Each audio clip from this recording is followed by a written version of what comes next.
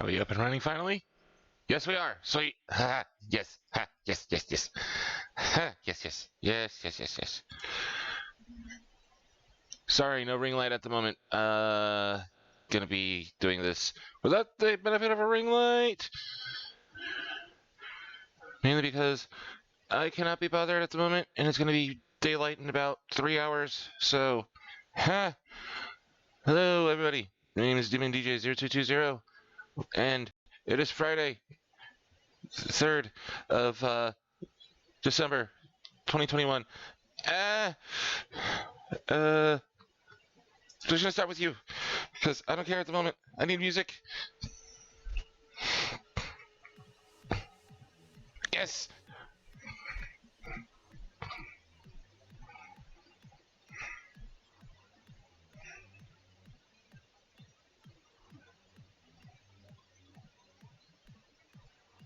Stream deck up. Yes.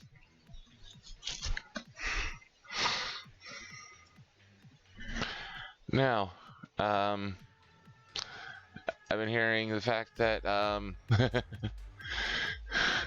people are having some issues logging into Final Fantasy XIV. So, for the time being, you're going to see my lovely face until I log into the game. So, 3, 2, 1, link start.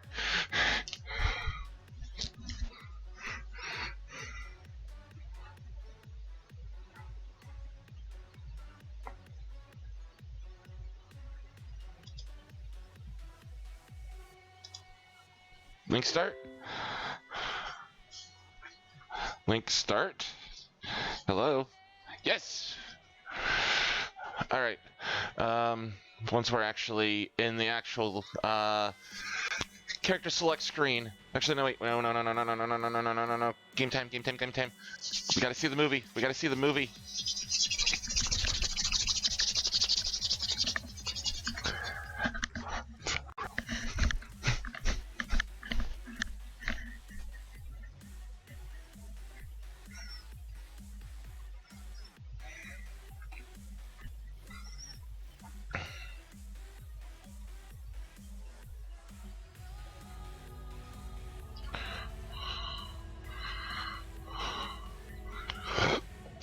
We're not doing display capture. We're doing actual game capture. And we're gonna turn off the timer. Camera. Moving the camera. Back in the lower left-hand corner. Yes. Then get. Yes. Okay. Phew. All right. So we're gonna let the freaking trailer roll. I know everybody's probably seen the trailer, but I want to see it in the actual game launcher. I'm pointing at my screen like you guys can see my screen, but technically you guys can see my screen because it's up there. It's up there. Up there. Ah! Okay, we're gonna pause Spotify for a minute.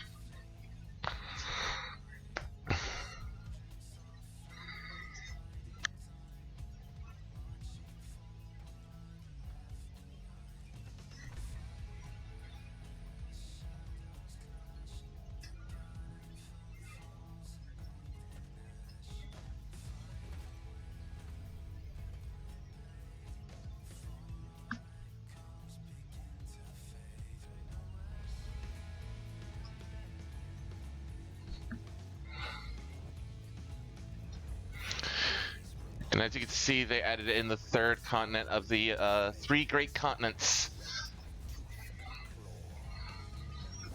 Alize, my character's sister from another mister, who, let's just say in this case, the other mister is a dick! Massive douche.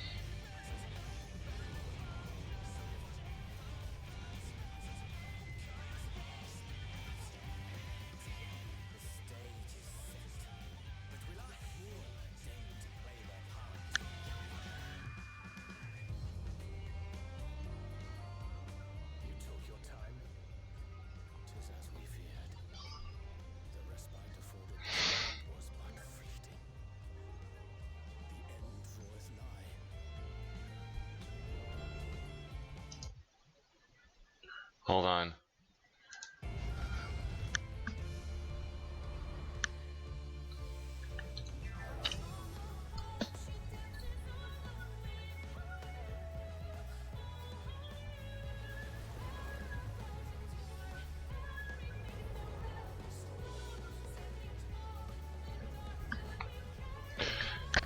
Because apparently I'm having some background feedback. I don't know what the hell's going on. If anybody if anybody can hear any feedback or anything like echo coming through my mic, let me know.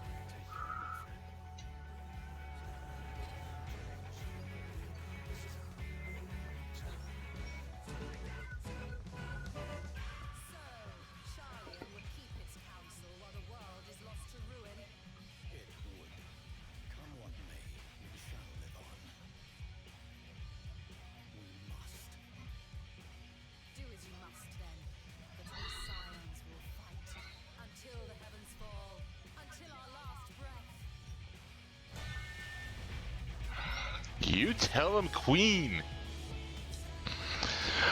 Oh. Ooh. I'm gonna have fun tanking your freaking emo behind. Let's go.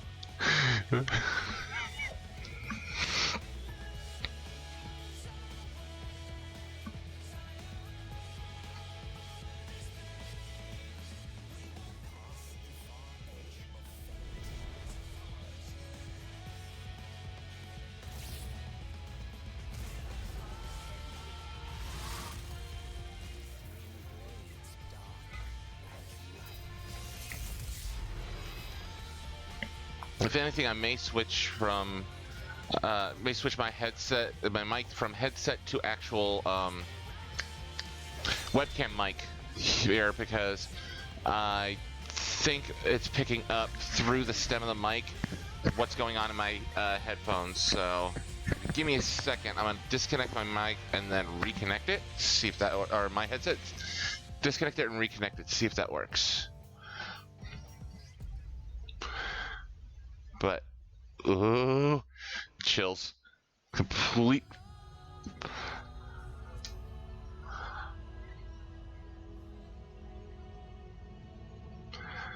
But ooh, freaking chills up my spine. Yo.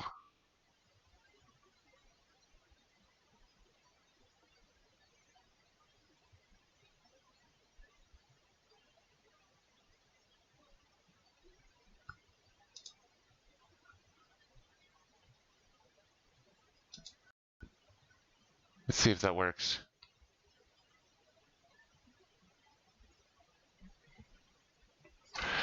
Lobby connection has encountered an error. Yep.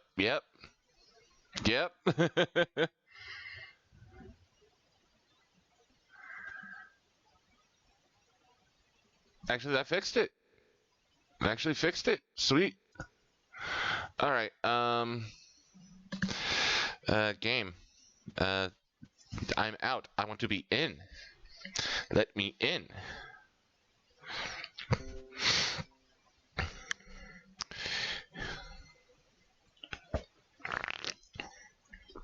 Oh.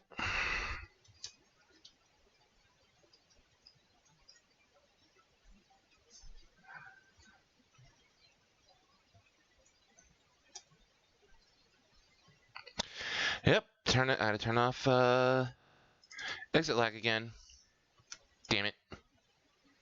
Yes, I don't care right now. I need to log into the game.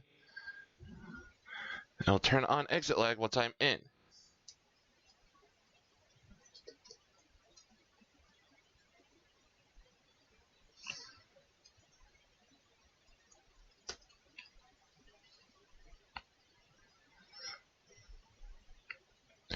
All right. So. Oh, great. And I got this little window here. Letting me know, once again, error out. All right. It has begun. Server connection, game connection extreme. Give me a second. We're working on things.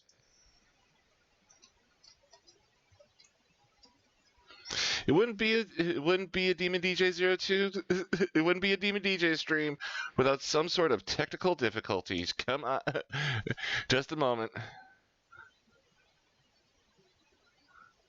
All right.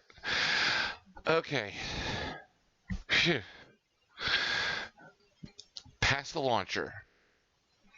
That's phase one. Pass the launcher.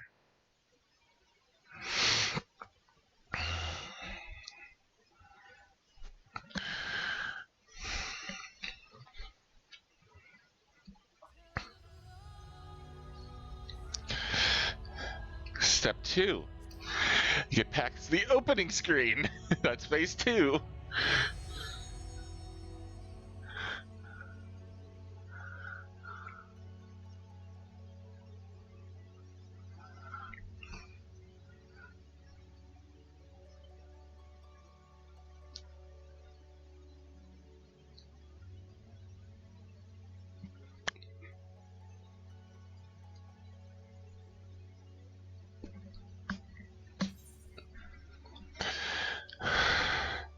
Yep, 2002.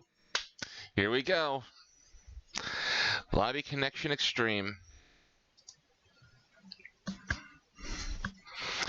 It's because everybody's trying to log in at the same time. That's why I'm not turning on VPN right now.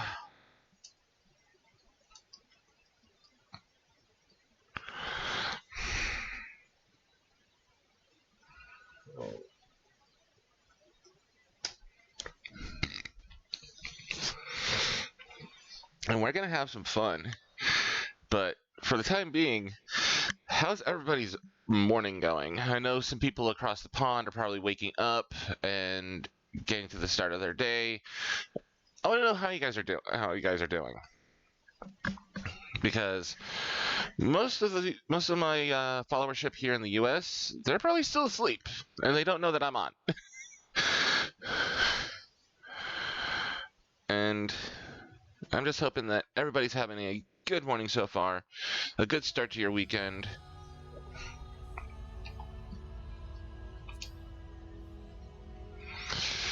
And hopefully we get past this 20... Yes! Alright, we're past the 2002 error. And now we have a 1,251 person queue ahead of us. Alright, okay.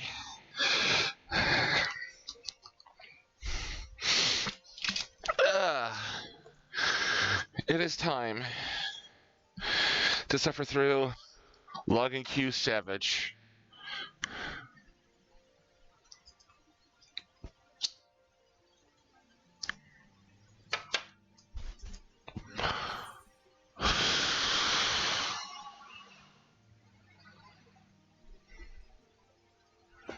I don't care about Feast 2021 or Feast Season 21.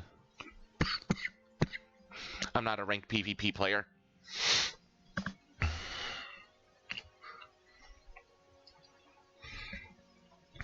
I'm gonna see if Drax's on right now.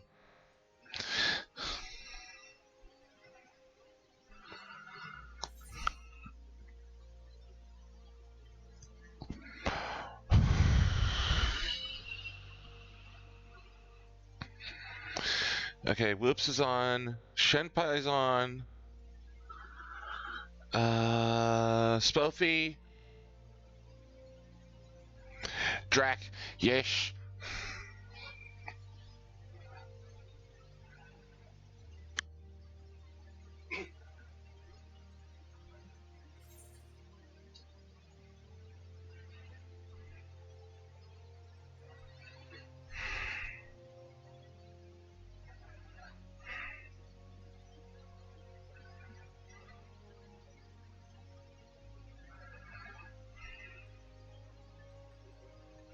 Yeah, this is a pretty crazy callback.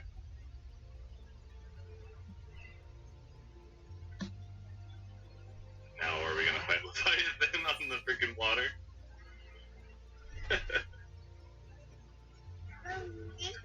this is Final Fantasy IV, after all, you know what I mean? Then I think of the 2-month Twitch Prime reset, look back.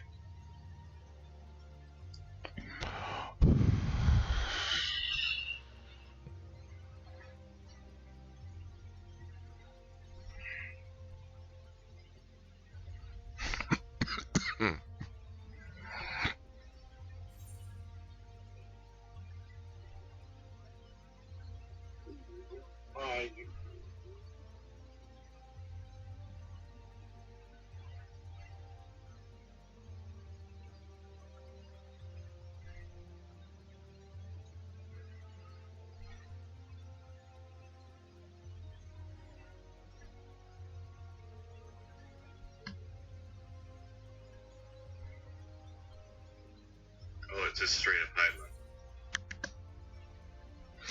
Okay, I'm gonna stop right there because I'm about to be spoiled. I do not need spoilers in my freaking life right now. I need to jump in this myself.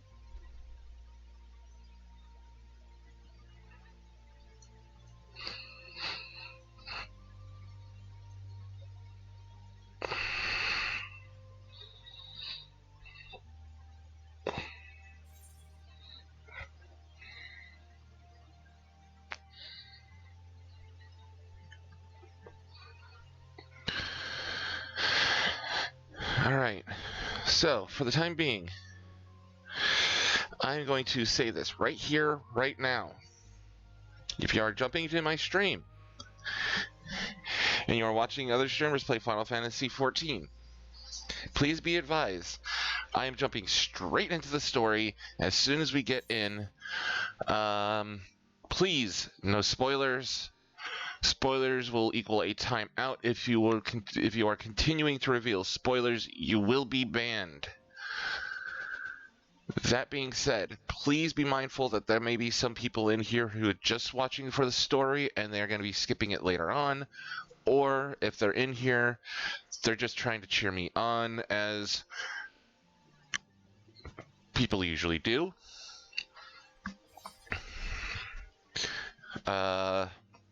Also,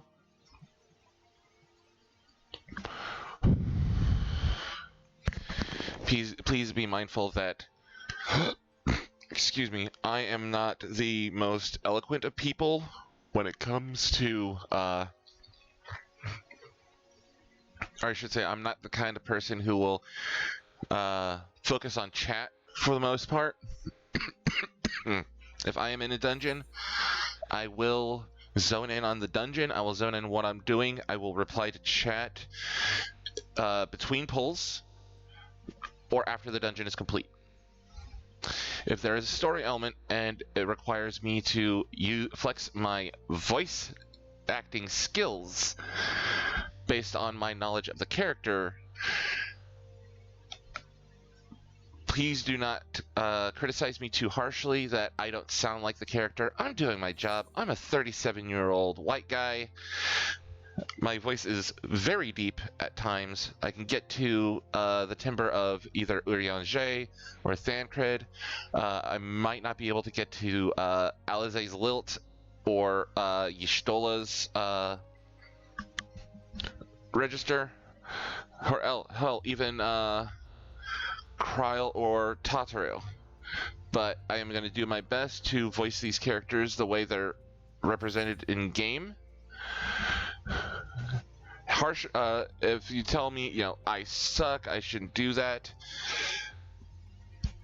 you will be put on timeout. I'm doing my best, people. I'm trying to entertain you guys. But that being said, have fun. Chat with each other in the chat. if there is any issues, please bring it up with me, or if my mod comes on, bring it up with them. But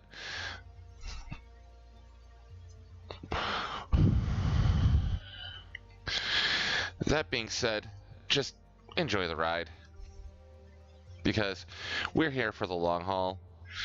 We're going to be here probably, oh good, 6 hours maybe? Getting a good run up. Possibly 8, not entirely sure. Depends on how well I feel going through this. Now, that being said, I have to frickin' change into a different glam for this, because I chose this glam just to, you know, be the glam that I logged out in. I may have to go and change into something a bit more sporty, to say the least.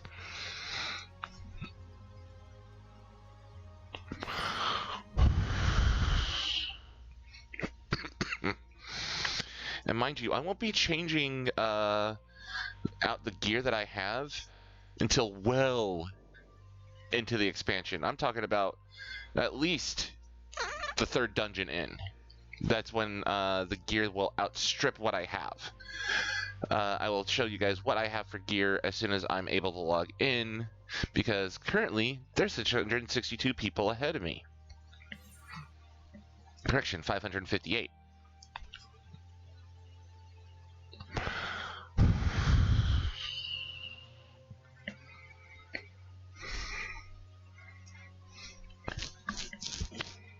And for those of you who are unaware as to how the time zones work, 6.0 launched exactly 1 hour and 7 minutes ago at 1 o'clock in the morning Pacific Standard Time.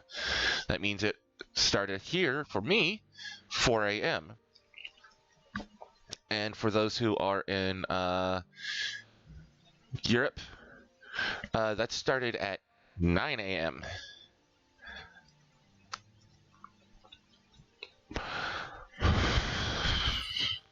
Starting in Britain and then going onward from there.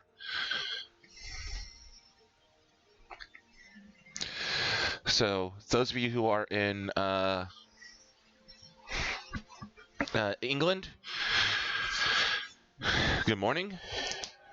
For those of you who are here in the United States, happy launch day, because y'all are just waking up with me. And we are at 513. Yes, we are at 513 people ahead of us.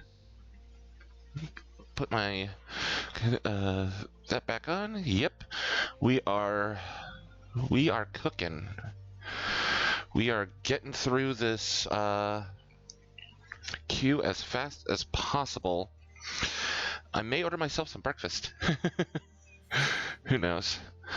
Wow, that was a jump. That was about a 75-person jump. So that means 75 people either logged out or were forced out because of inactivity.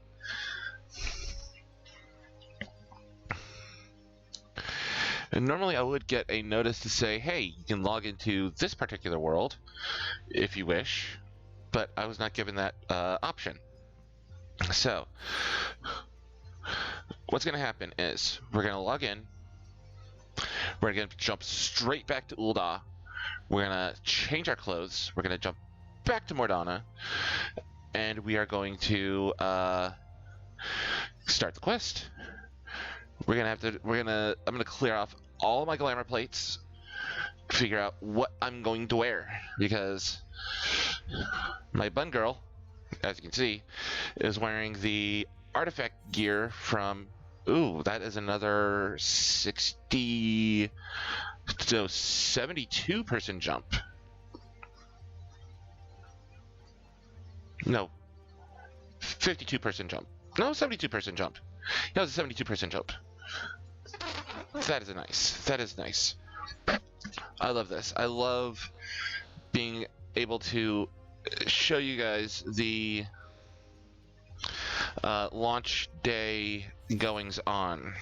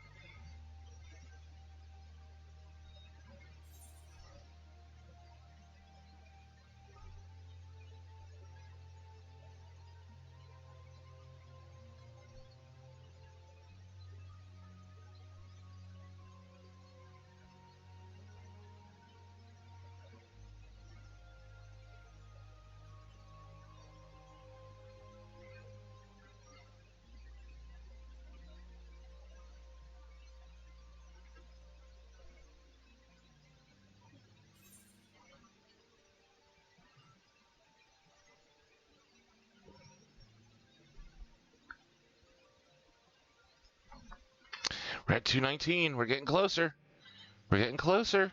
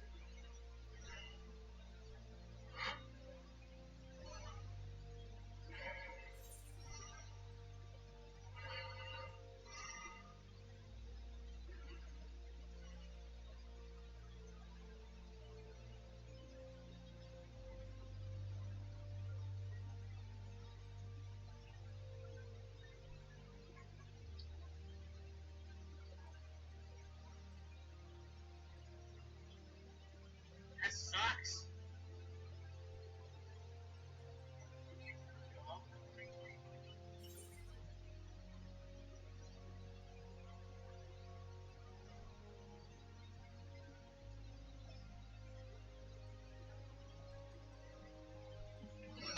There we go.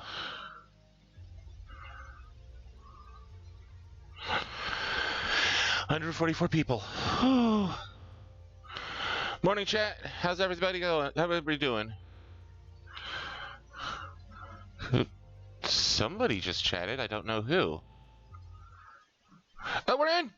Wow, that was a freaking huge jump from 144.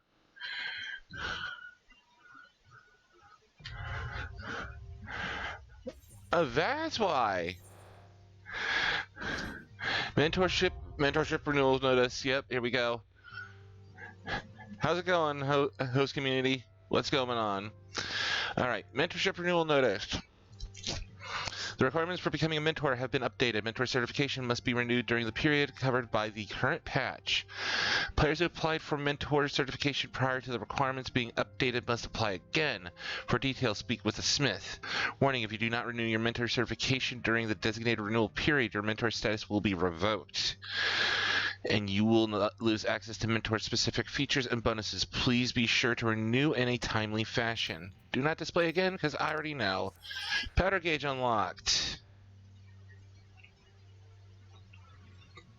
I already know about this. Burst Strike and Gnashing Fang combo. Actions and traits. I'm gonna go up to actions. And here we go. Heart of Corundum at 82 and Double Down at 90. And then we have Hyper Velocity at 86. So, that being said, instead of just jumping into the main scenario quest,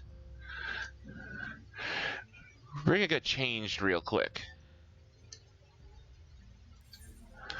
And we're going to Ul'dah.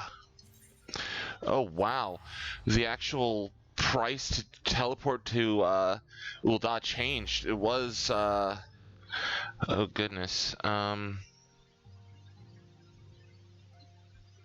it's like 200 and something. It's now 173. But cheers, Senadani. Thank you for the continued support. Can't believe I've been helping you for about a year now. Actually, almost 13 months come January. Awesome. You actually get to see where you teleport to.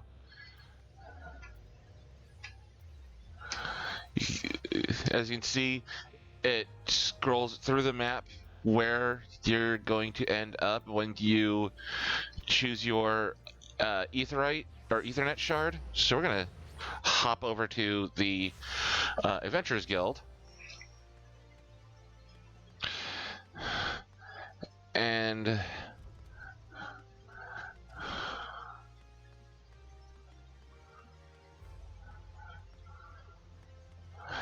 okay, come on. Come on.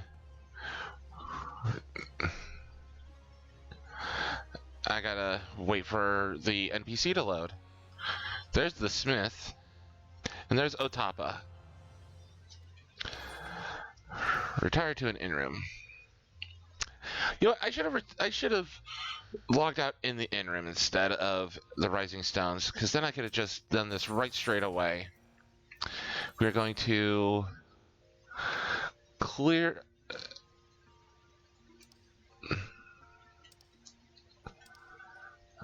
You know what? I'm thinking I should wear. Yeah, I need to dye this to make sure it's correct.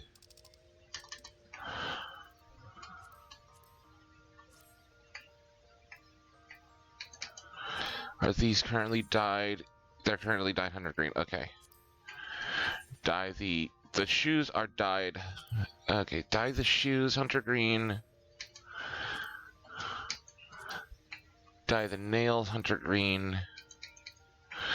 And the headpiece hunter green.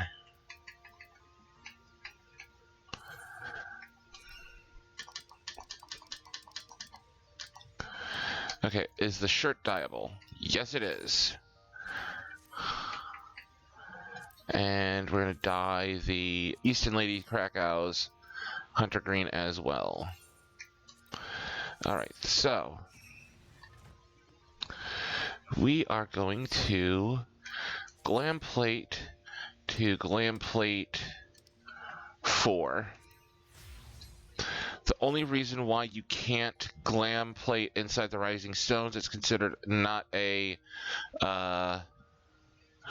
city-state area. So it'll bar you from doing that. And actually, we're going to change our hairstyle while we're here. Talk to the aesthetician.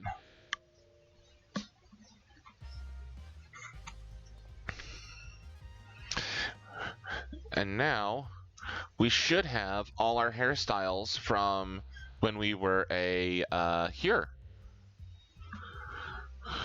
Hairstyle. Ponytails. Let's see what this looks like.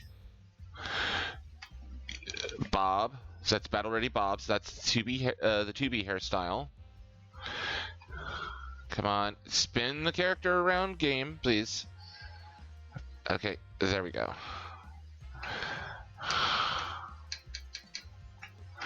That's it. Those are the only two hairstyles.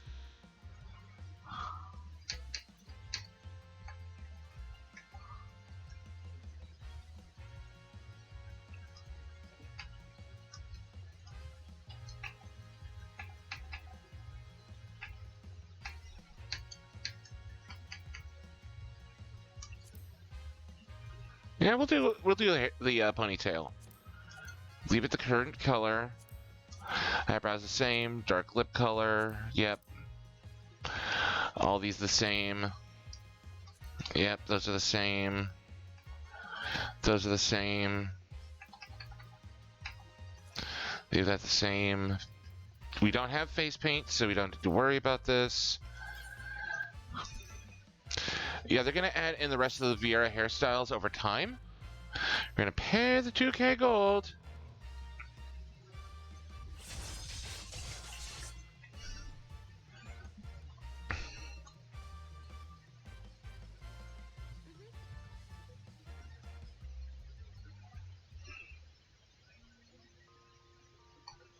Yeah, certain other hairstyles aren't available yet.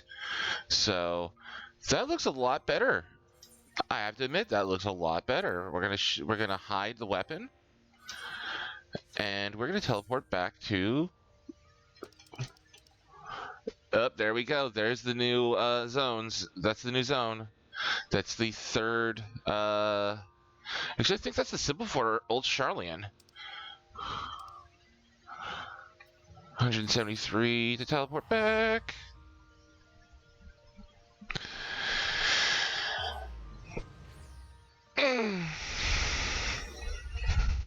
Oh wow, that was a very fast teleport. I have to admit, that was a very fast teleport. Love it, loving it, loving it. I'm here for it. Okay. Give me the node to go into the Rising Stones, please. Give me the node to go to the Rising... Okay, there we go. Okay, whew.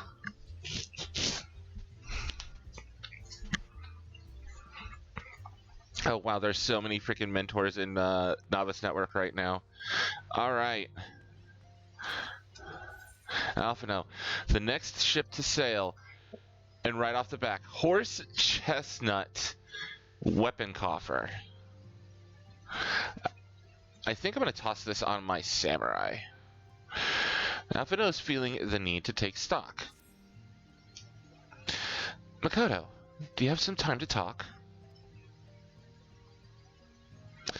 I would like to gather everyone in Dawn's Respite together and together assess the situation in which we find ourselves.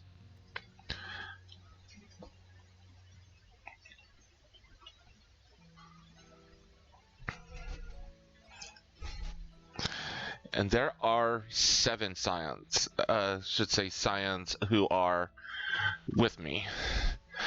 Let us take stock of the facts, shall we? The crisis at hand began with the sudden appearance of ominous towers in a multitude of locations throughout the world. We have since learned that said structures were brought into being by an organization known as the Telophoroi. The Telophoroi stated purpose is to recreate the final days of eons past, an apocalyptic event that would result in the destruction of all we hold dear. Already have these towers of theirs been the cause of untold suffering. Countless innocents kidnapped and imprisoned, their faith perverted for primal summonings. And unless we find a way to deal with the corruptive aura surrounding the spires, we can't even get close enough to rescue anyone. Those shielded with the blessing of light seem able to resist being tempered, at least. But after what happened to Arnvald and Fordola, we need to be very, very careful about how we proceed. Yet while these threats close to home are paramount concern, we mustn't lose sight of the situation in Garlemald. As you know, the Telophoroi are under the leadership of Fandaniel and one other delightful fellow, Xenosia Galvus, the Crown Prince and our dear friend. To date, he's reclaimed his old body, murdered Emperor Varus, and plunged Garlemald into an even deeper pit of chaos.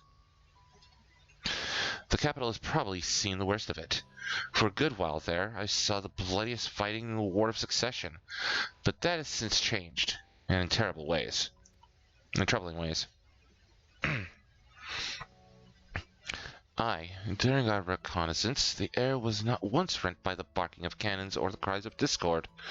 'Twas an eerie fog of silence which did blanket the ruined city. The inhabitants appeared to have been tempered, and with nary a word spoken did they labor to transform the palace into a soaring edifice born of nightmares. If they were indeed made thralls, it seems safe to assume that these events too were orchestrated by the Telophoroi.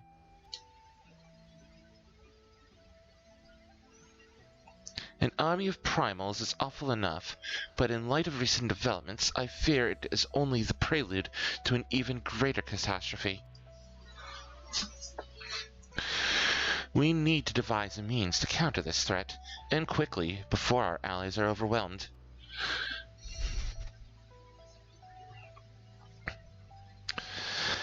We will find a way to Charlian, I am sure of it. Master Fortunault's comments regarding the final days were curious to say the least. The Forum knows more than it is letting on. Sorry to interrupt. We just received word from Mistress Kryl. She says that arrangements for our visit have been finalized. You are to head to Limbs of Laminsa and board the next ship bound for Charlian. And on arrival, present yourselves as associates of the students of Baldesian, come to assist with the Order's restoration.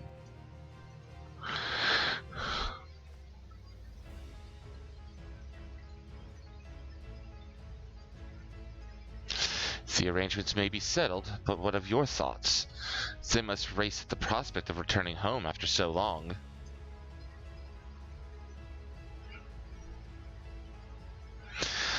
I am eager to see it, of course. Of course. We should set off at once.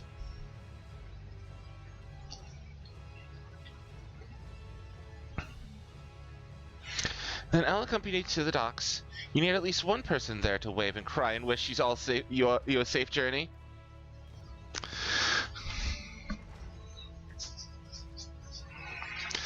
All right, everybody, roll out.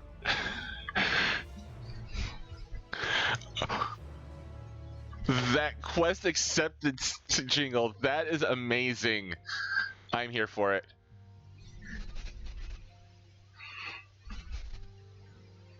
All right. It's as Tataru says. Go to Limbs of Laminsa and head to the docks.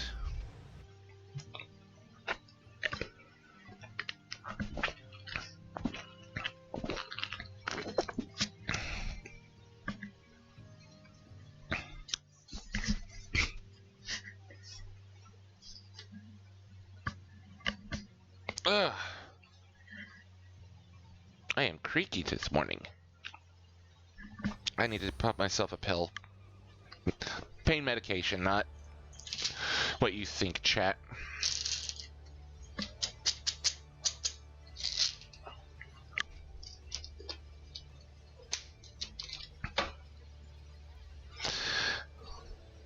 Don't jinx me is currently a fellow streamer. Awesome.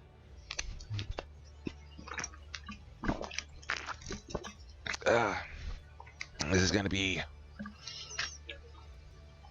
all right. So, to my knowledge, we need to go to.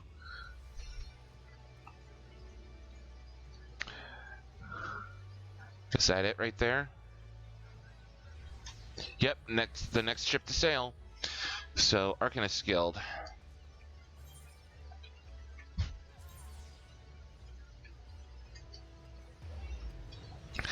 I keep on forgetting how congested Limsa can be on a launch day. Uh-oh. Uh-oh. Game. Game. Game? Hello? Okay. Whew. Oh, I just noticed my freaking HP. I was at 189,000 as of last night, and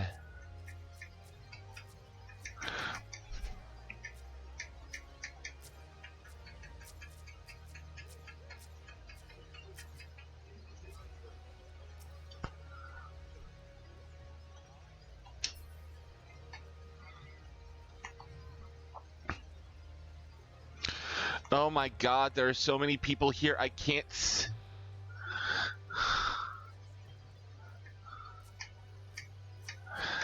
I can't see Tataru. There are so many people here. Just let me complete the next. Oh wait, never mind.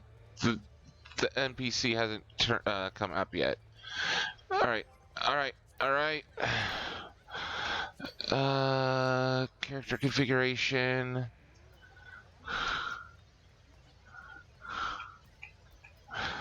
No, that's not it. There we go. Haha. Everyone's here, which is good because I've already paid for your passage and the fee is non-refundable. Yep, that's the money bag right there. That's our money mistress. The ship for Charlene should be pulling into port soon, so please follow me and have all your luggage close at hand.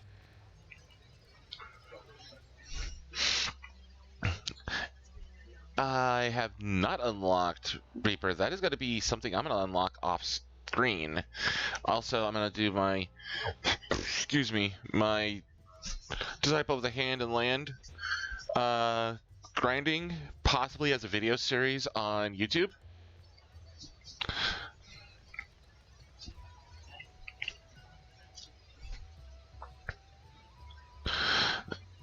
Oh, we're doing this in the daylight. We're not doing this at dark as it was in the trailer. Now, please tell me this is voice because I would love to have voice lines going.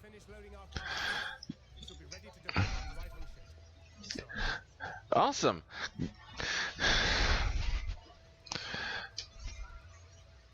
Excellent. 'Tis nice to have a smooth beginning to one's journey, at the very least. It's funny.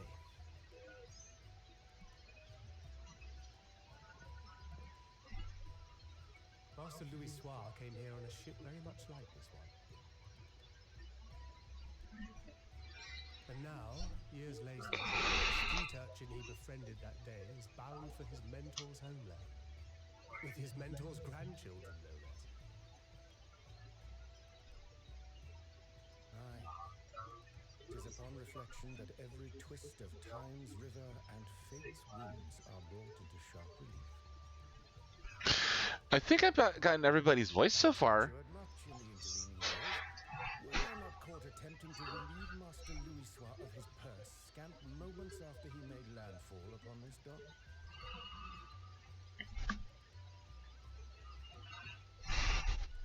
Oh, really? Now that's a tale I'd like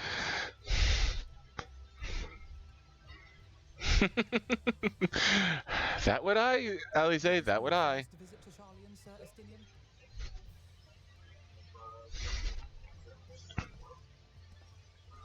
Sir Estinian?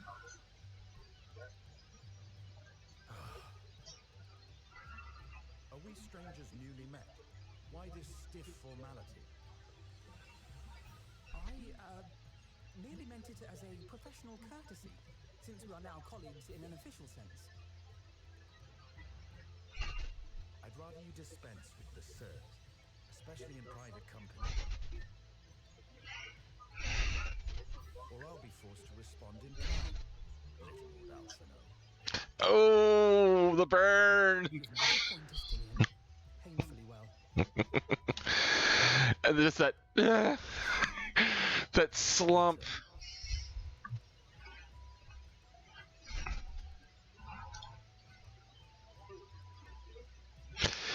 Tataru, don't cry. Tataru, you seem positively distraught.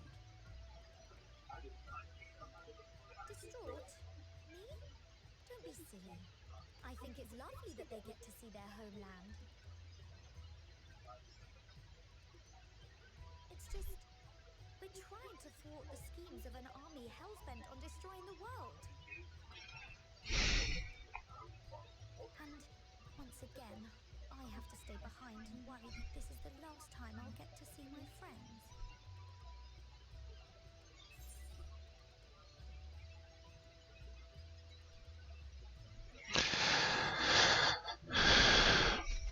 I'll bring them back, safe and sound. I promise.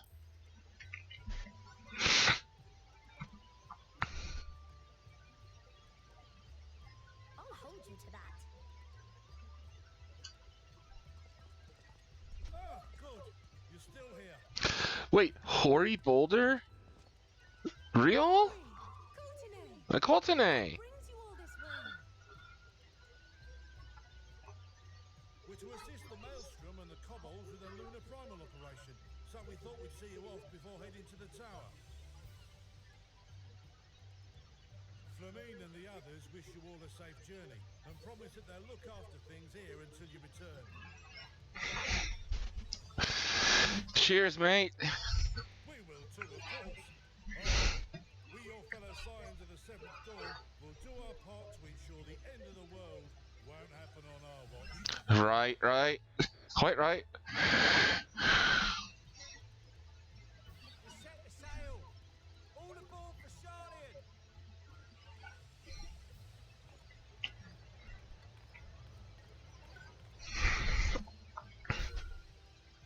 It's time.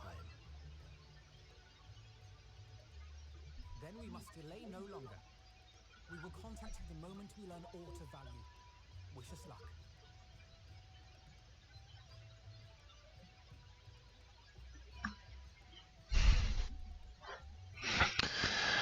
Have a safe journey. And please, be careful. I can't say no to those eyes.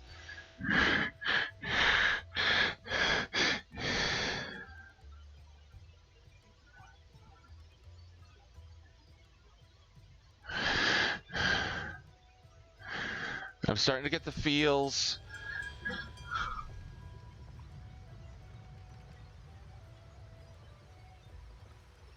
And so you venture forth unto the unknown. Is that Emmett Selk? Fate on the horizon that cannot be divined. That is Emmett Selk. Undefined and in flux. Certain times, naught but the simplest words of wisdom will suffice. No. That Worse. which lives is destined to die. Love leads Is that Zodiac using Emmett Selk's voice? I guarantee it. I'm calling it right now. That is Zodiac using Emmett Selk's voice to talk about our journey ahead.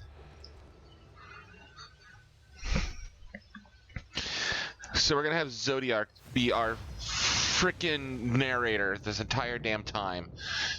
Damn it! there in the depths where souls and stars rest, your truth. Yeah. It's Emmett Selk, but I think it's Zodiac. Because here we go. It's a great map.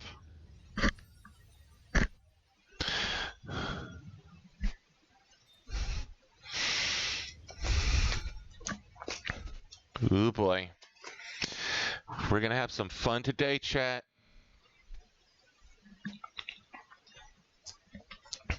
Good morning to everybody. I know you don't see my face, but hold on. Okay, there we go. Avoiding spoilers.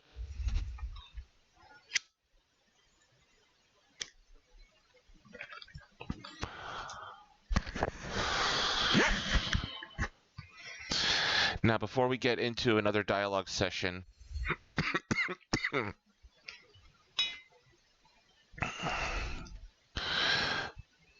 going to make sure to turn off auto advance.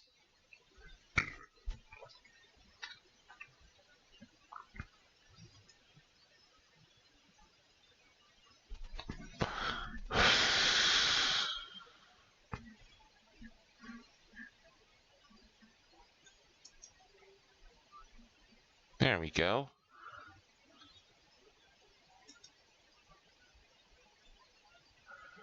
Meant to have music running.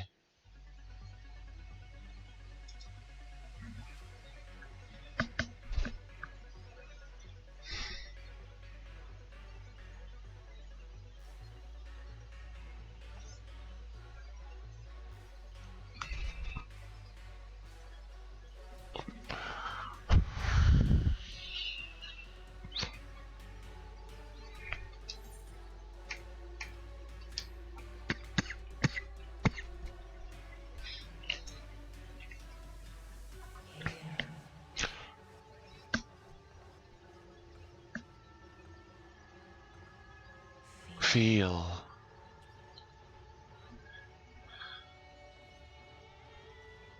Think.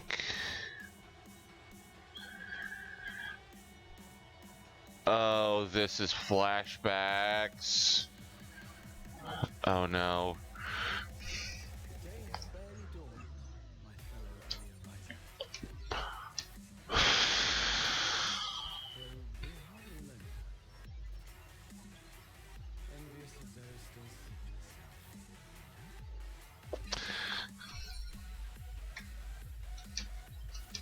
Yes, disable text auto advance just in case. Because this is auto scrolling on its own. Called out to you, I've heard nothing you say.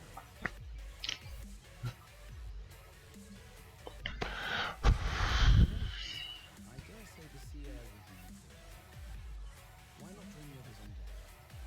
Charlene should be coming into view at any moment.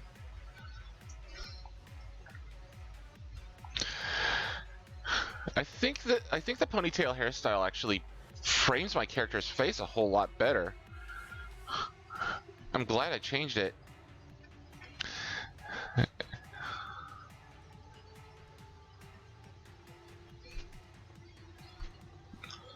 Oh wow. The color shift changed to a bluish hue, letting us know that something is about to happen. And since, okay, if you've been following Final Fantasy XIV since the beginning, you know the fact that hear, feel, think is what Heidelin says to you the first time you start creating your character. And now we get to see her in her full glory. Her avatar, basically. And it's not Minfilia. Voice yet reaches you. I am glad.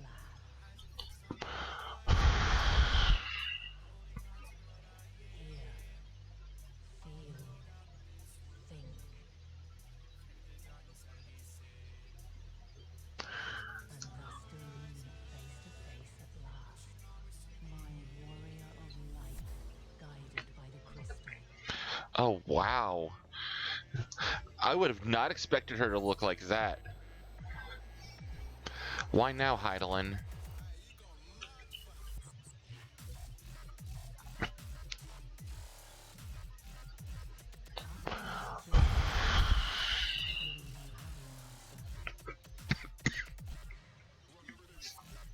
Okay.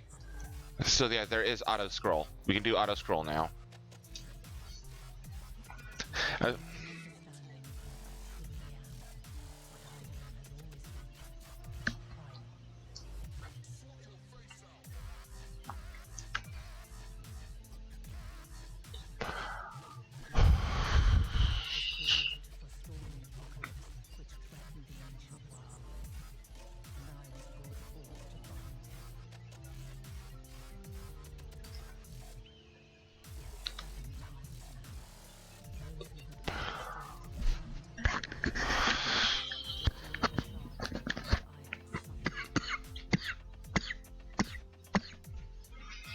Yes, we know this.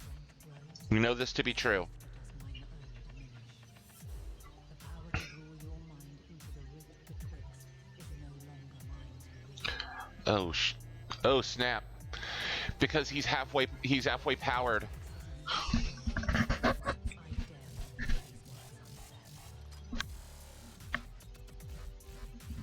unsaid. Being bereft of my guidance, you and your companions have accepted the burden of this star's troubled past. Dimension has begun to form, an intertwining of your time and mine. Wheels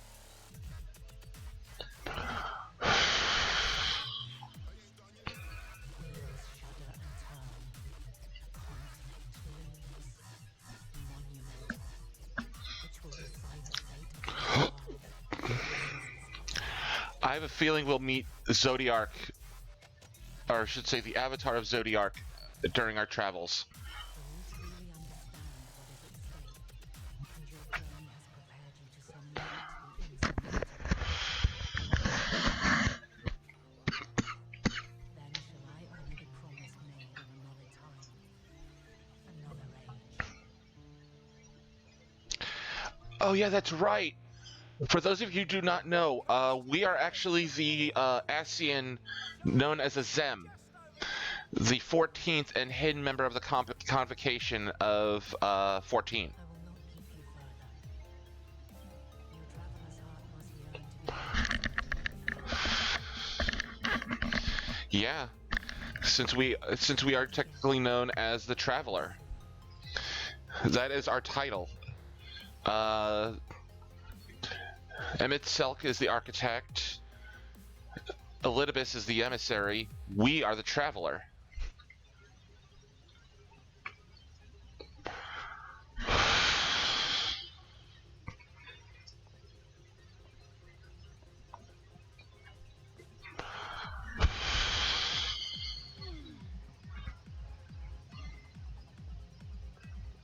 Oh, what a fine morning. Oh, still a stiff one. Of course. Not yet. But this is our first look at Old Charlian.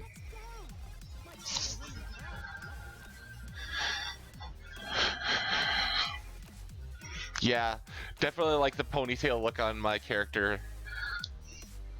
The two fringes just frame her face so well. Sleepers have arisen. Yeah, some of us can't wake up early like you, Thancred. Good old Charlie.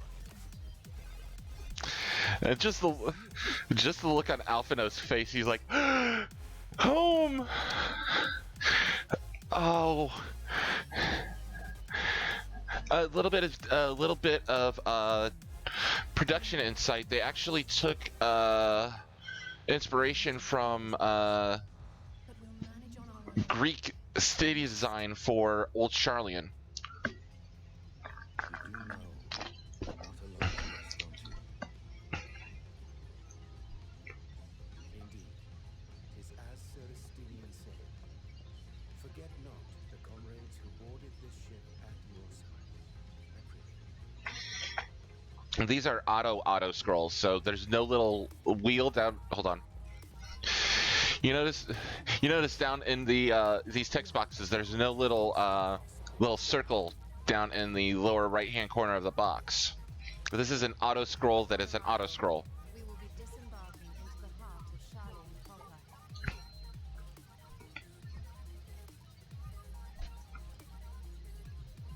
There is no greater concentration of wisdom in all the world. I am confident that somewhere within that center of knowledge and learning, we will find the answers we seek.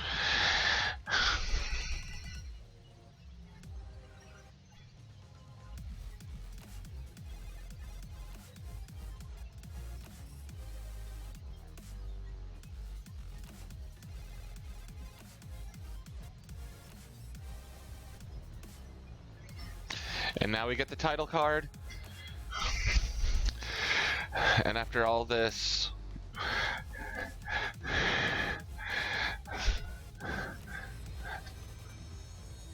Title card.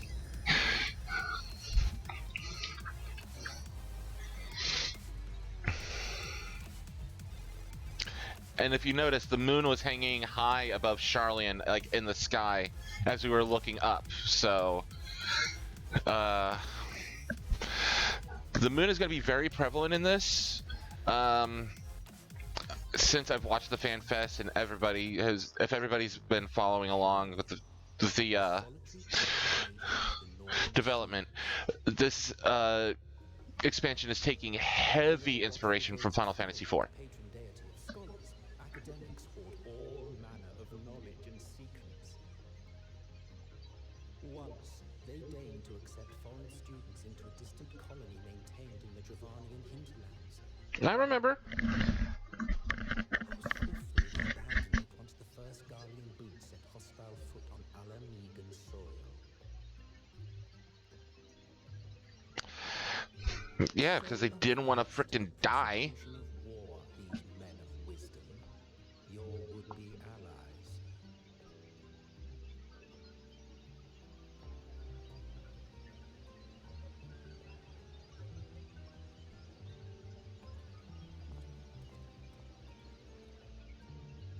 I thought they'd never let us off the ship.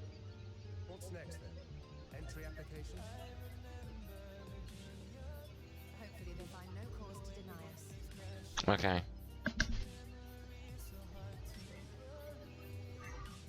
Charlie severed relations with foreign powers. Those of us without direct ties, myself included, may be refused outright.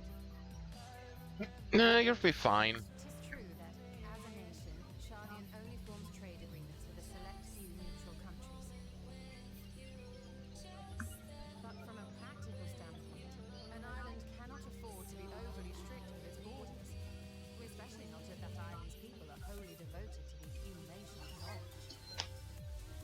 If one submits proper paperwork, with satisfactory evidence of identity and intent, then foreigners may be granted entry. May.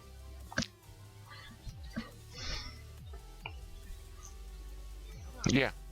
So let us be absolutely clear on these points before we proceed.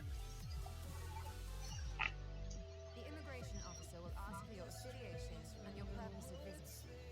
Considering Charlian's views on intervention, I strongly suggest we avoid any mention of the science.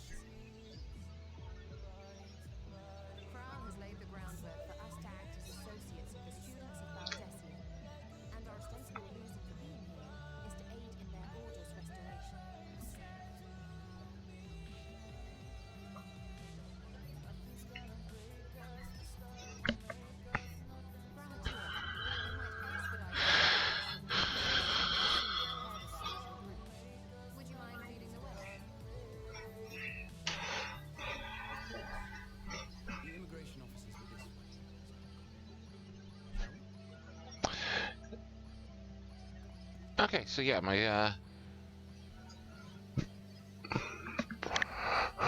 Nightster 2, how's it going this morning? Also, Brofist. Certainly.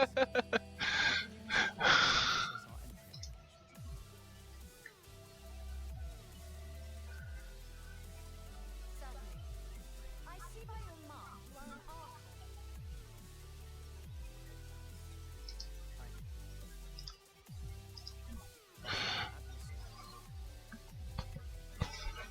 I was assigned to an Eorzean survey team, but have returned to assist with the reformation of my order. My associates here will provide additional support.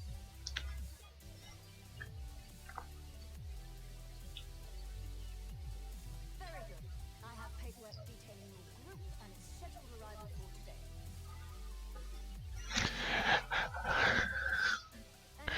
Oh, doing pretty well so far. I had a little bit of a hiccup, especially with my lag reduction service. Seeing that, you know, the most recent patch kind of borked it, but you came just in time. We are now in Old Charlian, and we're getting like right to the meat of it. If you want to watch the VOD later today to figure out what's going on, I will I certainly recommend it. But excuse me. Registry kept in the main repository. Ooh, interesting. But we just met the Avatar of Hydaelyn right before this cutscene. I've confirmed your status as Archons and amended your travel records accordingly. Welcome home. Immigration office. Who do we have? Worldly Affairs official. Uh-oh.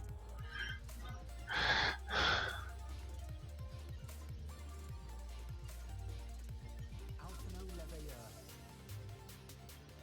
And Alizé Leveilleur. Oh boy. Your applications have also been approved. Hey, that's awesome. Just make sure. I'm just gonna make sure that everybody knows what's going on. Lord Disown is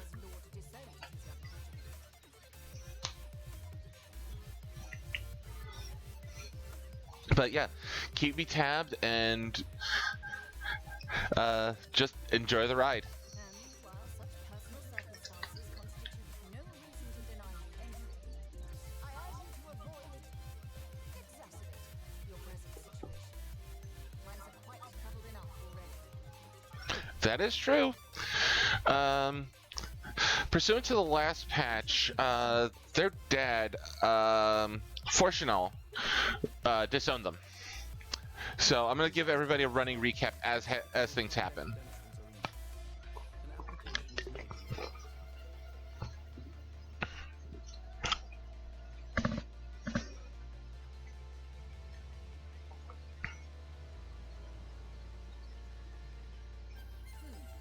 Name and occupation?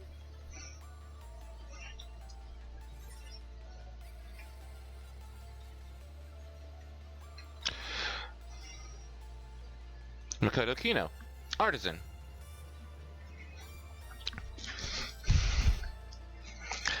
I'm just. Your profile describes you as an adventurer, but one also trained in rather more constructive pursuits of procurement and production.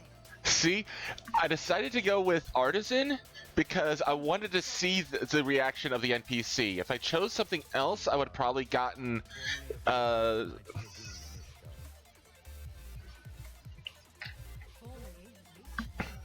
and what, pray tell, is your profession now? Adventurer. Please do not. Please, Estinian. Please.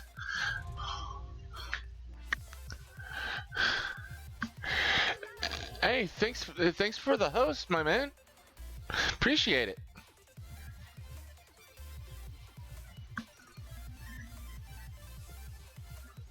My associate is a mercenary, hired for his strength of arms.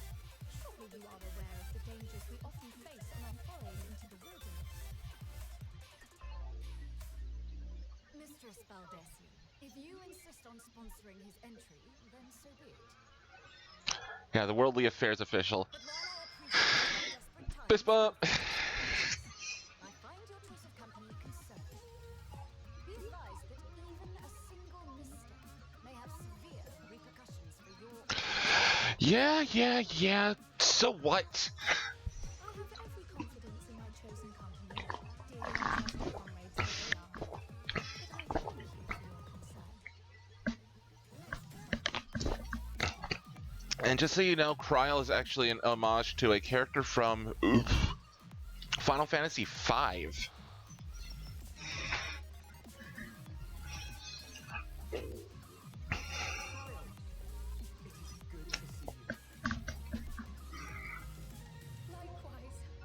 long voyage notwithstanding, you will seem none the worse for wear. There is much to discuss, I'm hoping that a lot more of these cutscenes are voiced, so that way I can shall we? save my voice. But for the most part, it's looking like, most of these cutscenes are going to be voiced a bit. Yeah. I also need Friends to Shalian. I need to open up my heat vent because it is cold outside. I should hope my Oh! Well, say something, said taciturn. It's like, if you're paying me, we'll be getting our first weapon coffer here. And, excuse me, I'll probably be searching for the other side quests to get the rest of the gear for Samurai.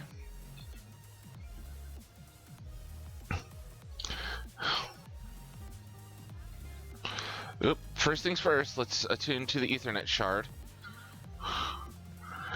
before we talk to Kryl.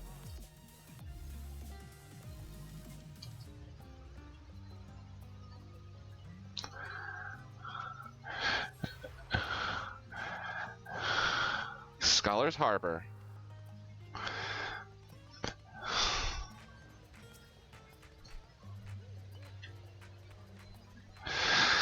Allow me to extend unto thee my warmest welcome, Makoto. May the wisdom of my homeland aid us in our endeavors.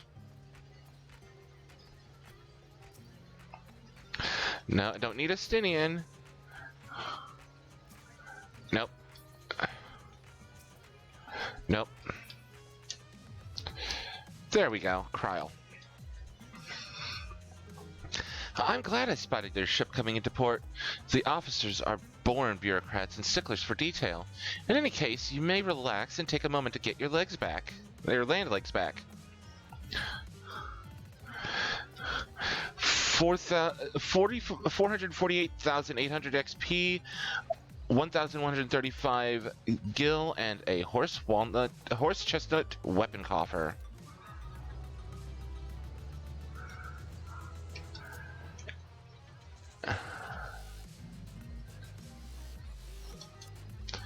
Sen gauge and Kenki gauge unlocked.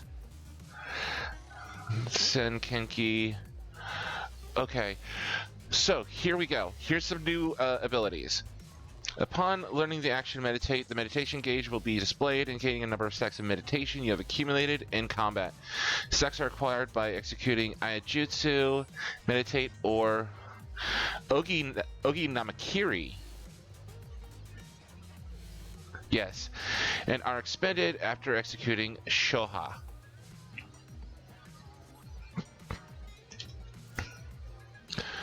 So we're gonna start kitting out our samurai.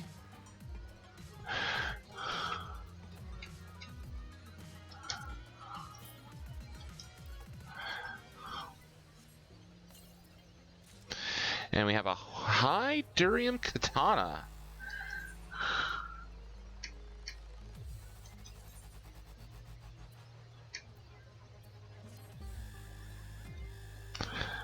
And we're also going to put her in the, we're going to put Samurai in the same outfit we have for Gunbreaker. Okay, so Samurai is currently at 516. So everything should be upgraded to a 515 on Samurai.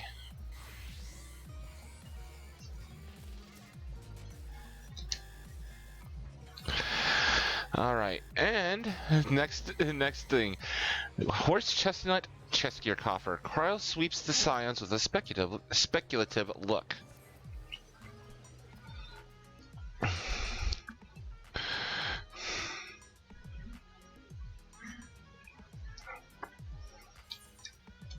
We'll disable text auto advance for now. I had thought to launch directly into an explanation of what I've learned and how we might proceed.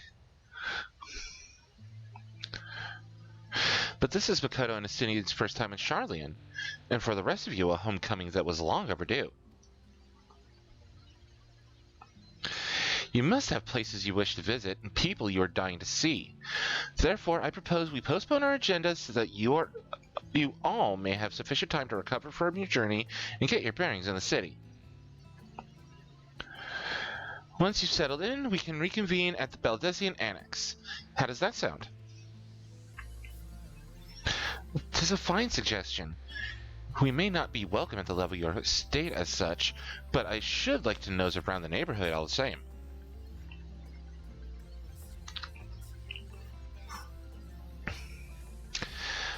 I am equally untethered, as it were. There's no particular place that my kin call home. Still, I would not pass up the opportunity to reacquaint myself with the city. Likewise, a quick tour of our old haunts might even yield some useful gossip.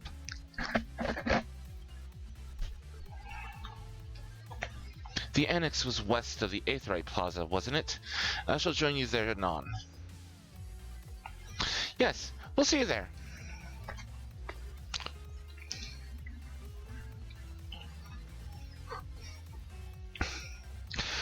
I too have places I would be remiss in not visiting forthwith. By thy leave.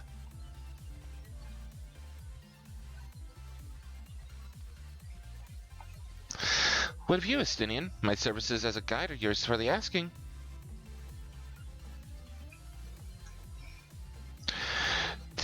That won't be necessary. Until we reconvene, I prefer to wander as the wind takes me. So sullen, my dude.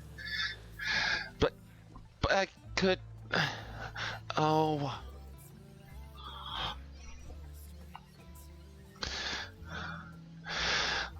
Well, Raha, would you like to join us then?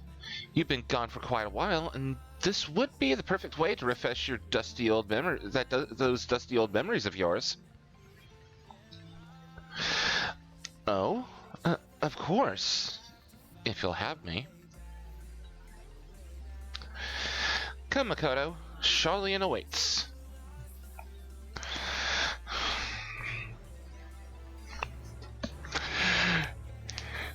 And it's using part of the Endwalker theme. I love it. I love it. Speak with Grahatia.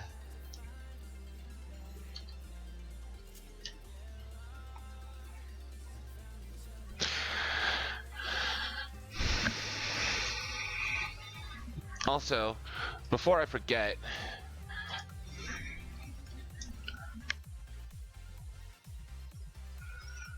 that way I give props.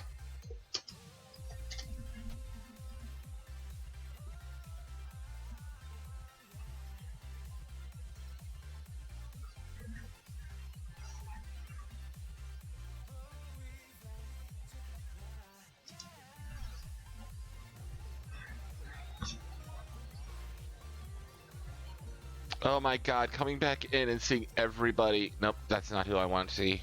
Who I want to talk to. Where is Grahatia?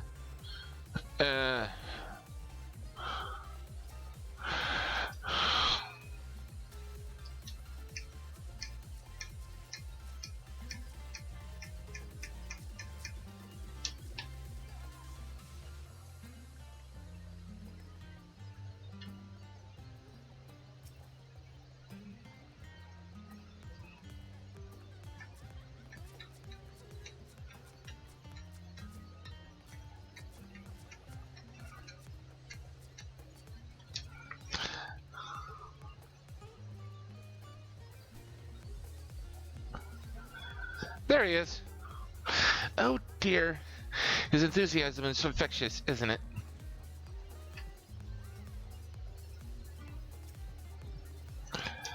I saw Graha. There he is. After you, my friend. I am more than content to follow your lead. Grahatia is now accompanying you. Keep him at your side in order to proceed with the quest objectives. You can leave Grahatia behind by entering a different area using the Ethernet or putting too much distance between you. You can also speak with Grahatia and select the option to part ways. If you wish to have Grahatia accompany you again, return and speak with him at the original location. While Grahatia is accompanying you, next try speaking with Kryl. All right! Ooh! This is the part where you can actually have NPCs accompany you.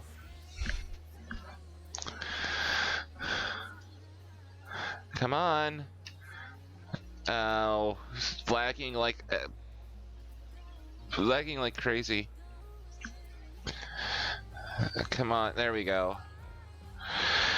All set, then let's be on our way. Our first stop, amusingly enough, will be the Last Stand. It's a cafe on the west side of the harbor. Kryl is also now accompanying you. Lead your two companions to the Last Stand and speak with Kryl at the designated location. While you are accompanied, you may encounter conversation points along the way which offer additional topics of discussion. Enter the glowing area and speak with your quest companions to initiate these bonus conversations. Explore and enjoying your surroundings together. Ooh, this is what they were hinting at. Okay, so we need to get over here to the Last Stand. Old Charlie, and new to you. So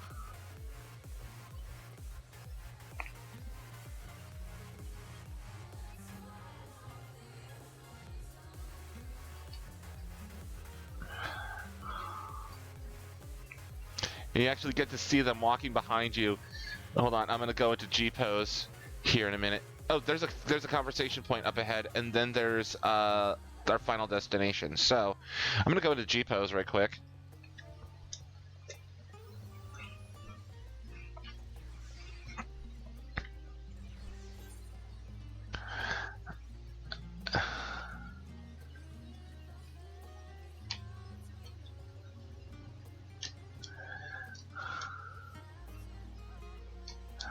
And we're gonna hide some people.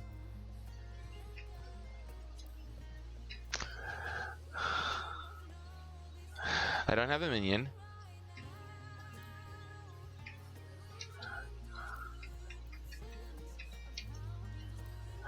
There we go, that gets rid of them. Companions, pets, minions. There we go.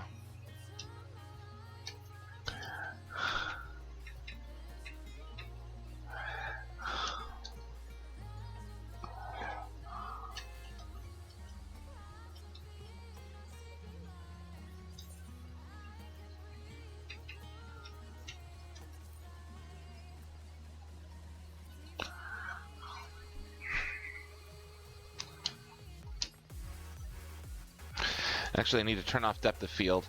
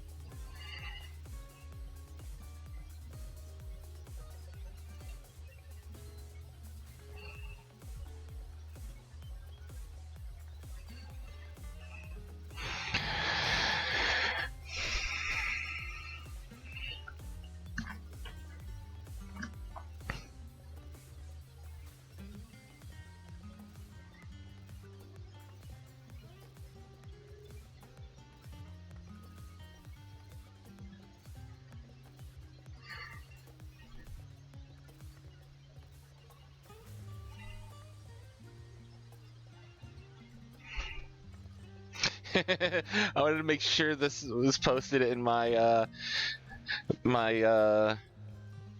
wanted to make sure something was posted in my TikTok group Discord.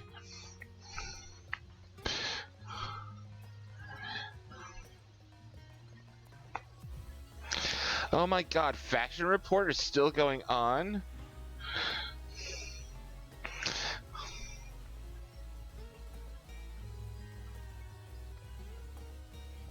There we go. Yeah, if you're wondering, I just took a picture of what's going on screen and posted it to my TikTok Discord. And there's a conversation circle right here.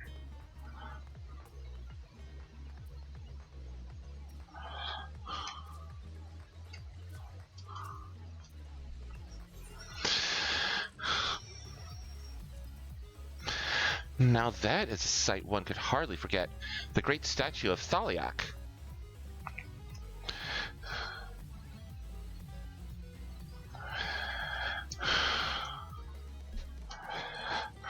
Okay. As a student of Baldessian, I was usually quartered on the Isle of Val, but I would gaze upon the scholar's wise features every time I returned by ship to the city. Cryle.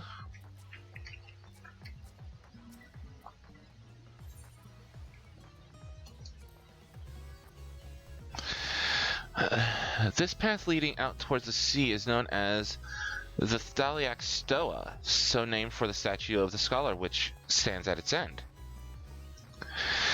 As you know, the Charlian people prize the accumulation of wisdom above all else. Thus, when Thaliak was chosen as our patron deity, it was more a matter of pragmatism than belief, an alignment of principles, as it were. We may have honored him with a rather impressive sculpture, yes, but our faith is not so restrictive as that of, say, the Guardians. Individual Charlians can, and do, worship the divinities of their choosing. And if you're wondering, that's what they're talking about, right there. The statue of Thaliak. There's the final destination. Let's see if there are any other conversation circles around here.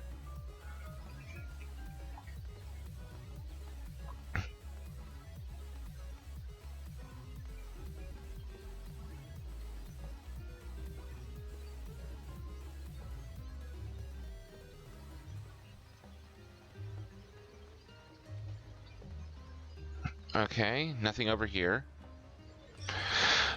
The more I get away from the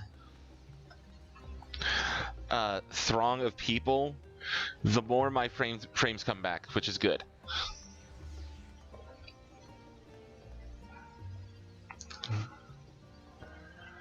But yeah, seeing that we have that conversation circle right there, that's a tutorial of, you know, how the conversation circles work.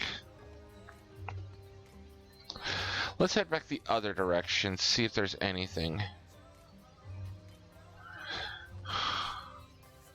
Oh, right here.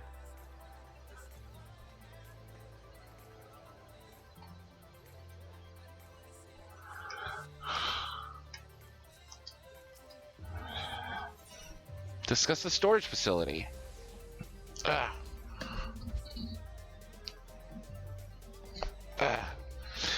This place is called the Peristyle, and it is the first stop for cargo unload at the docks.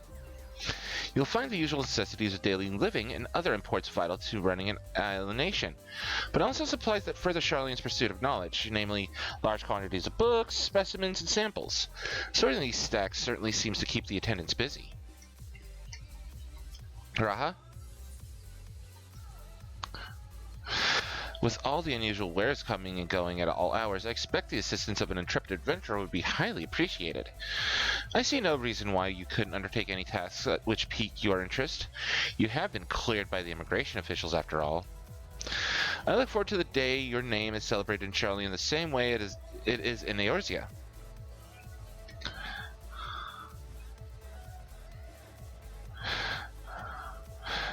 Oh, before I forget, we have retainer stuff.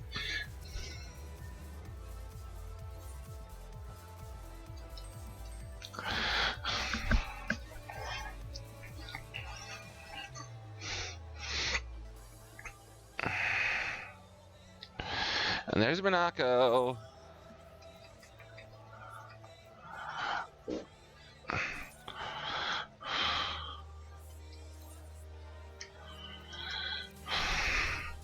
I give it my best, madam.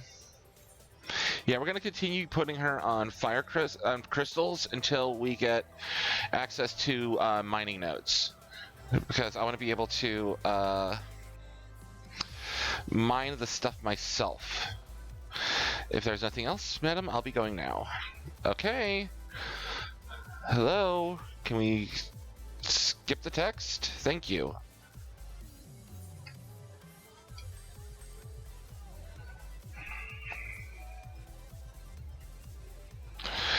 And now we got Ray.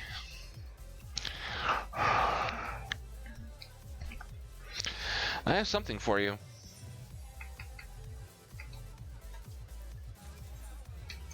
"15 sea swallow skins.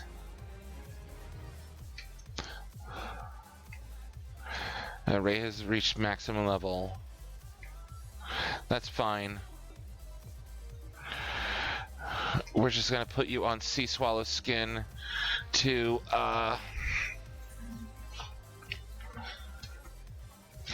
sell off raw materials. Okay, so we got we found the conversation circle here. Let's just wander around and there's the level your estate. The Nymphorium, Archon's Design, the Agora. That's the main. Okay, Old Charlian Aetheryte Plaza, Valdesian Annex, Tranquility. The Studium.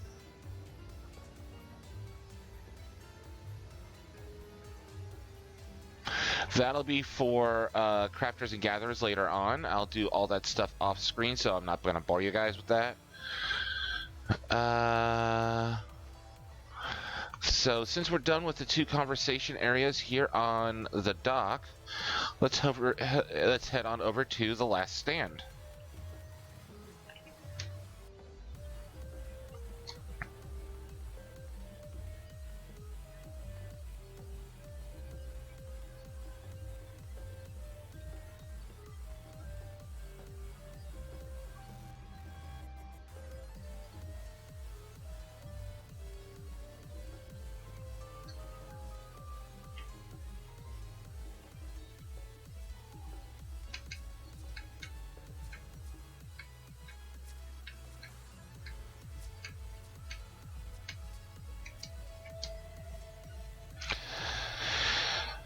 And here we are, the last stand. I may have mentioned this before, but although our research into nutrition and food preparation is quite extensive, the average Charlian tends to regard seasoning and flavor with a certain indifference.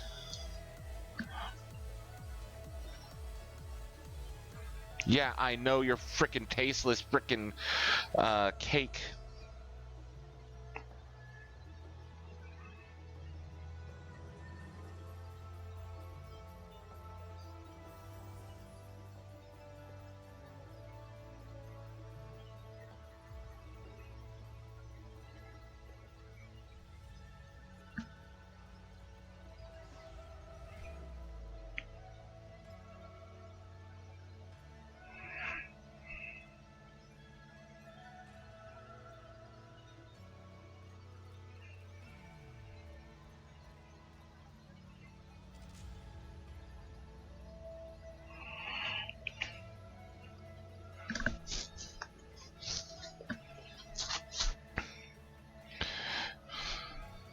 There we go.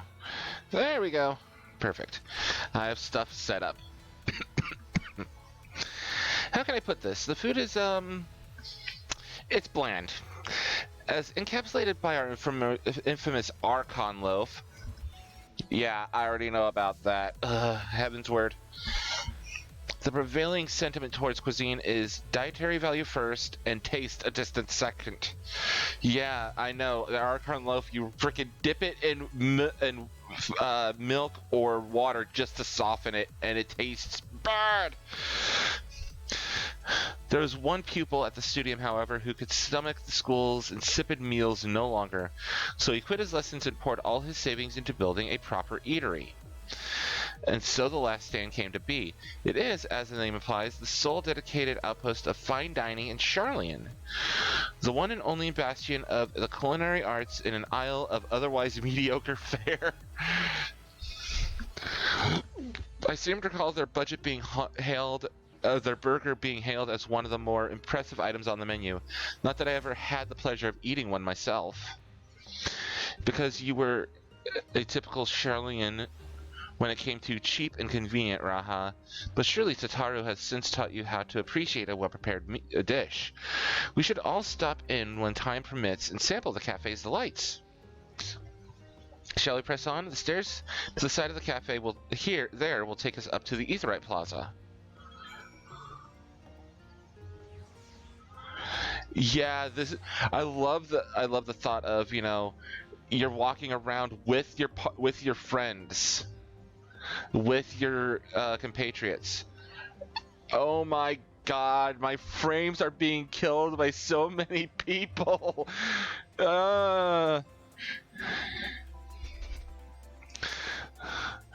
Okay, and if I remember correctly, this is where, yes, this is the hunt vendors. Okay, so we'll be getting the hunt here once we're done running around the city.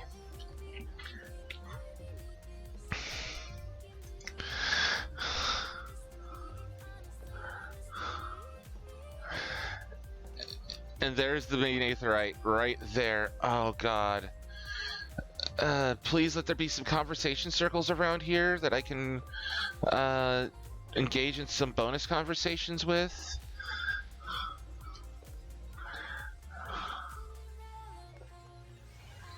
Yeah, I'm avoiding any chat spoilers in game. Thank goodness. I don't want to look down to the left and be like, "Hey, here's a spoiler." I'm like, "No, you're not you're not bamboozling me." And again, my controller just decides to halt. Nope. No bonus convos here.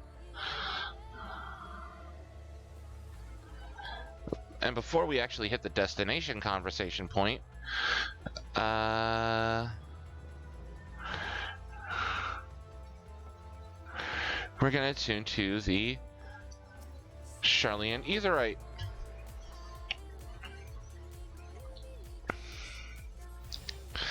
Yay, now I can teleport straight to Charlian.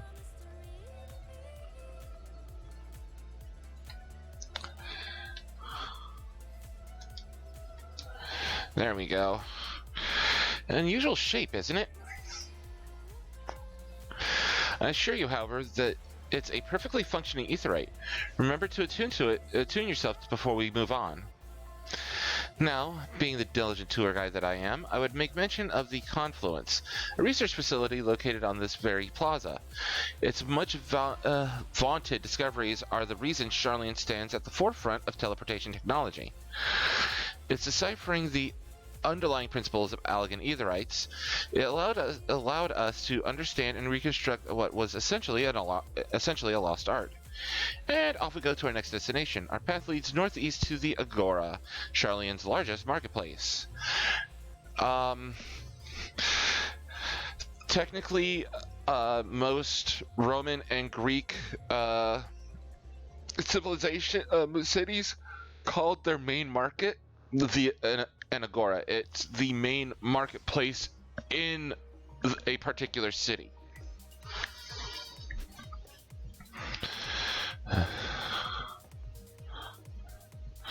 But what is it? Athens Agora is the most prominent by far, because it is the largest city marketplace. I'm gonna actually target NPC, closest NPC. Discuss the Confluence. Speaking of Aetherites, those teleportation fees do add up after a while, which is why I tended to rely on the far cheaper ferry service. I was pleasantly surprised when Mistress Tataru informed me that the Scions are reimbursed for transportation costs as part of our duties. But I find old habits hard to break. That, and I'd rather not be bothered filling out the necessary paperwork. Yeah, I agree. Paperwork is boring!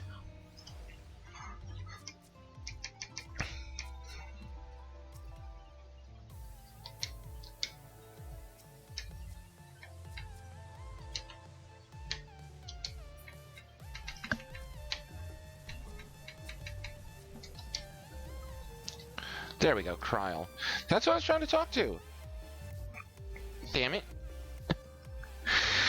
This is the entrance to the confluence. I have no doubt their expertise will prove useful at some point, so I suggest you remember the way here. Yeah, it is just off the main Aetheryte Plaza. We'll get to the Baldesian Annex, obviously, eventually. And we'll also hit the Studium, which is where we'll be doing all of our crafting and gathering. The Rostra, which is the Forum. I'm surprised the Agora does not... The Agora does not have an Aetheryte because you can just walk to it from the Aetheryte Plaza. But yeah, that's the confluence, right? Or yeah, the confluence, I think.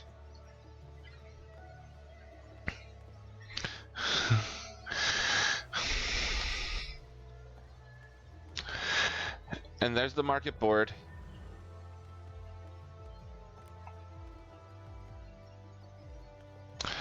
Material supplier, gemstone trader. Yeah, similar to Shadowbringers.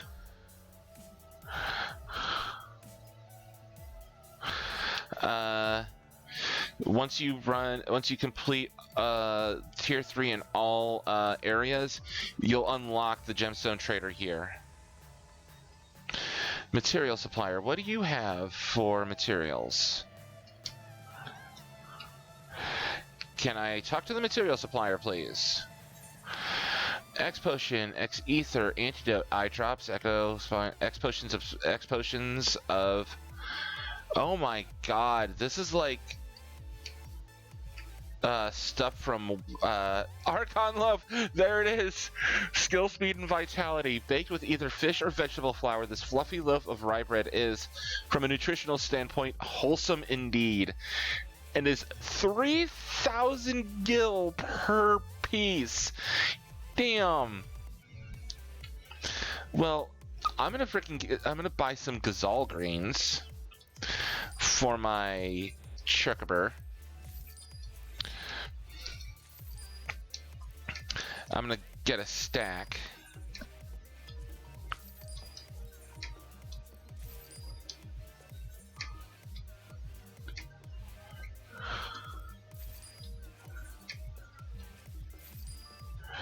And then 31.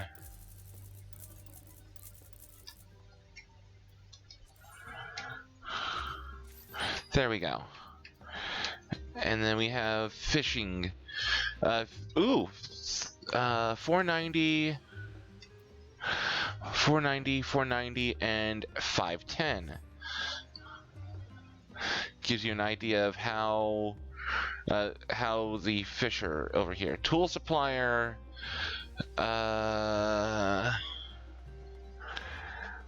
Full plate armory proprietor. Purchase weapon. What's the weapon? High during a mana trigger. Yeah, it is item comparison. Yeah, 106 compared to 94. And everything that I have. Nah, but I want to see what it looks like. Nope. Nope. Close. I said close. Thank you. I might make it later on just as a glam item.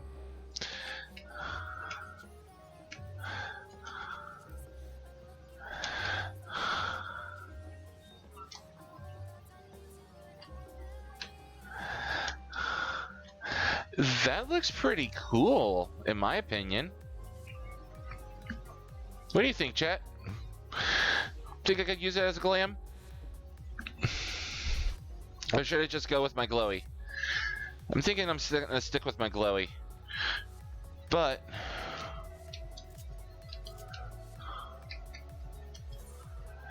oh, that's a sea swallow skin.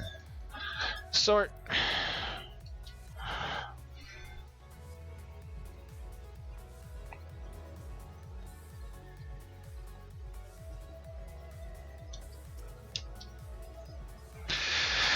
Welcome to the Agora, where you can find wares made in Charlian as well as a wide selection of imported goods. They also used to sell questionable prototypes from the various research institutes, but I think that practice has thankfully died out. For the most part.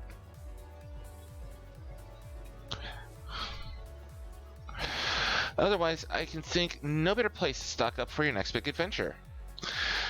Am I overselling it? On a more serious note, the next stop on our tour is one which has particular relevance to our ultimate purpose here. We must head back to the Aetheryte Plaza, follow the path north, then climb the stairs up to that imposing building at the very top. The Rostra.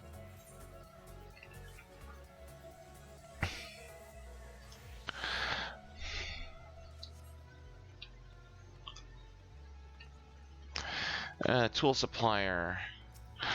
What do you have? Tradecraft primary tools. Let's see what your high durium cross peen hammer. I can't even. It's like I'm not even gonna be able to use that yet. Tradecraft secondaries. Durium file. I can't even use it yet because I'm not level 81.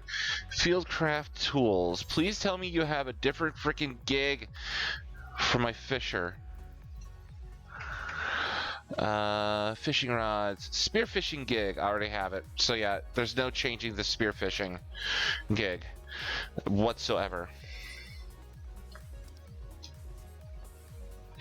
There is no upgrade for the spearfishing gig. Archon's design.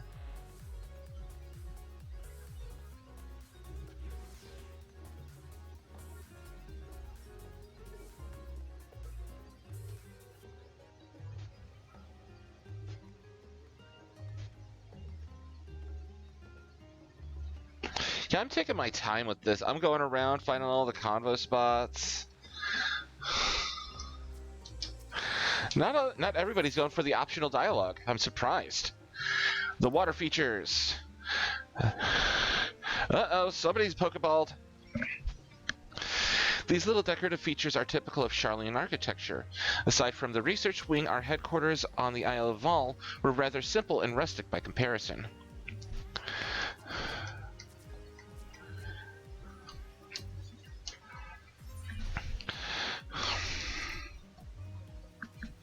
This is a Nymphaeum, an area dedicated to the blessings of water. For Charlians, water represents more than life-sustaining liquid. It is a reminder of the great flood which precipitated the birth of our nation, as well as a symbol of the knowledge which flows from Thaliak's divine ewer. This is the reason we see an abundance of fountains throughout the city and a propensity for utilizing water as a decorative feature in our architecture. Interesting. I would not have figured that a city built on the coast, or built an island nation, whose patron deity is quite literally aligned with the element of water, would have water features all about the city.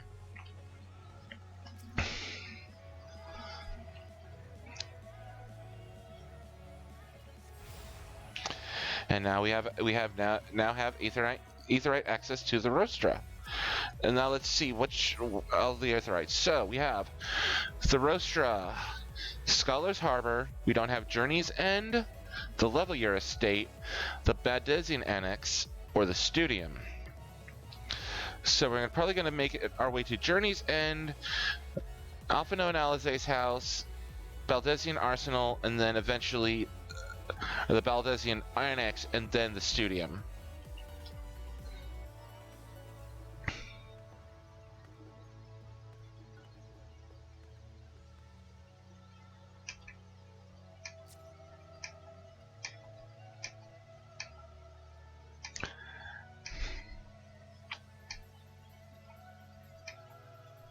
Okay.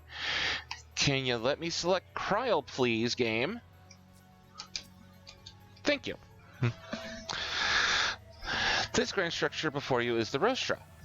The name refers to the original public platform erected here, upon which a forum of elected representatives would deliver orations and debate public policy. Although the stage has since evolved into council chambers, the nature of the forum and the duties of its members remain largely unchanged. Am I boring you, Raha? You seem awfully distracted. My apologies. From here, one can see the entire city spread out below. The vista put me in mind of my arrival in the first. Those who had gathered at the Crystal Tower asked me how they might go about building a new home.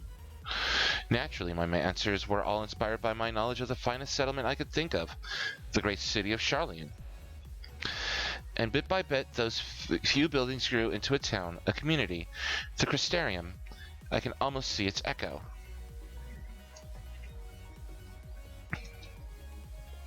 I see. Feel free to come up here whenever you wish. I don't think the counselors would object to you simply enjoying the view. Such memories should be treasured. For now, however, our tour must go on. Our spectacle of sightseeing concludes with the fittingly named Journey's End. Walk down the stairs to the east and continue straight ahead. And then we can, then we'll be able to meet up with, meet up at with Alizé and Alphino. We get Leveler Estate, Journey's End, and then run straight across the easy right plaza to the Baldesion Annex. And then before we continue on with the main quest, we can go to the Studium. But I think we've got pretty much every single possible optional dialogue.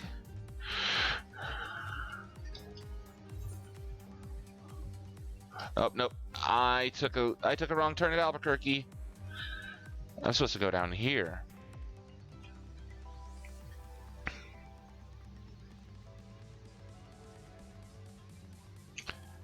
Come on, game. Recognize my controller's inputs.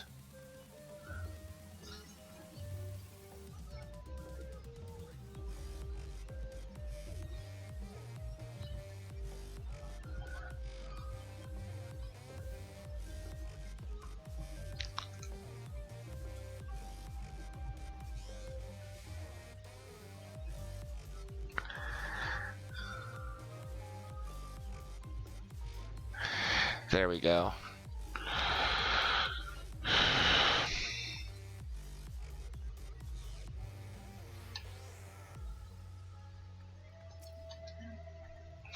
Yeah, I actually want to walk up to Kryl. We've arrived at Journey's End. History tells us that this was where those who put ashore with Archon Yunkref built their first homes. In the present day, it serves as the residential district for the most important officials in the oldest Charlian families. You'll see that one mansion is clearly larger than its neighbors. That estate belongs to our friends from House Levior. All things considered, we should probably keep our distance for the time being. Yeah, think, Kryl? And with that, we bring our little Charlian tour to a close. I hope it has proven to be an entertaining and enlightening experience. Now, shall we head directly to the Baldesion Annex? You remember the way, don't you, Raha? Let me think. We head down towards the harbor, cross the bridge to our right, then follow the path below to the Aetheryte Plaza? Correct. After you, Makoto. Actually, no. We're gonna do some things. We're gonna get the Aetherites here.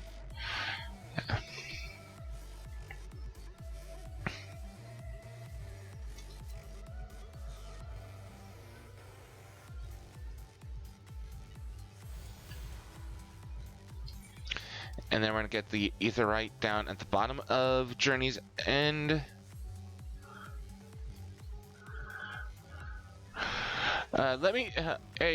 Nightster, let me know if the game audio is too low. I can turn it up.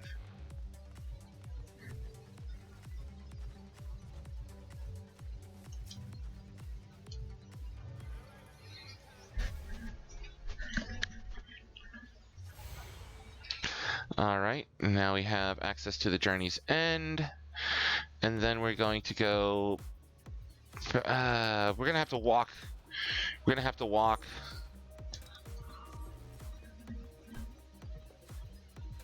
Oh, never mind. We found an additional dialogue right here.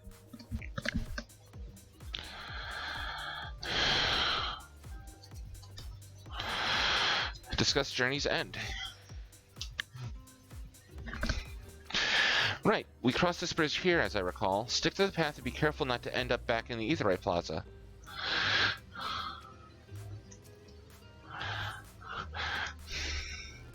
Charlian is full of educational research institutions, but there are still professors who prefer to establish their own private practices.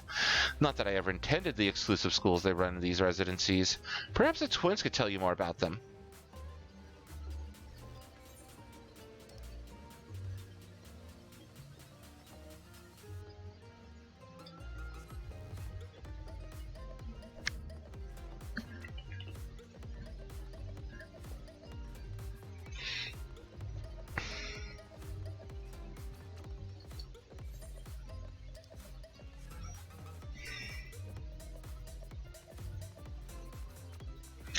Oh, here we go. I can start. I can start to see the frames break.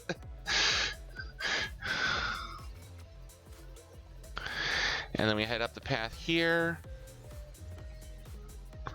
and there it is, the Baldesion Annex. But before we jump in the circle with everybody,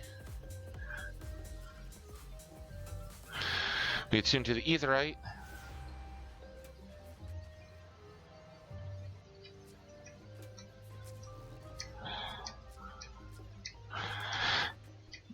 Everybody, stop it! I'm trying to talk to Kryl. As the joyous look on Raha's faces undoubtedly inform you, this is the Baldesion Annex. If you continue up the hill, you'll arrive on the doorstep of Phenomenon. But I think we've explored enough for one day. We can take you there another time. Inside with you then. And here we go! Cutscene time, baby!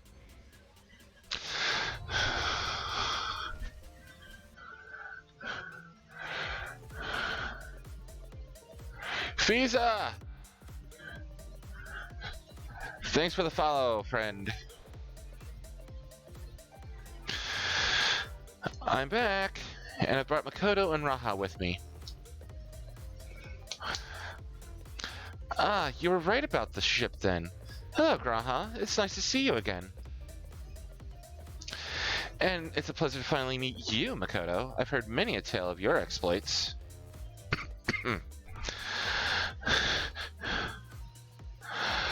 Ojakal? Ojakal Sujakal. It's been an age. It has been an age. Allow me to introduce Ojaka. Ojaka Sunjaka, cousin of Ejika Sunjaka, an administration officer for the students of Baldesion. He oversees the day-to-day business of the Annex. I read the reports on the Eureka expedition. I hope Ejika didn't cause you too much trouble. He's impatient and impetuous, but a good sort at heart.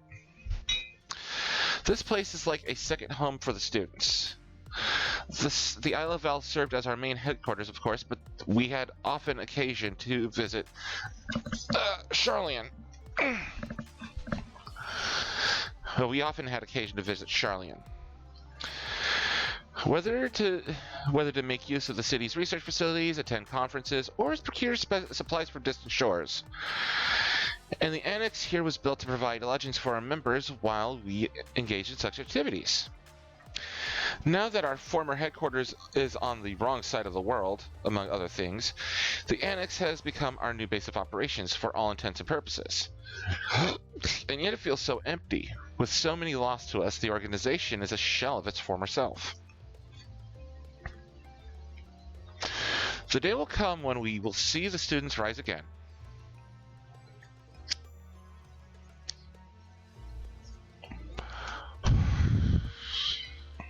But first, we must ensure that the Telophoroi fall.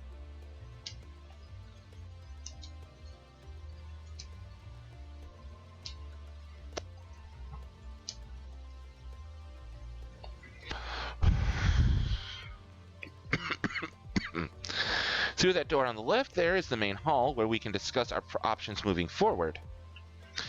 Okay, so this is going to be our Rising Stones. Once everyone arrives, that is, you probably have time to rest before our discussions begin in earnest.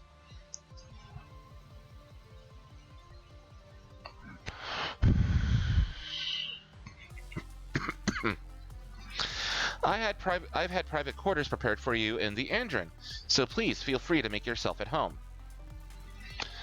Ah, the nap rooms, perfect for an afternoon doze.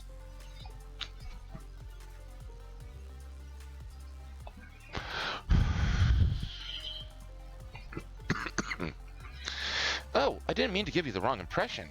The chambers are quite well appointed, far more than some cheap roadside inn, you may be assured. It was simply that we were often so busy with research or exhausted from journeys abroad that we would slip into the Andron just to steal a few winks. And thus they became known amongst the students as nap rooms, even if many such naps might last well into the following morning. True. Say the word and I'll be happy to show you to your chambers.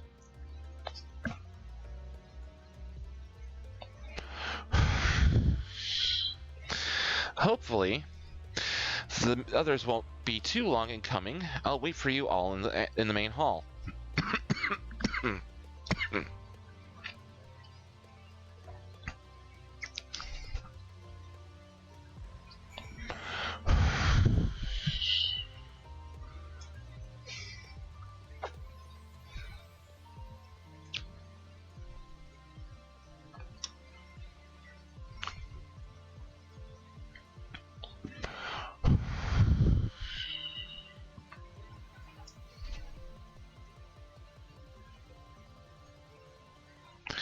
And of course, loading back into the instance. I don't even know which instance I'm in. Okay, so yeah, the main quest continues there. We can talk to Ojika to get to our inn room for this expansion, but first we're gonna finish unlocking all the aetherites, and there is one left, and that is the Studium. So we're gonna go there right quick.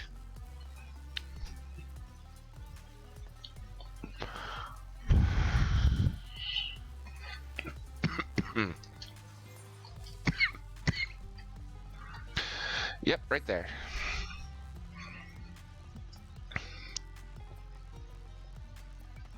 And I'm glad I chose Artisan as the interaction with the World Affairs attendant, because if I would have freaking said Champion of Eorzea, I would have gotten a freaking sour look.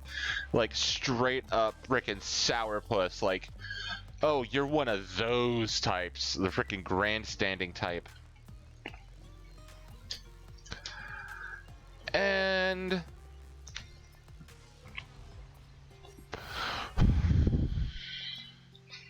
with that, I access the Studium. You have attuned yourself to the to all the Ethernet shards in Old Charlian. I forgot they don't have a airship terminal. You can only arrive by ship or by teleport. And now that everybody's gone, enter the main hall. And this might be a voiced cutscene? Who knows? Oh yeah, it'll be a voice cutscene. And we're a freaking solo instance in this main hall. I love it. Feeling refreshed and alert? Our colleagues should be wandering in soon, so I suggest we stay here and wait for them to join us. Yep, cutscene.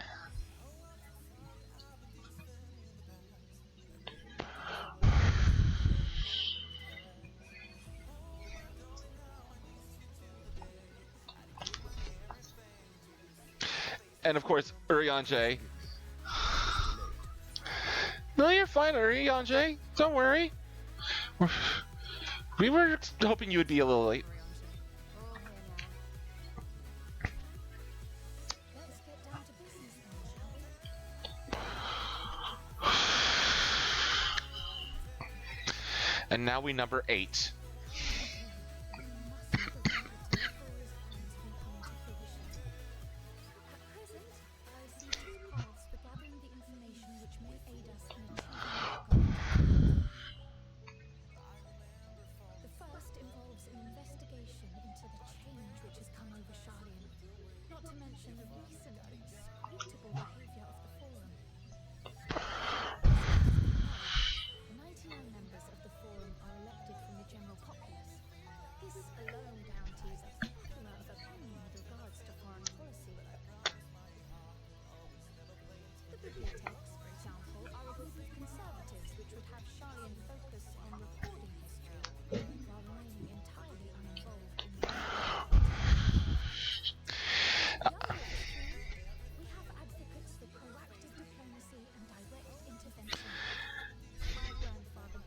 Yep, such pleasure. Galuf. That's the guy. That's her grandfather, and that's also the character in Final Fantasy V who she takes over for. Our diverse factions and philosophies. The recent vote to deny Eris entry was unanimous. So why did the conservatives and the liberals decide to unilaterally deny Eorzea aid? Cautioning is refusing Radahn those same undertakings. Instead, on thinking face the impending doom. It seems to turn away to pursue something more important. But what could that possibly be? Probably rebuilding after the events of the final days. Mystery indeed, and one which I ask for your help to solve. Our future may depend on it. As for our second potential path, it concerns a request made directly to our organization was founded primarily to study strange and unexplained phenomena the world over. Mysterious relics and ruins, shocking disturbances, and so on. Compared to our more isolationist Sharian colleagues, we have strong connections, mainly with scholars and academics who are and learn. Yeah.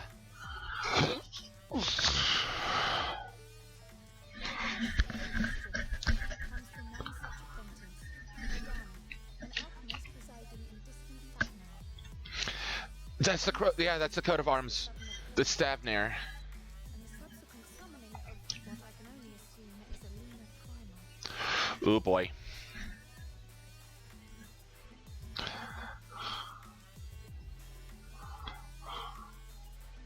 In response to this threat, the Satrap of Rards at Han, the individual who performs the escape, has instructed the alchemists to find a means to deal with this fire. Artisans of that land are heirs to an ancient tradition, one rather unlike that of their Uldan counterparts. Yeah. Thevnarian mist, rain. That they have gleaned truths unattainable by Eorzea or her far eastern allies. Do in fact appear to have a strategy in mind, though it will require further research. To that end, they have requested an introduction to a capable warrior shielded by the blessing of light. Assuming we divide our forces to pursue both of Krau's lines of inquiry, then having you join the group heading to Thavnair would seem the obvious choice. But the investigation in Sharnian is of vital importance as well. Equal, I think, to the Thavnarian one, given that the fate of the world may hinge on the results of both. Yes, it is quite a quandary. Though it is a great imposition and an altogether too common one, our efforts would be more likely to succeed were you to lead the charge on both fronts. A war on two fronts? Sounds like my kind of thing. You are indeed our champion. As to which task to tackle first, we will defer to your decision. Let us next decide how everyone else might best be assigned. As for myself, I shall continue what I've begun in Sharlian. I would also like to steal the services of an Archon or two. And thereby gain access to a greater range of reading material. I will help with that. Allow me to offer my assistance. I have some small amount of experience in the field of research. So Stola, Raha, Alice and I would also like to help. If you would Ali, and Alfie. Anything understanding a fraction of what our father and before him were thinking. Of course, whatever manner. I think I'm gonna stay in Sharlian for now. Right. The rest of us will make the journey to Thavnair.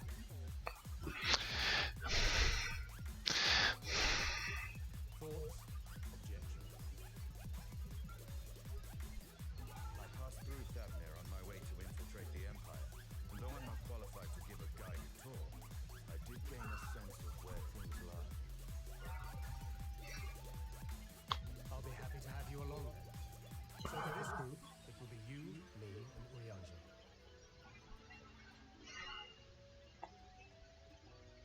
me a moment afterwards, and I'll supply you with all the details of Nadana's request.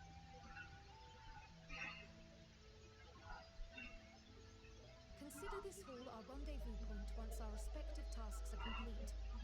May our investigations prove fruitful. Yeah, I'm gonna do the Charlene bit first, because that'll actually give me close to a level up, and I want to hold off on doing the dungeon as much as possible. Because obviously, getting to the dungeon is paramount. And we get the chestnut the chest gear coffer. Okay, so we can talk to Kryl, or we can talk to Thancred. We're going to talk to Kryl first. We're going to stay in town for the time being. And we get the footgear coffer. Hitting the books. Yeah, footgear. And with Thancred, we get 2 Amrelaces. Debt and Vitality.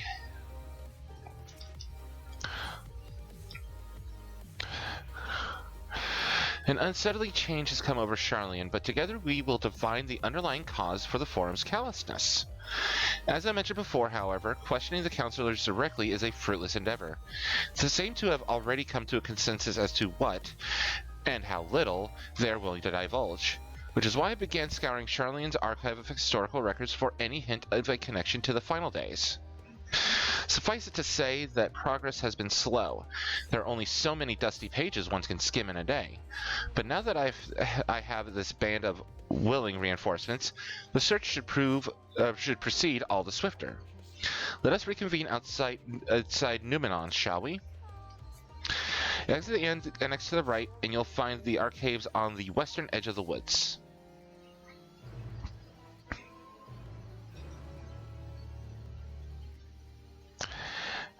And then, of course, we'll also unlock for Thavnir Bound, but we'll not undertake that journey until we're done with the hitting the books quest.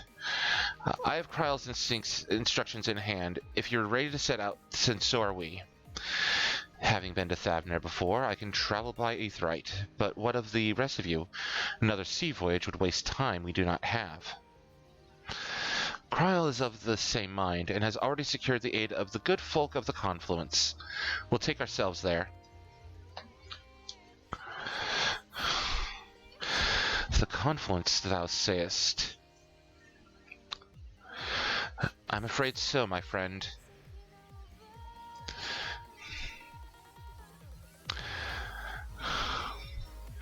Thou wouldst recall the hunt for Iceheart, unto whose sanctuary we delivered thee, owing to the knowledge of our comrade Moonbreda. Moonbreda was an authority on etherology, a field of study she did embark upon in pursuit of her parents' example. Both are authorities in their own right, and both are researchers at the Confluence. Haven't you gone to see them yet? I attempted to do so earlier, but to my shame my courage failed me at the last. As it hath the many times I thought to reach out to them after sending that fateful letter. Neither time nor introspection have revealed unto me the words I should speak, and thus I have kept my silence. Whether you come with us or no is your choice and yours alone. If it is too difficult, we'll manage. Thou art kind to say so, but I have no intention of forsaking our cause. I shall go to the Confluence, and I shall face that which hath long been overdue. If it's settled, then let us be off. When we arrive, we shall look for a researcher named Kitty.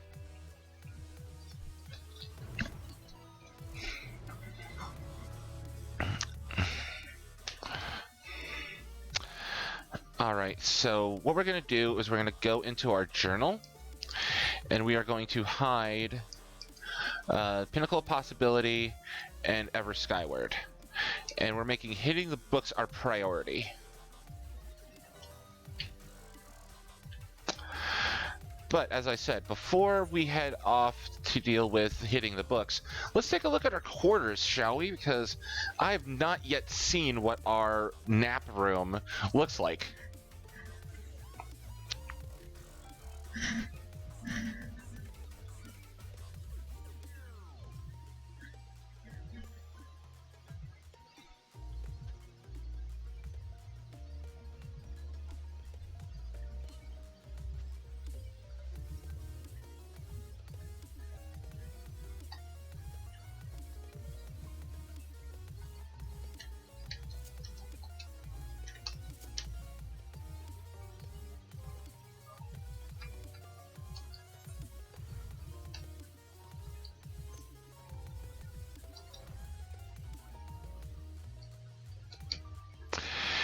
Come on.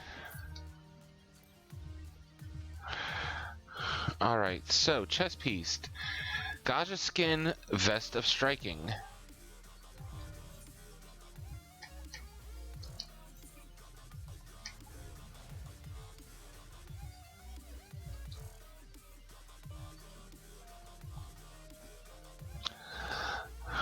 Ooh, that looks awesome. But sadly, I'm going to be glamming right straight over it once I get once I get everything.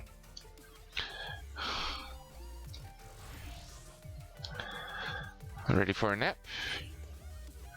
Retire to your room.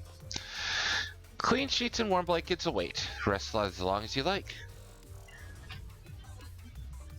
And the Northern Empty. Oh, that's the region. That's the region we're in. The Northern Empty. Ooh.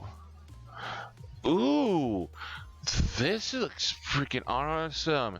We got the armoire, glamour dresser, our comfy bed, the unending journey at the head of it, or an orchestrion, the table orchestrion too, toy chest, summoning bell for retainers, and crystal bell for the aesthetician.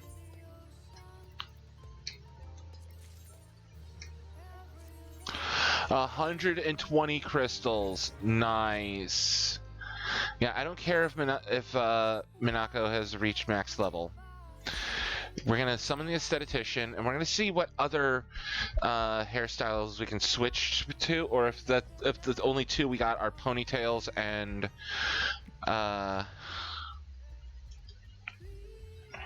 the ponytail and the battle ready bobs, because I should have had a whole lot more hairstyles unlocked from. Okay, apparently yeah,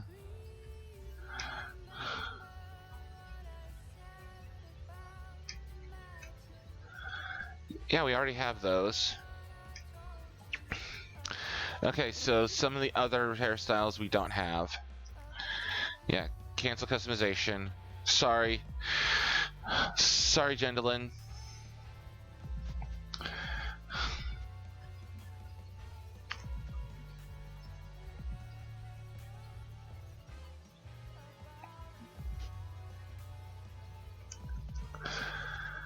Yeah, sorry, Jandelin. We're not ready to change our hairstyle just yet. So yeah, we only got 2. We have a whole bunch of other hairstyles. It's just they didn't show up.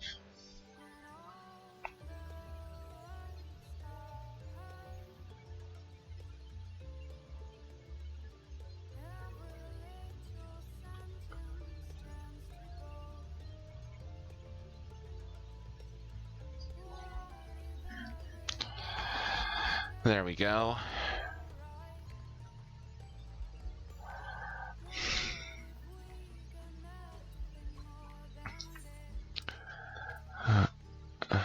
Awaiting love. There we go. Numenon. Library. So yeah, we're going to the library.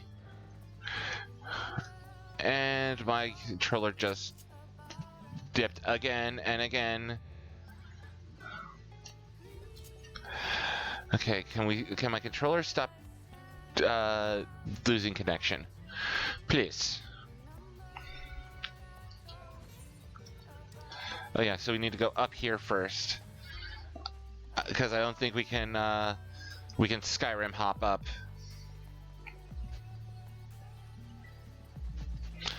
Oh, apparently we could do triple triad matches.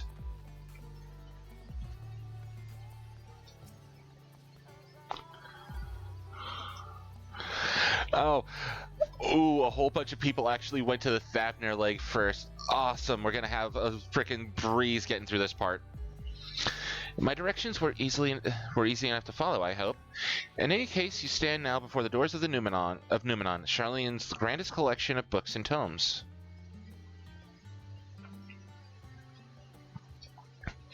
This building is actually only an entrance, and one of many at that, for the archives of Numenon extend deep beneath the surface like the roots of a tree.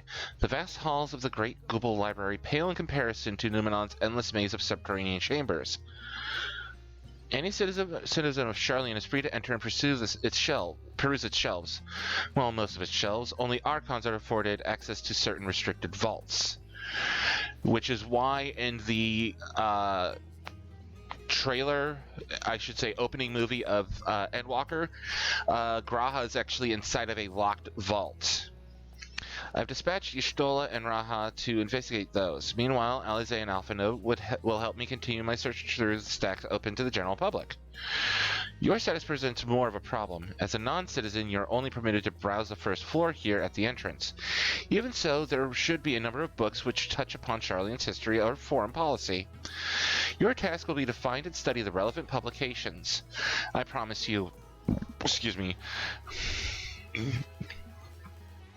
A working knowledge of those subjects will make it far easier to spot the sort of clues we're looking for. Let us be about it, shall we? I've told the others to meet us at the stone benches over there once they've found some promising tomes. Happy reading!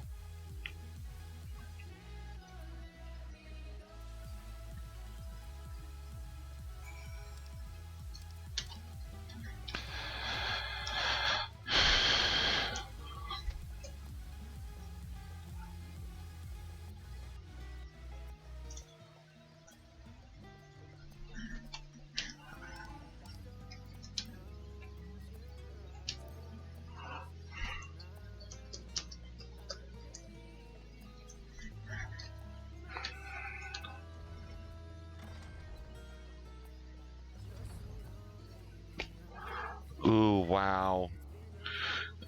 Oh, God. This place looks amazing. Okay, here we go. Brightly colored book. Story of Charlene.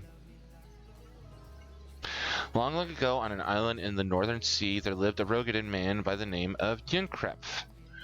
Yunkrep was a student of astrology, and he divined that a flood of terrifying proportions would soon sweep over the lands of Eorzea. So it was that he built a gigantic ship, assembled a crew, and set sail for that imperiled realm. The flood arrived as foretold, and to their horror, the strangely churning waters drove the people toward the ocean. It was there, however, that Yunkrep's crew hauled them aboard his ark. But the danger had not passed. A towering wave approached, threatening to smash the vessel to pieces.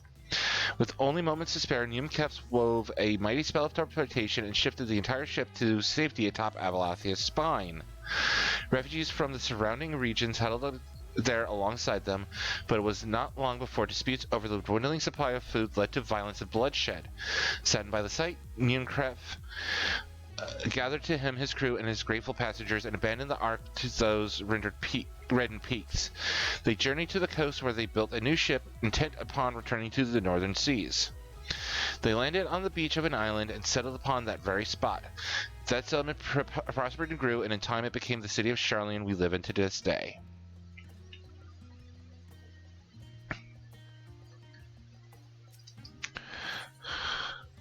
Roads of Old the Colony. Many years ago, on the banks of the Thaliak in the Dravanian hinterlands, a Charlean colony once thrived. This settlement was originally established as a mere outpost to study the Ethereal Sea in the year 1311 of the 6th Astral Era. Wow. 1,311 years of prosperity. Scholars dispatched to Eorzea found the facilities wanting, and their demands encouraged a gradual expansion in structures and surfaces. As rumors spread of a growing community of academics, the area was further inundated with Eorzean students hoping to share in the renowned wisdom of the Sharlayans. 50 years later, the Forum passed a motion to recognize what had become a flourishing town as an official Sharlayan colony. Eorzean residents took to calling the colony itself Sharlayan, which led to no small amount of confusion when discussions turned to the subject of the motherland. In response, some Sharlayan inhabitants, if pressed for a name, would simply refer to itself as Emporium. Following the Great Exodus, however, goblins and treasure hunters claimed for themselves a corner of the abandoned colony and gave it yet another name, Idleshire. The following chapters go on to introduce the most prominent features of Idleshire. This book does not appear to contain additional information on the Forum or cover the history of the Sharlayan motherland in greater detail. But it's good to know about Idleshire itself.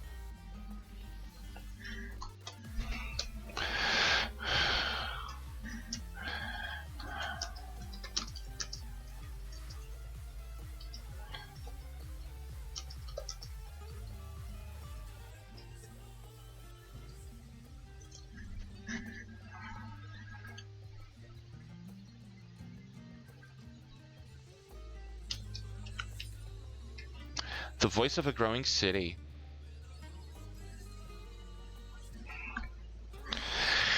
In the years which followed the founding of Sharlayan, civic policy and other matters of import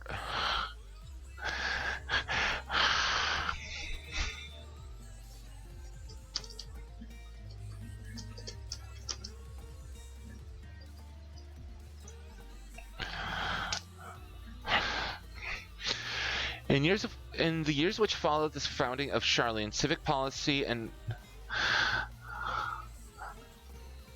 other matters of import were decided at the Ecclesia, a public forum at which every citizen was eligible to speak. As the city's population grew, however, this format became increasingly impractical. The larger number of participants gave rise to ever longer debates, resulting in significant delays of vital resolutions. Various measures were introduced in an attempt to curtail protracted discussions, but in the year 201 of the Sixth Astral Era, it was ultimately decreed that Sharlayan would transition to a new form of governance. The nation would now be led by a body of 99 members, citizens chosen from amongst their peers by means of a nationwide vote. This was the forum as we know it today, conceived and created. Alright, that's relevant. So we found book number 2 of relevancy. And blue covered book. Introduction to the Heavens. No, that is not what I need, but I'm going to read it regardless.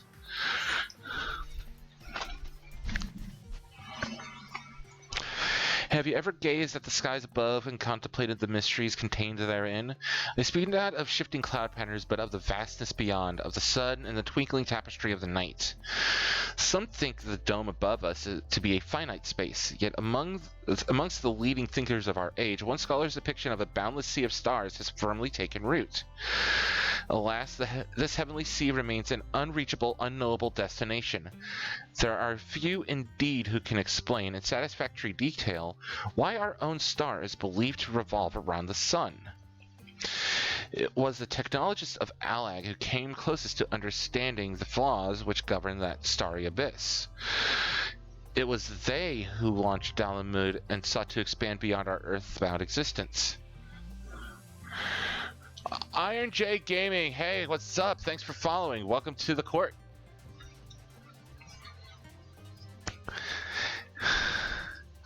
Having read of their ancient ambitions, I wonder, has your interest in this field of study waxed or waned? What if I were to tell you that the eternal constellations were arranged differently in the distant past? That their positions continue to shift almost imperceptibly but measurably as we journey into the future. Would it shock you to learn that the stars drift further and further apart and may indeed do so forever? Are you eager to learn more? Yep. I already knew it. I already knew that it wasn't pertaining to Sharlayan or the Forum. Well-worn manual for every 20 summers. Okay, let's see what this is about. My beloved seekers of knowledge, have you ever put learning before your health and neglected to feed and rest your body as you should? Well, I too once engaged in such foolish practices, but one night, engrossed in philosophical study, I had an epiphany. For all the world's mysteries that drive us to reckless abandon, we have so very few years of life in which to achieve our goals. Thus I do share with you this mantra: I am forever 20 summers young. The number itself is unimportant. You should be 19 or 23. You could be 19 or 23 or 40, whatever age you are when you discover this manual. Let that be the age you aspire to remain.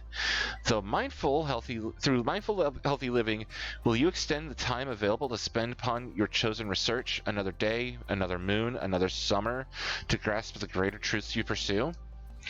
In the pages that follow, we will explore the secrets of maintaining one's physical condition from a biological, ethereological, and arcane viewpoints. Yep, did not. It does not compute.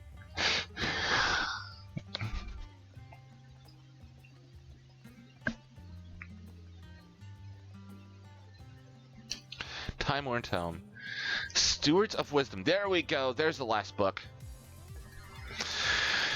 During the chaos of the Sixth Umbral Calamity, Archon Nimkef, founder of Sharlayan, bore witness to the madness and savagery of men brought to the brink of despair.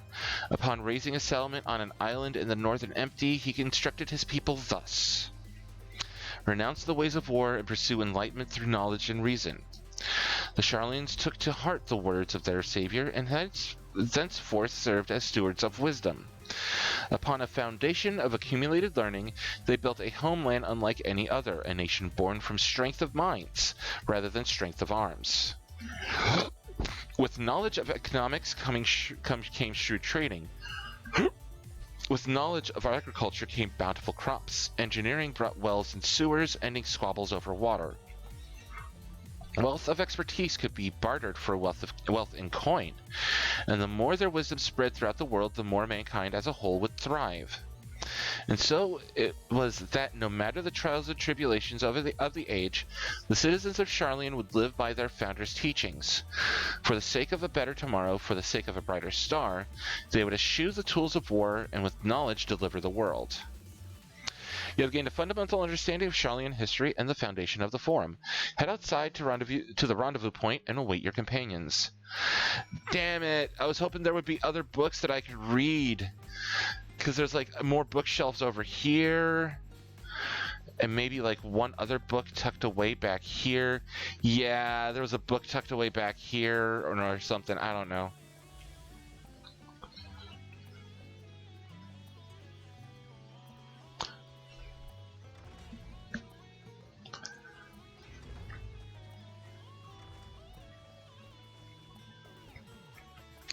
Oh, never mind. I caught up with the group who was doing book.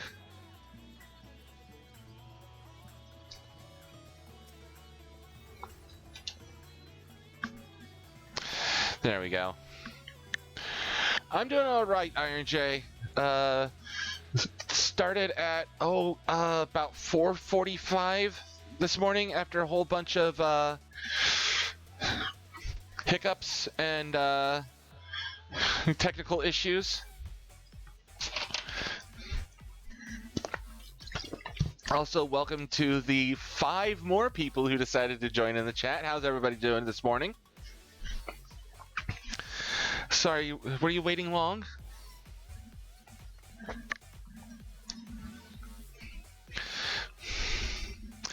I wanted to make sure I borrowed at least a few promising tomes. Alphino and Kryl should also be along shortly. I was delayed in similar fashion.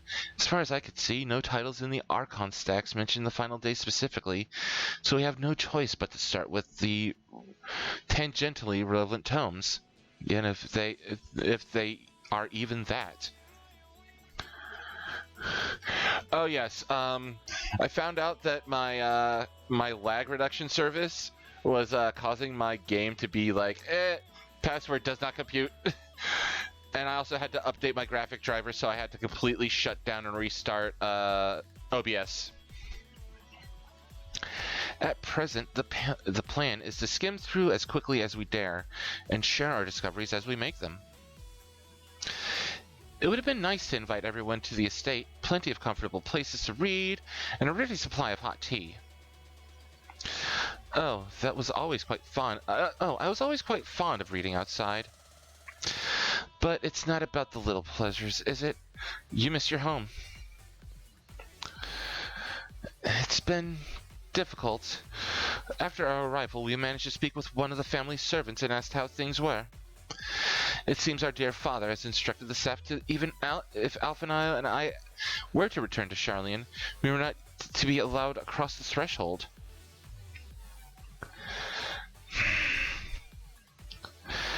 A harsh measure indeed. I hope that for our efforts to understand his position and that of the Forum will perhaps lead to a reconciliation. We'll mend this rift one day, I'm certain of it. And what of you, Graha? Have you been to visit your family? Or do they not live here in the city? Well, my situation is also somewhat complicated. I was raised in Charlian, yes, but I was born further away. In the southern reaches of Ilsabard, in fact. For generations, my people have dwelt in Corvos, the coastal region opposite the islands of Thabner. The Alligans founded a city in that fertile land, and by ship brought in the subjugated tribes of the Mikote to serve as laborers. Of course, the massive earthquakes of the Fourth Umbral Calamity brought an end to the Empire's reign. And when the Fifth Calamity froze the seas solid, many of the tribes still living in Corvos braved the journey back to Eorzea. My ancestors, however, chose to remain, that they might prevent the remnants of Allagan technology from being misused. Isn't Corvos under Garlean rule? For the past 50 years, yes. Some semblance of local culture remains, as is the case for most imperial provinces, but Garlemald renamed the region Locus Ammonius. When I was a boy, a nearby town came under the jurisdiction of an illustrious imperial family, the nobles of House Darnus.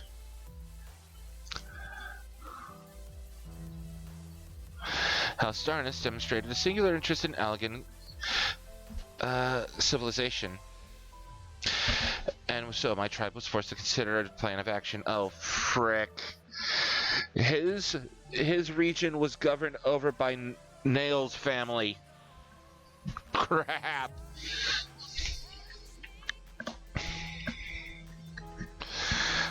For some time already, voices have been raised in favor of abandoning our ancient customs. After all, the Allagan Eye no longer passed to our eldest children as reliably as it once had. Fear of discovery eventually tipped the scales, and the decision was made to bury our ties to the knowledge and traditions of Allag. As the last child born with the Allagan Eye, I was given over to the custody of friends and the students of Baldesion, who had me registered as a Charlian citizen.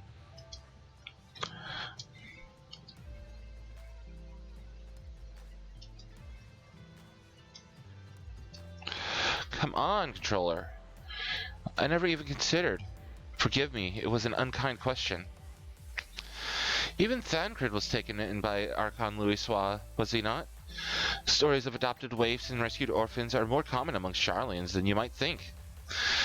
Yet, regardless of our origins, we are all provided with an equal opportunity to learn.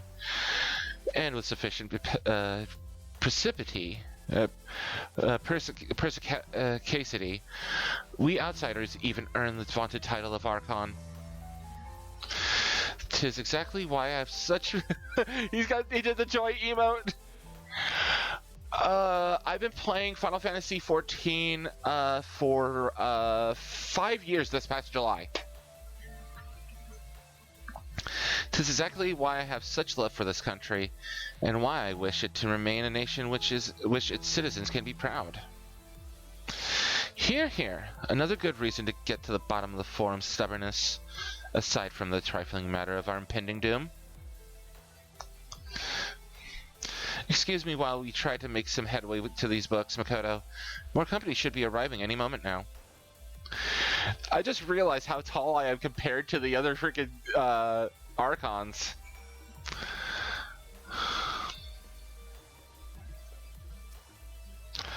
And now I gotta wait for the spawn.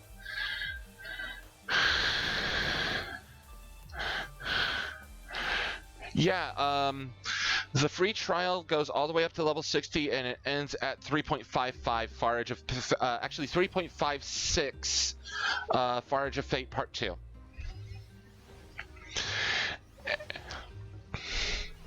I'm not going to evangelize, I'm not going to follow the meme, but if you're looking to try it out now. It is a lot better than what it was back when I started playing it back in 2016.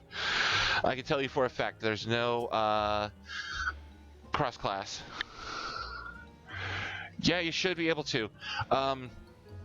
Just with a grain of salt, take A Realm Reborn with a grain of salt, because there's a portion that gets long and drawn out, but A Realm Reborn is the bedrock in which all of the expansions build upon. Believe me, I was there for A Realm Reborn, and this was prior to the quest squish, by the way. So there was a lot of stuff you had to do before you even attempted to do the Titan trial. That is the second big boss fight of the game. So it's going to be about midway through. I'm not going to spoil anything. It's a fun fight. It gets better on the higher difficulty levels, hard and extreme.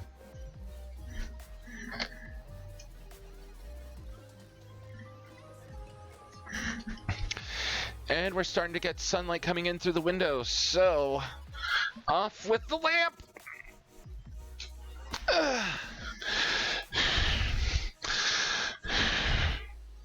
Yeah, y'all have been through with me through the dark hours, and now it is about 7:30 in the morning, 8 o'clock. I'm going to open the blinds a little bit more. I can see the sun. Alphino, we've returned with our selections. Though I must say the pickings were quite slim indeed. Mistress Kryl has already flicked through every Hestybreak book devoted to disasters, and more than a few which barely made mention of them. As such, we will be looking into research papers on the Umbral Calamities, as well as articles written by prominent forum members. Perhaps their knowledge of the final days comes from an unexpected source. Speaking of which, might I ask you a few questions related to the final days? I'm the only one here who didn't witness the events of Amarat firsthand, and I fear I may be overlooking crucial details. By all means, ask away. My thanks. Now, where to begin?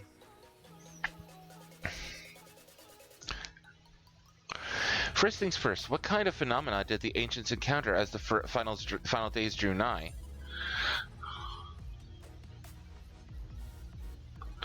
Complete destabilization of creation magics. Yes, the unfolding catastrophe wrought havoc on all manner of life. The chaos extended to the ancients themselves, causing their powers of creation to spiral out of control. Fear and despair manifested in terrible, tangible fashion. Meteors raining from the sky, fire erupting from the ground, indescribable abominations prowling the streets. That more or less aligns with my understanding. If only the arts of creation had survived until the present day, we might have had something substantial to analyze. To the best of our knowledge, however, those techniques were not preserved or passed on. Y'shtolar surmises that the closest known magics is that of the summoning rituals promulgated by the Ascians. Were there else of note which heralded the approach of the final days? They say it began with a keening sound from the land itself.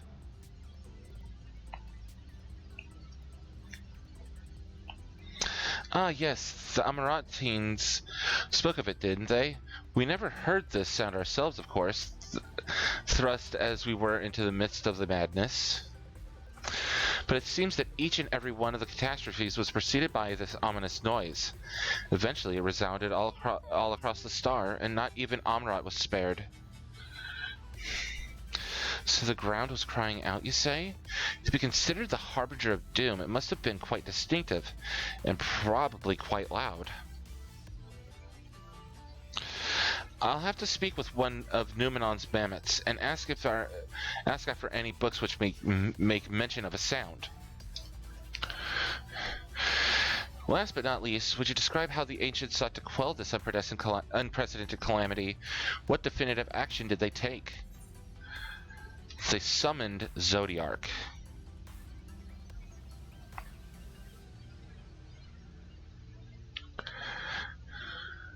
Yes, with Elidibus serving as his heart. So many gave themselves in sacrifice to bring him into being. We did not know exactly how Zodiark brought salvation to the star, only that by his godlike will were the laws of nature set aright. Then, once the balance was redressed, the ancients offered up a further sacrifice to heal the ravages of the final days. Life sprouted anew, and it was these fledgling souls they intended to render unto Zodiark, a trade that would have allowed them to resurrect the shades of loved ones absorbed by the primal. Or might have, had Venat and her fellows not manifested their opposition in the form of Hydaelyn. Thank you, both of you, for the detailed review. I feel much more confident now in my understanding of events. With all that freshly in mind, it does make me wonder what the Telophoroi truly mean when they speak of bringing back the final days. We've seen what they're doing with those towers of theirs. Is forcing people to summon primals a kind of catalyst? Are they attempting to mirror the conditions caused by unstable creation magics? Or are they simply using the final days as a figure of speech? A convenient metaphor for the scale of destruction they plan to unleash? But this is all just pointless conjecture at this stage. Let us return to our attention to the forum, shall we? We should keep an eye out for Y'shtola, but 'tis time we began studying these research papers.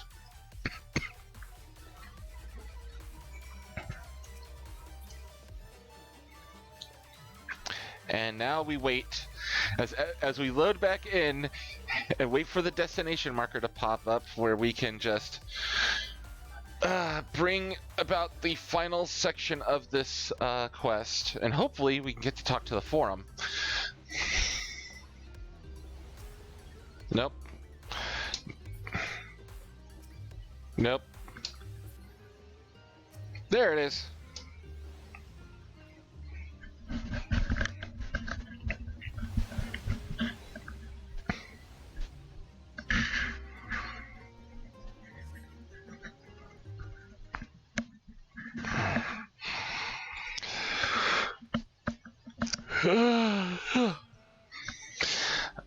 I'm the last, am I?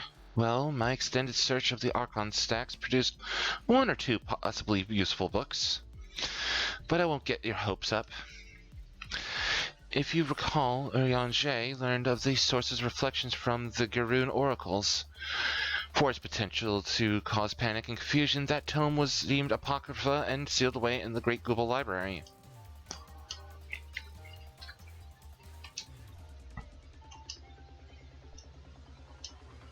Controller, please. 'Tis even less likely that knowledge of the unsundered world, not to mention the horrors of the final days, would be left sitting on a shelf for any curious scholar to find. It's the reason, then, that my colleagues, be they archons or counselors, should perforce be largely ignorant of the subject. Yet when you confronted Master Fortunal with the knowledge of the Telophoroi and their machinations, he scoffed at the suggestion that they posed a threat. He seemed adamant that the Forum would know if the final days were truly upon us. Which only supports the conclusion that whatever privileged wisdom is guiding the Forum's behavior is being kept secret from the rest of the nation.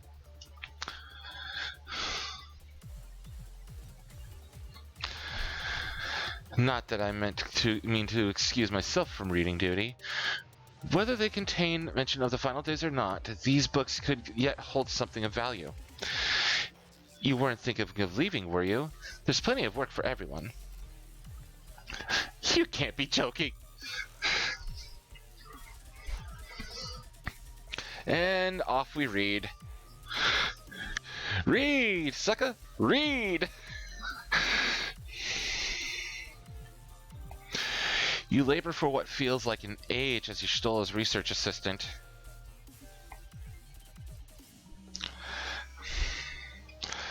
And there we go. Before I get sucked into the group that's standing there at the destination point.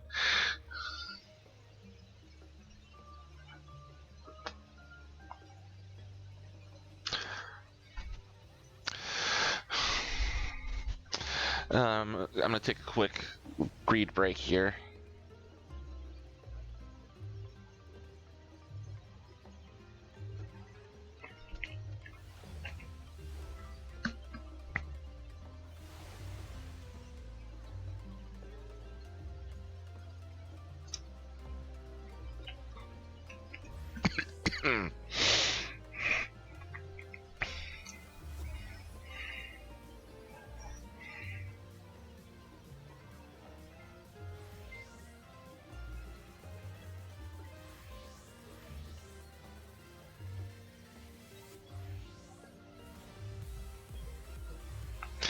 Oh my goodness.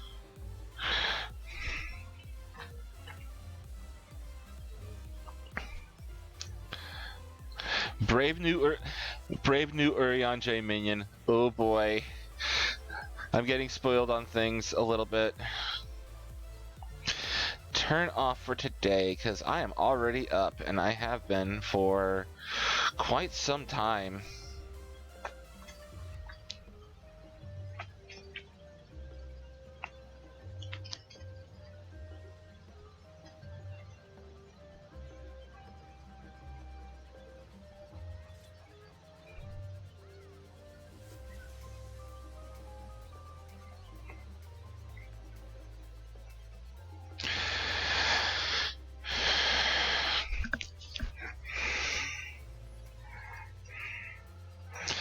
Yeah, I'm not gonna repost that yet.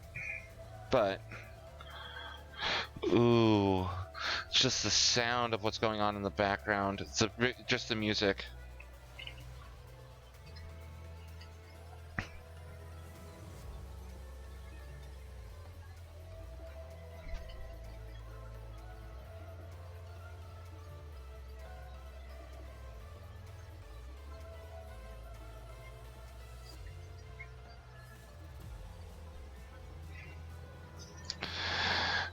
All right. There we go. Getting back into the swing of things. Oh dear, you look exhausted. But what about your studies? Were you able to find any books on the subjects I mentioned? I found a few. Then the day was well spent. Should you wish to read them again, a Mehmet at the reference desk will point you in the right direction. For the moment, though, I suggest you take a well-deserved rest. We might be occupied with our research for quite some time. And now we get the foot coffer.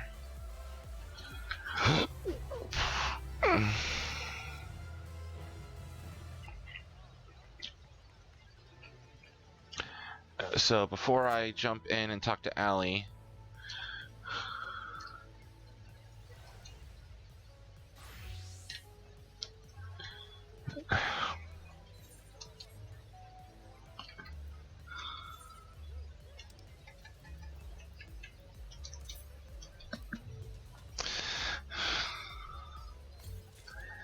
there we go.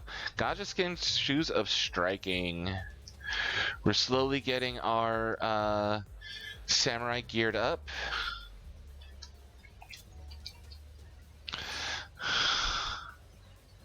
Hold on. Oh wait. Our main is tank, so we got to make sure we're on our tank job. The seat at the last stand. A seat at the last stand. Alize appears in desperate need of a study break. Ready for a tea break, Makoto? I know I am.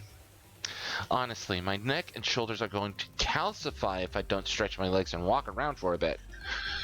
You know the last stand down in the harbor, don't you?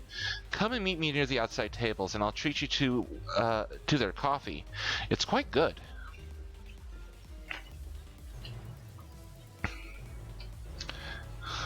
I just still can't get over the freaking sound effect when you accept a quest. It's just, oh, it's so good.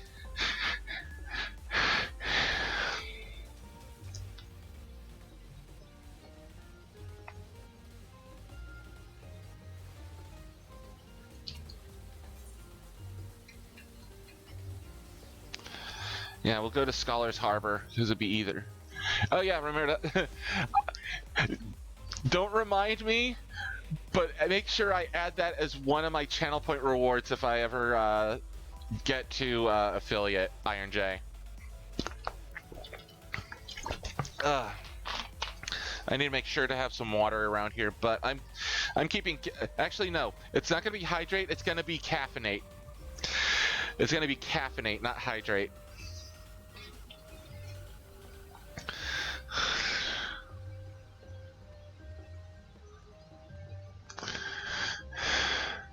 Actually, no, it's going to be hydrate slash caffeinate.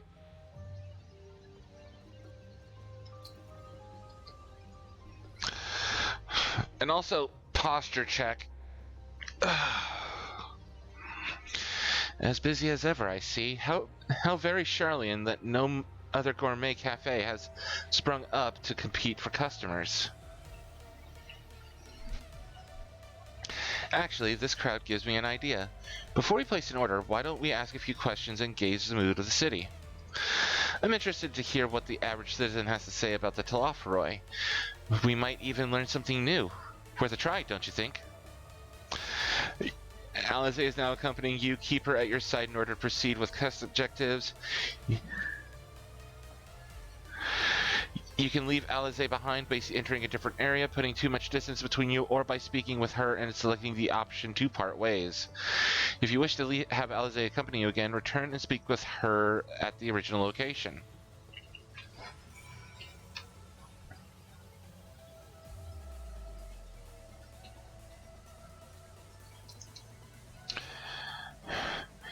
Pierre, what is it? Can a man not enjoy a moment of private respite? If you're looking to share a table, then I respectfully request that you look elsewhere. You misunderstand, sir. You're simply wondering if you knew of the Telophoroi. These enemies of peace that have promised an end to all we hold dear, and... Wait, you're that House Leviurga, aren't you? And this woman with you is obviously a foreigner. I'd heard you were disowned for helping outsiders indulge their barbaric whims, and here you are giving truth to the rumor. I'll thank you to leave me be. I've naught to say to the likes of you. Well, I must apologize. 'Twas foolish of me to expect an ounce of civility from one so enlightened. Come, Makoto.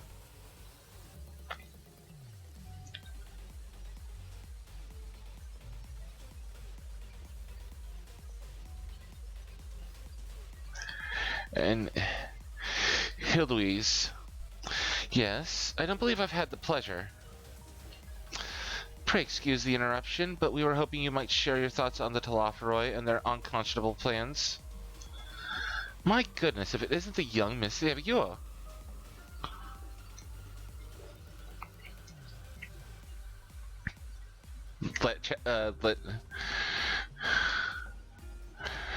Oh, don't worry, I'll probably be streaming after I get out of work tonight after 10 o'clock, because this game is so awesome!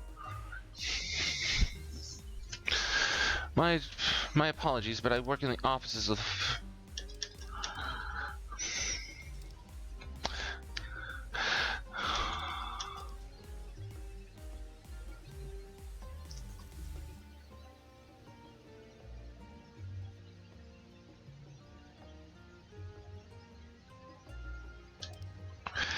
Okay.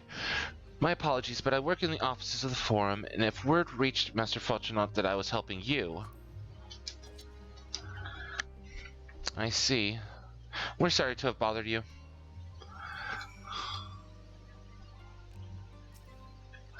Dick on!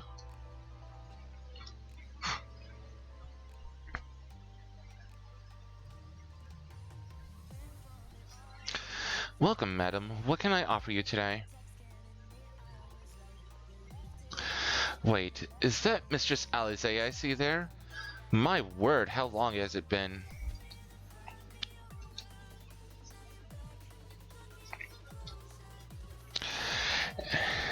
Far too long. Meet Dickon, the owner of the Last Stand. I used to frequent his cafe on occasion, in between lessons at the studium. It seems like an age ago now. I remember hearing that you and Mouse Alphino had set sail for Eorzea, but then you never came back. Lately, there's been gossip about your father disowning the pair of you. Everything all right at home? No. It's complicated. And I hadn't expected complete strangers to be so familiar with our situation quite so quickly. Everyone has an opinion, it seems. Well, it is House Levigur. It is House Yevigur. No matter how discreet Master Fulchinal may have been, news of your family's doings never stays secret for long. Things being what they are, what brings you back to the city now, of all times? We have questions, and only Charlene has the answers. Tell me, Master Dickon, have you heard anything about an apocalypse called the Final Days? What, like the end of the world? Nothing like that, I'm afraid, and that's what you're here to find? Information on this apocalypse? Yes, whatever we can learn. Unfortunately, your patrons appear to be unwilling to speak with me. I wish there were more I could do to help.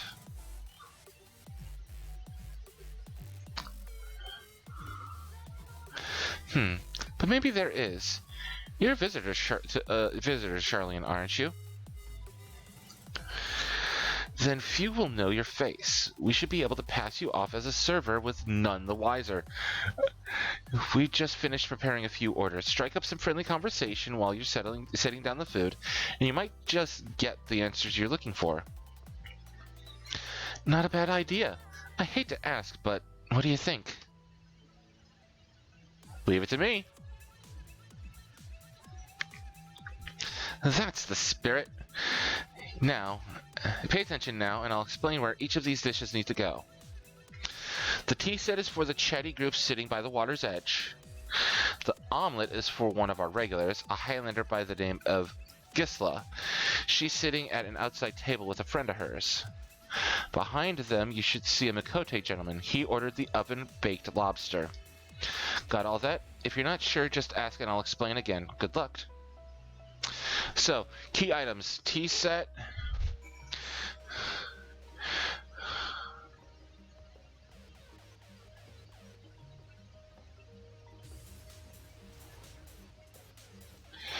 Let's see. Hermijart. You get the tea set. You work here, don't you? I'm still waiting on that charming little tea set.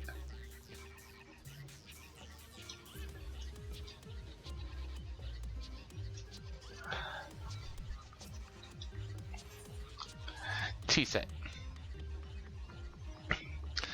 Oh, my tea set. Lovely, thank you. The Talafa who? I'm sorry, I've never heard of them. Or their final days. My friends and I are somewhat uninformed when it comes to current events. Now, if you wanted to hear about the ritual arcane practices of the 6th astral area, common or esoteric, then I'd be happy to talk your ear off. Oh, alright, so you're Gisla. You have the omelet. Gods above, I'm starving. I've never known the service to be this slow.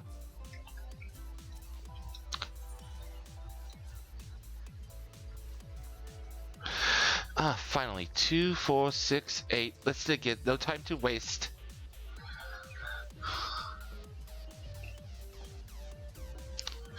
What? The Telophoroi? Ah, yes, I remember seeing the name in the latest Gazette. That and some grand claim about the end of days? Same old senseless warmongering. When would these food grow tired of spilling each other's blood?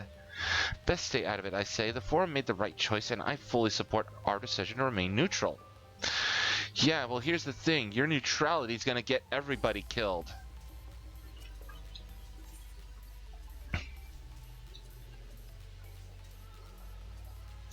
At last, the oven-baked lobster is mine. You have no idea how long I've scrimped and saved and suffered to afford this heavenly dish.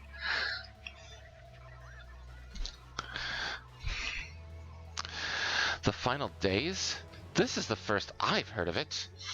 Although that would explain why my friend had been rushed off his feet. It must be a busy time to be a gleaner. Gleaner? Do tell. You don't know what a gleaner is? They're collectors of a sort. Travel the world procuring things that we haven't got here in Charlian. Priceless books, unusual life specimens, and so forth.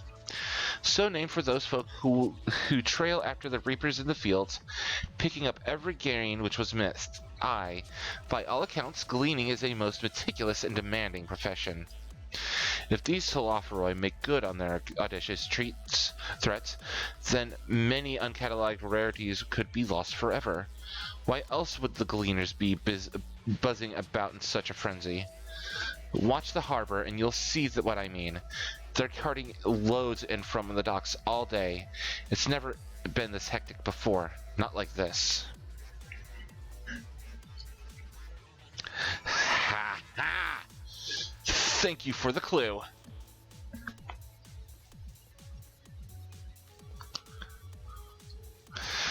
Allie! We got a clue! Any trouble with the customers? Were you able to get anyone talking? Yeah, the Makote folk told me about the docks and the gleaners. Interesting. They seem unaware of the final days, aside from whatever vague news the gazettes are printing. Even Dickon has nothing to offer, and he's the best source of gossip in the city. If the Forum does have secret knowledge, then they've done an impressive job of ensuring no one whispers it in the wrong ear. Excuse me. In any case, thank you for playing the part so well. Here, that cup of coffee I promised.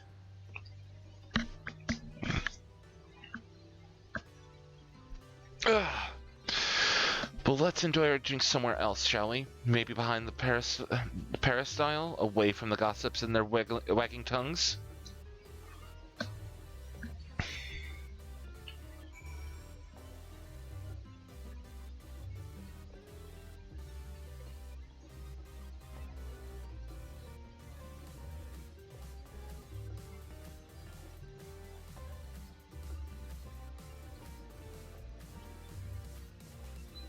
Right, I need to, get my,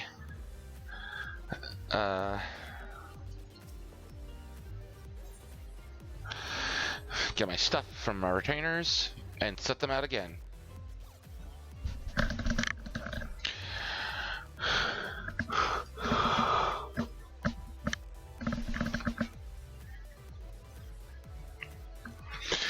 Thank gods that's over. Well, you ain't done yet, because you're going out for another 120. Yes, I know that Minako has reached maximum level. You don't need to remind me.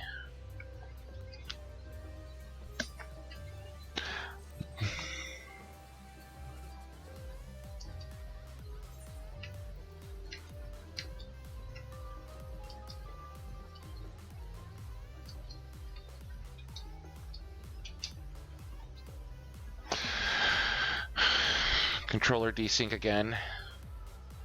Or controller lag. Something. There we go, yeah, it's lagging because of so many people around.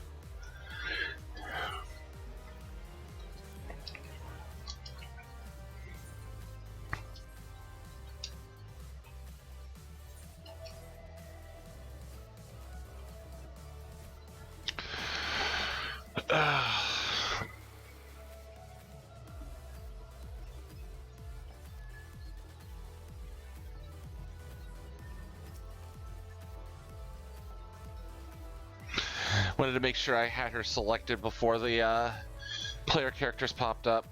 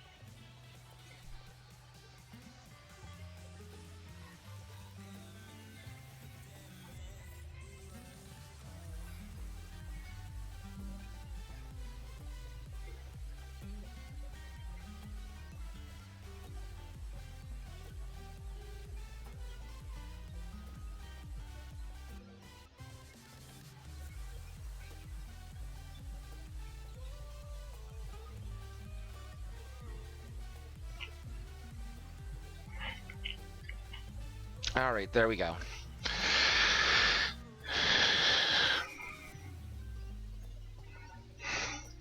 Yes, this should do nicely. Out of the wind and out of sight. And a cutscene.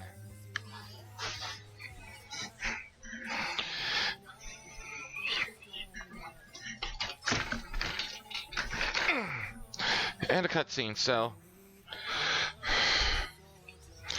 Ooh! The Charlian symbol on the cup.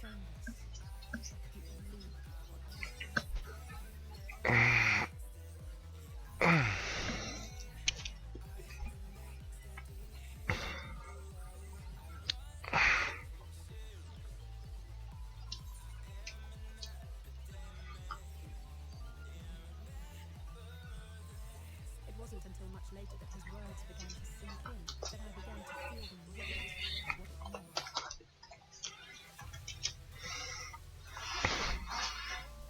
Do you remember when the decision was made to come to Charlotte? Graham said that the Forum was determined to keep us in the dark, and that Thor's venomous was part of that strategy, to keep us at arm's length. Perhaps it was. Father argued with grandfather on many occasions, but never with such dismissive contempt. When he demanded what justifies the sacrifices we make in war, I didn't know what to say. Neither did I think I know. Never for one moment did I believe we had made the wrong choice. So all I could do was remain silent. Don't worry, Alize. You're gonna get your chance to get back at him. Afterwards that I realized how childish I had been. How being stubborn and self-righteous must run in the family. If I could have just mustered a civil response, then things might have turned out differently.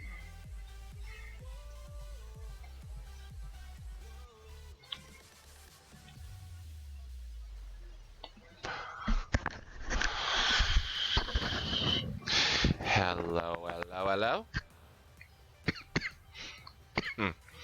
What are these barges doing? They must be ferrying goods to Labyrinthos.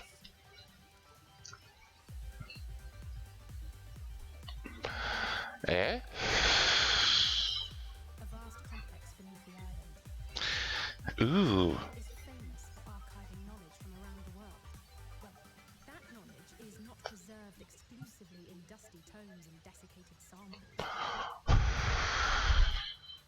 Our living library, comprised of all manner of flora and fauna, is housed and stored within the underground facility. Interesting. We may actually get Labyrinthus next. It did seem to be an unusually large shipment. When I lived here, it was rare to even see such cargo transported by boat. Interesting.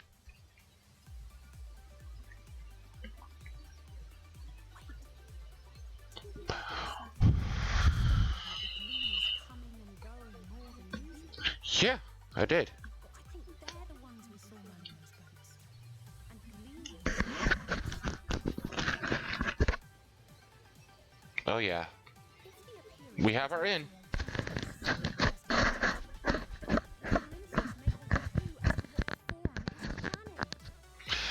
I have a feeling that the Forum is trying to build an arc of some sort. What do you got? What do you think, chat?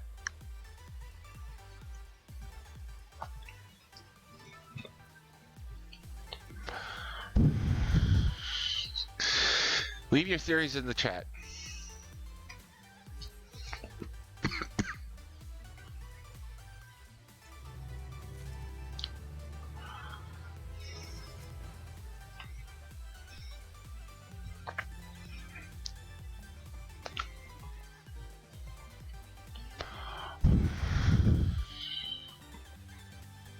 Because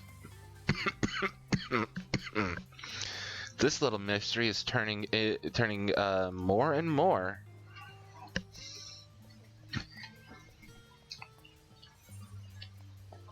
A labyrinthine descent. Yeah, we're going into Labyrinthos. We should tell the others what we've learned about the Gleaners. go on ahead to Numenon, and I'll join you in a moment. Master Dickin will want his cups back. Yep, you go there. I will head to the Ethernet shard, and I will meet you back in Numenon anon.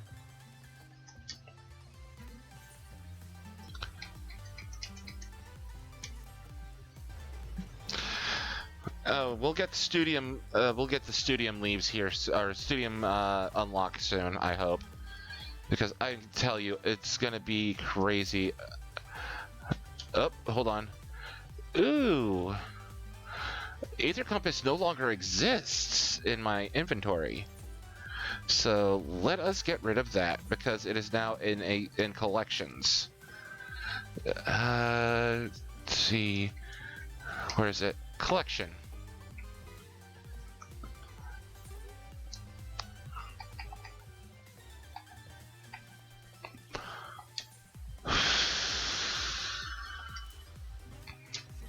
There we go. Now we have the updated button.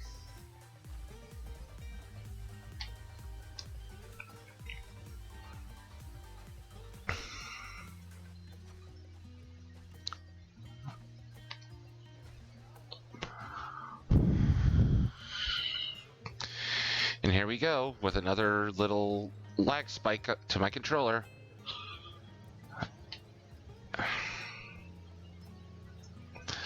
Controller lag is killing me, man. Oh, somebody has a Namingway minion. Oh, holy hell. Okay. You can let me move now. You can let me move now. You can let me move now. Okay, there we go. Party members.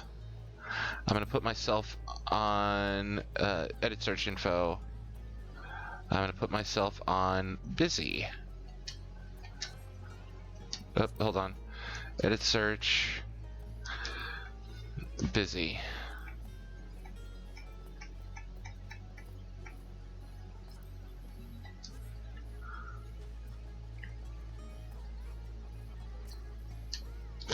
Ooh, somebody's about to go AFK and be logged out.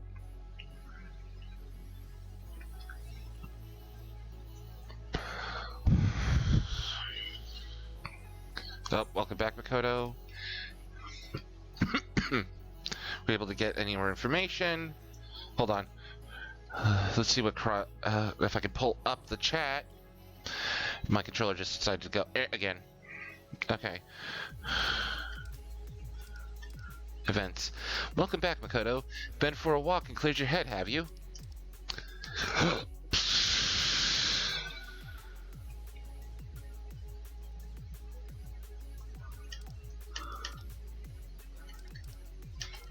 Yeah, just do that. I'll put on my cross-world link shell and then hide log window. There we go. Not exactly. We did some impromptu investigating and turned up information on the Gleaners.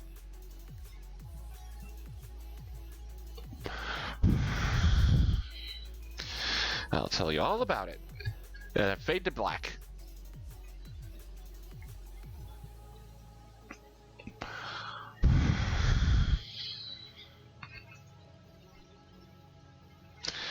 It makes sense. The Gleaners take their requests directly from institutions and bureaucrats, but as you say, they ultimately answer to the Forum.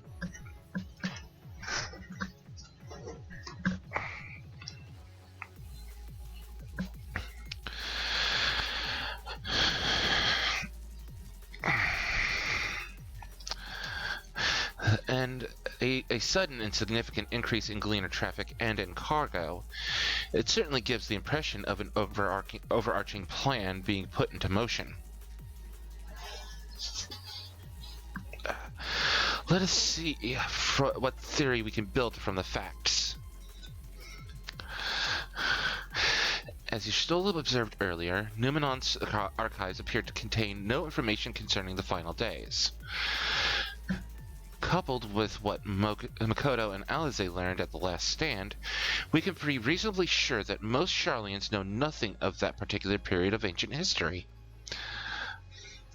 Yet my father and his colleagues are not only familiar with the final days, but are also somehow certain that the destruction being perpetrated by the Telophoroi is wholly unlike these apocalyptic events. Moreover, the Forum claims to be so occupied by a duty of such pressing importance that they saw fit to unanimously deny Eorzea's request for aid.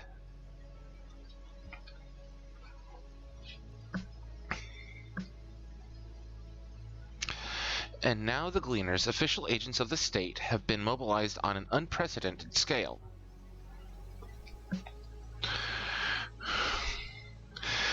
I do not think it is a stretch to conclude that the Gleaners' recent activities are in service to the Forum's secretive ends. In which case, our next course of action seems obvious. We visit Labyrinthos and assess the situation for ourselves. And if we're lucky, the Gleaners will be far more receptive to our questions. What should we expect down there?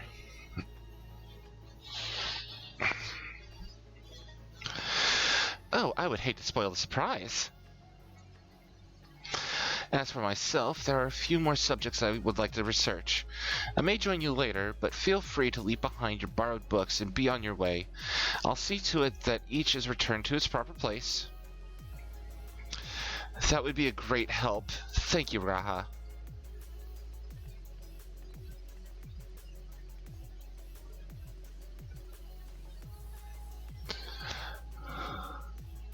Let's head down the stairs over there, and I'll show you where the entrance is. Let's go.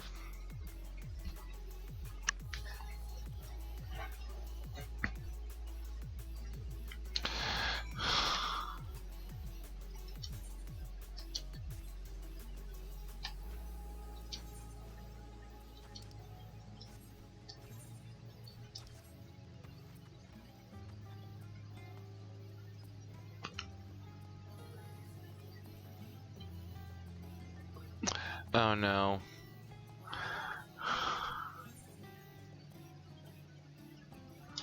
Yeah, I knew it. Alizé hasn't loaded in yet.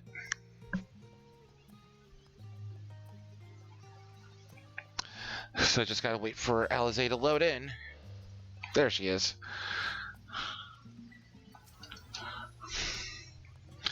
Ready? Labyrinthos is not too far from here, but you may find the path a bit disorienting. I'll take the lead, so stay close. Follow Alizé and try not to fall behind. Off we go then.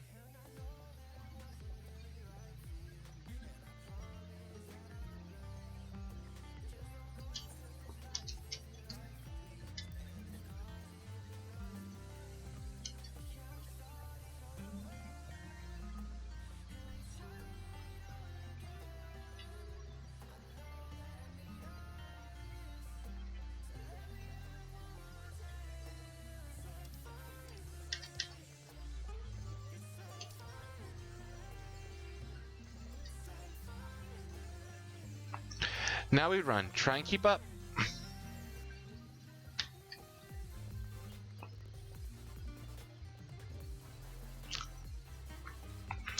Keep to the path, straight ahead.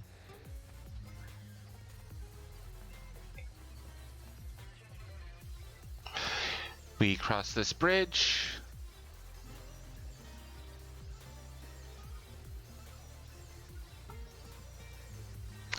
She better not frickin' go sprint mode on me. Up here.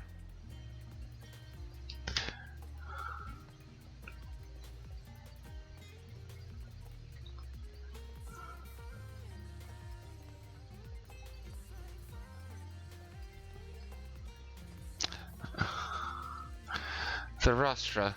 Not far now.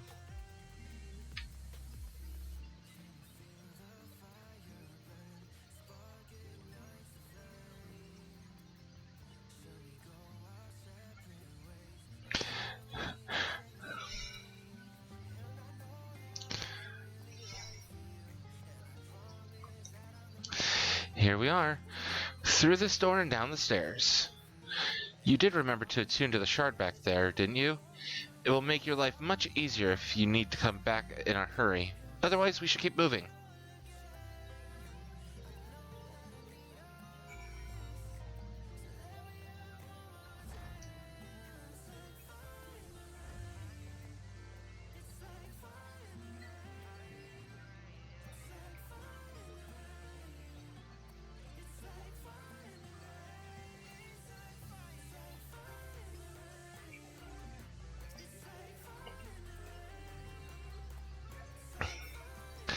Well met, traveler. Might I interest you in a chocobo porter? Ah, do not tell me this is your first visit to this stop. I shall update my register with your name so that you may access this location in the future.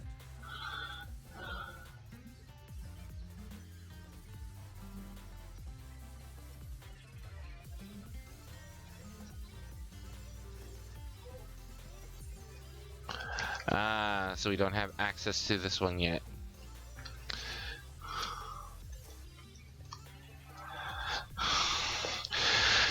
We're all here now, yes? I've taken the liberty of securing permission for our group's descent. Right, everyone onto the lift and down we go.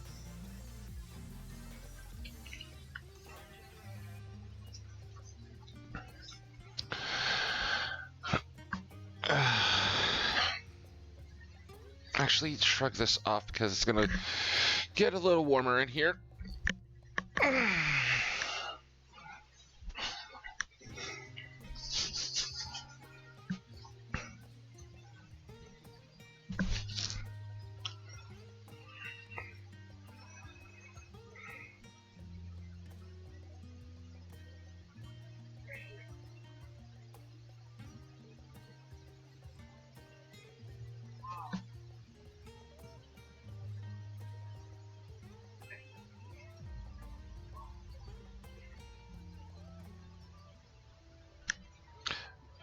Ooh.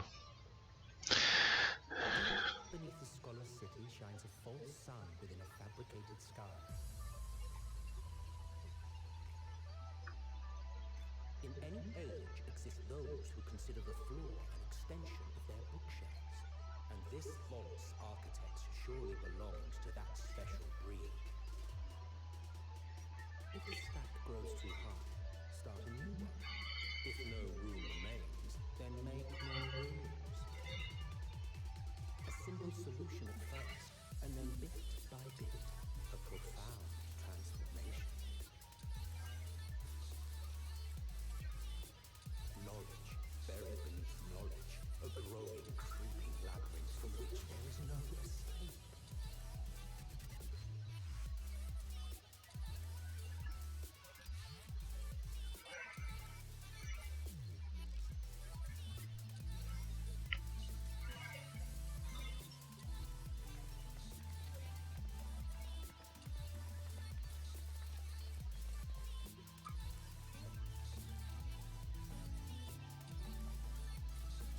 Not what you expected. I must admit, the artifice is very convincing.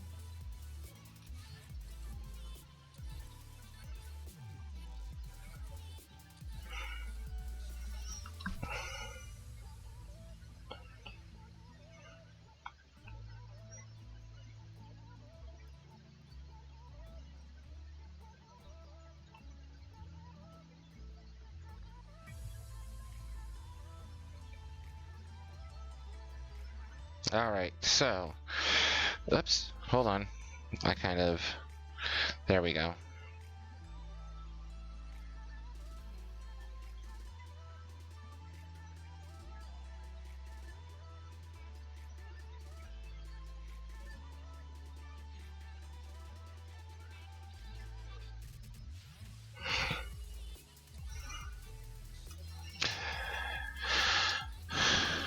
There we go. But I assure you that we are beneath Charlene itself. The breeze you feel, the flowing waters you hear, all created by the hand of man. The island is volcanic, you see, and once upon a time this great hollow must have been a reservoir for magma. It was discovered some 400 years ago. At this point it was repurposed as a storage facility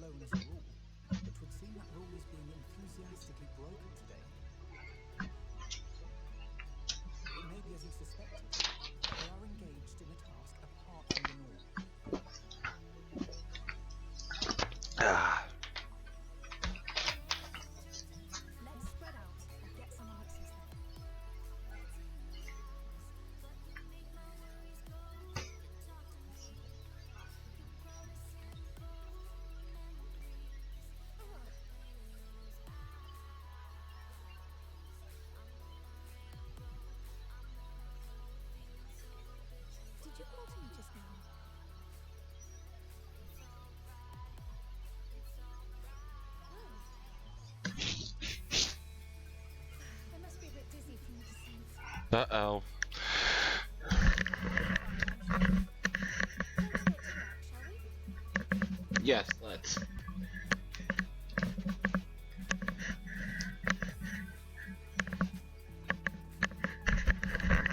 I didn't call to her. There we go. Get the gunk out of my eyes. So we got Thevenir bound.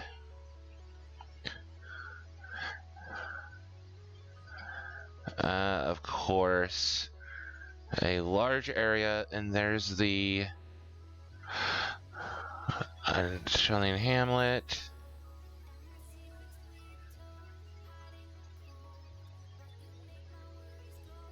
The Archaon. Ooh, we're gonna be in here for a minute, because it looks like this is a large area, and the possibility of ether currents is gonna be high.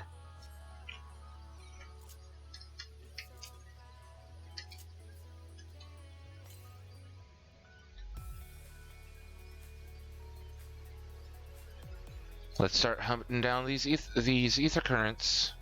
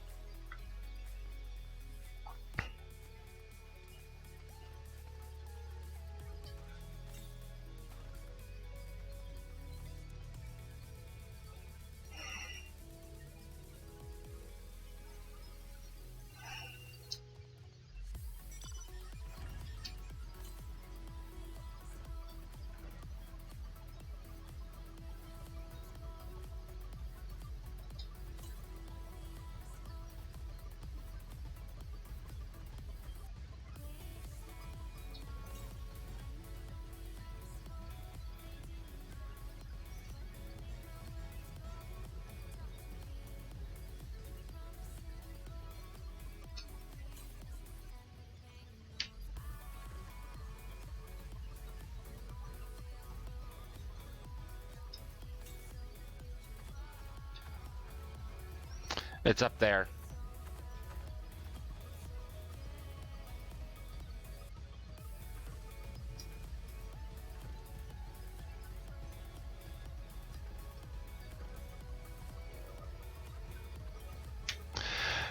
Okay, Troll, you wanna fight? Let's fight.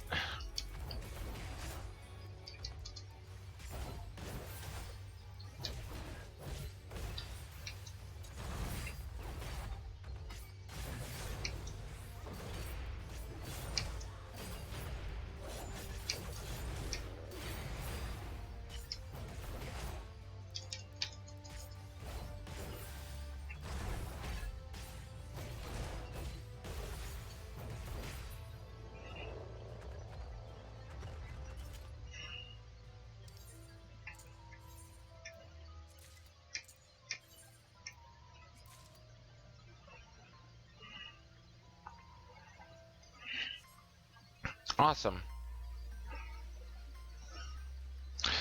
Now I can move this here and this here.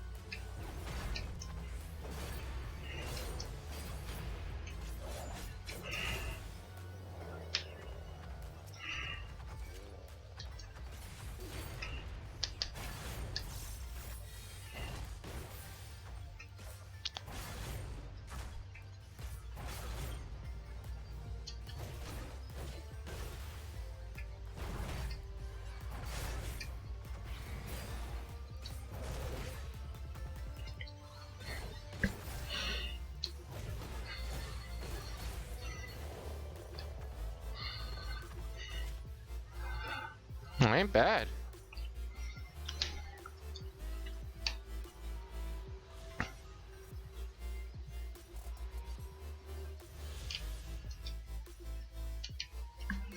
Well, it seems I cleared the way for a few people, so you're welcome.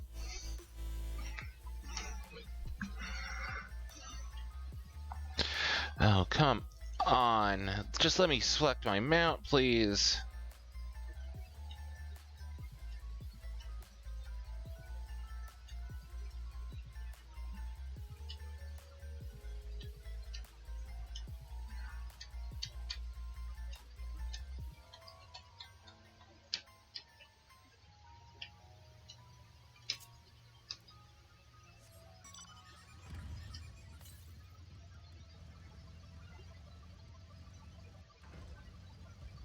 Ow.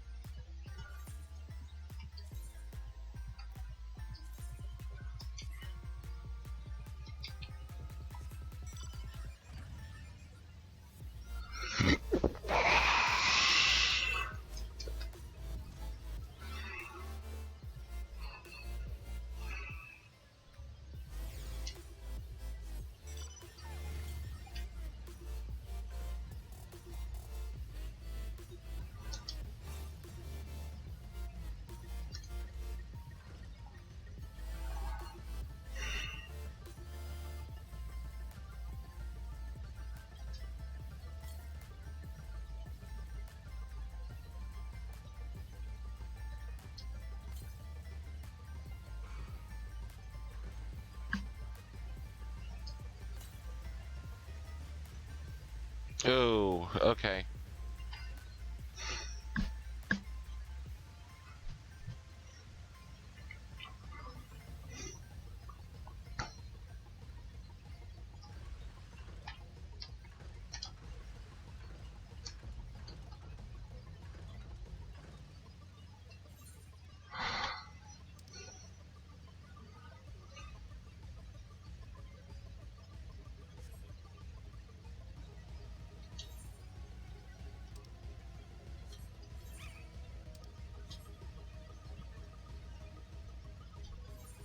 Go away, Burb. Burb.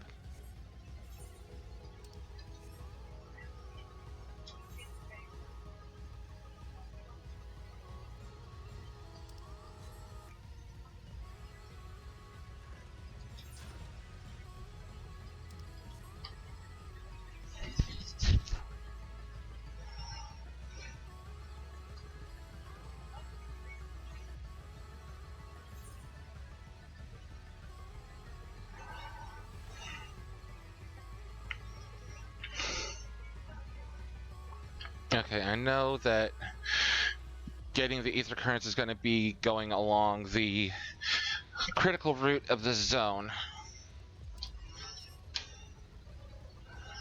But I should head back before I get too far.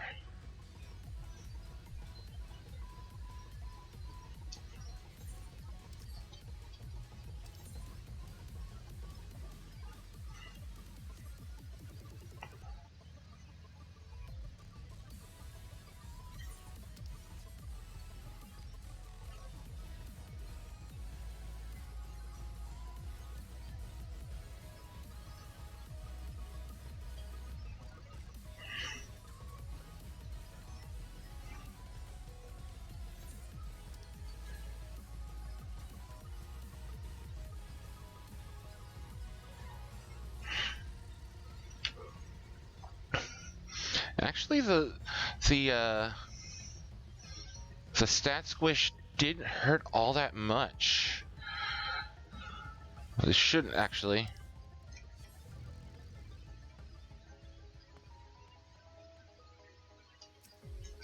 Aaronville.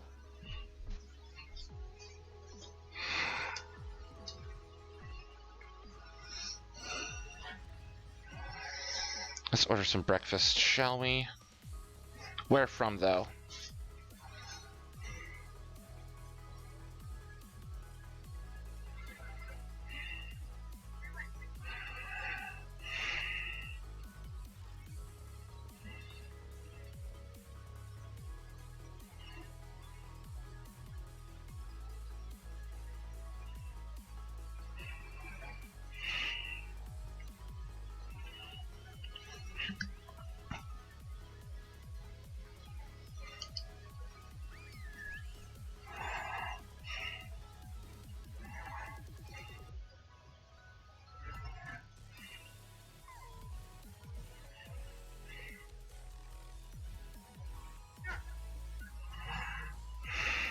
Actually, the two of those.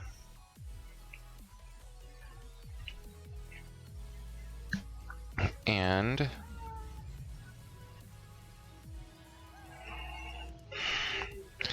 the large seasoned potatoes.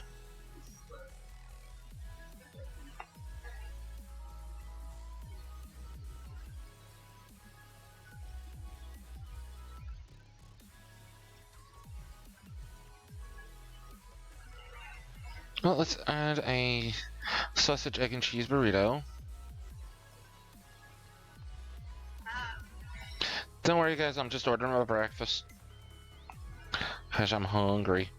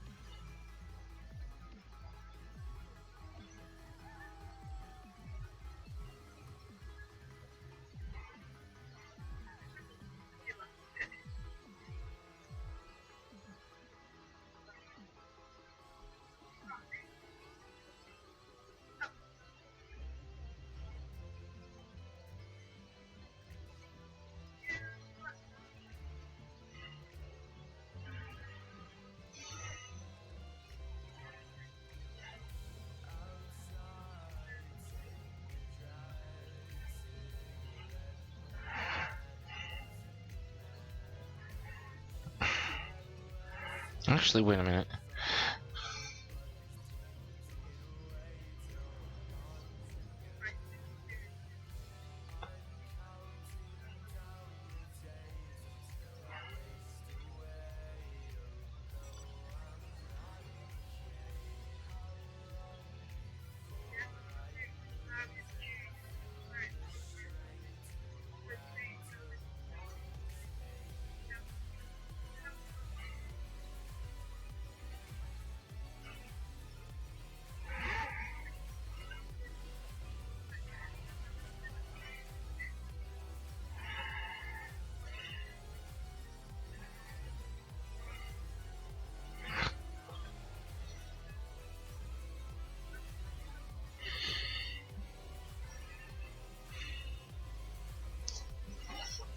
You here to help or give me more headaches?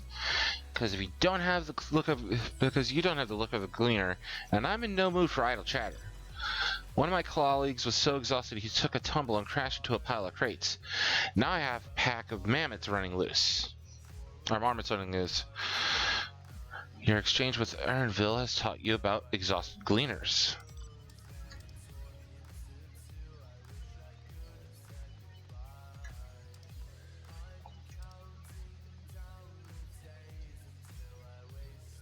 Marmots.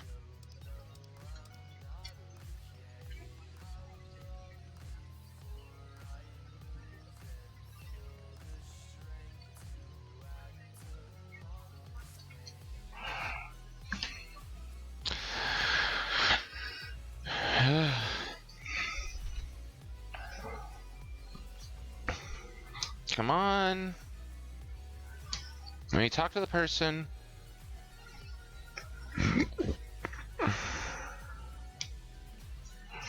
Let me think. The race seeds should be item 1058, cumin seeds 1059, snarlberry 1060. Or were they 1061?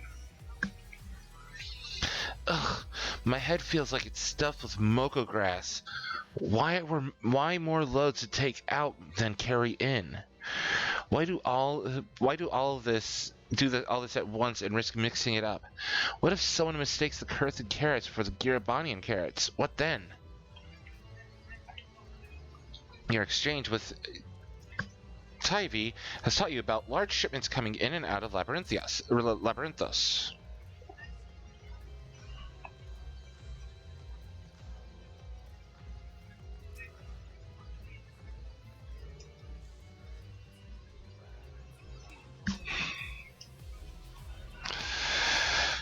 You want to know what I'm doing? Hauling books and ore and fauna. If it needs hauling, I haul it. Every decade or so, they take stock in Labyrinthos. You know, sort and tidy up the inventory. Never seen an operation like this before, though. They just did one a few summers ago, even. Then, with no warning at all, this message gets dropped in our laps. Orders from on high. Damned if I know the reason. Could be they're changing the layout, eh? Preparing for the next big expansion. Your exchange with Dobbin taught you about taking stock in Labyrinthos. Alright, before we continue on with the main quest, I'm going to take a quick break, stretch my legs, get myself something to drink, and I'll be right back. Probably about 5-10 minutes.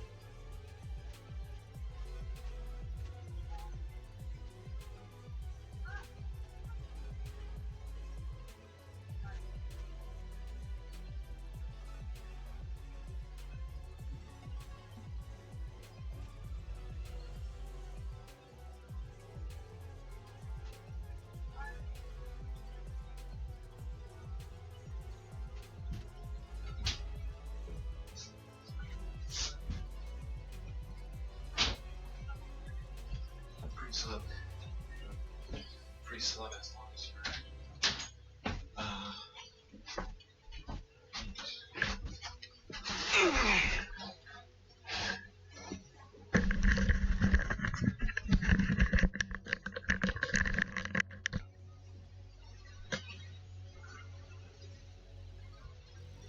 Alright.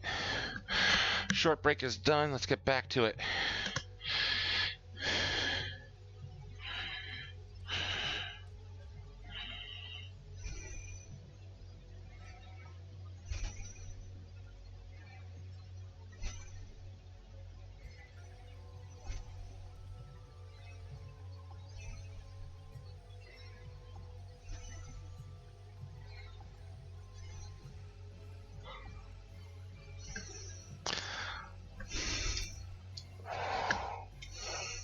Any luck, Makoto? What tales did the Gleaners have to tell?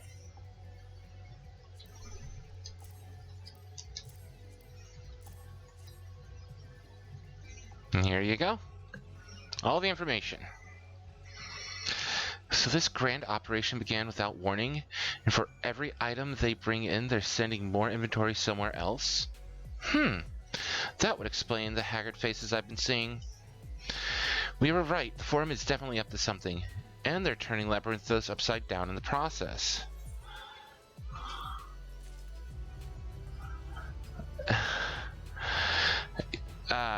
Ethernet access to the Hall of Artifice, Labyrinthos. Glorified rat catcher. Krile appears lost in thought. We would do well to learn more of what specifically the Gleaners are being tasked to do, as well as who has tasked them to do it. If you're game, Makoto, I have an idea. Alright, what do you got? Did one of those Gleaners tell you questions say something about escaped marmots? Perhaps if you were to help him capture said creatures, you might be inclined toward a more friendly and enlightening conversation. In the meantime, I will turn my charms upon this Gleaner here. We can compare notes afterwards. Happy hunting!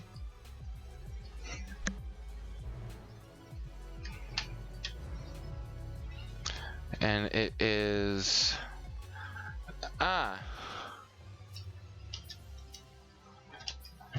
Aaronville.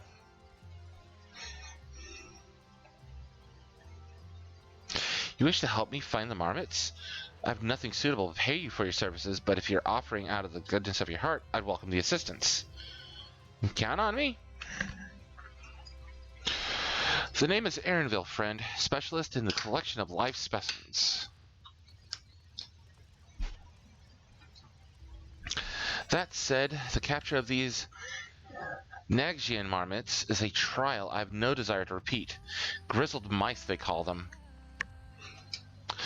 For a mercy, there are no other marmot species on this tier at present, so there should be no mistaking our little fugitives. If you happen to catch any, stuff them in the sack. Gently, of course. Where to begin, you wonder? I've not seen any scampering around here, so we'll need to widen our search into the surrounding forest. Be on your guard. There are beasts out there that won't hesitate to prey on a marmot. Or you. Yeah, I know. I've ran into the trolls. I'll search the trees to the west. The eastern part of the forest is all yours. Good luck.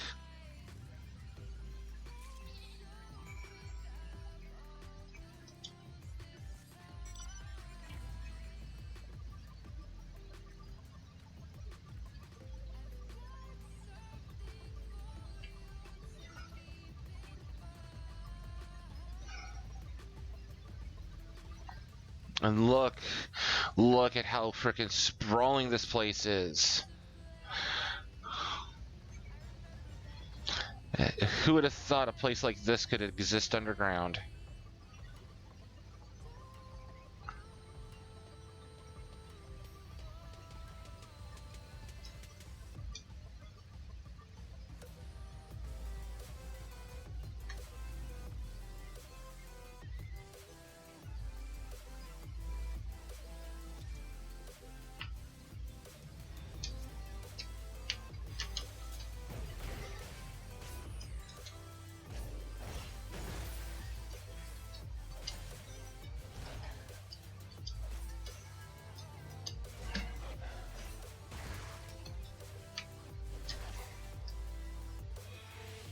Okay. There we go.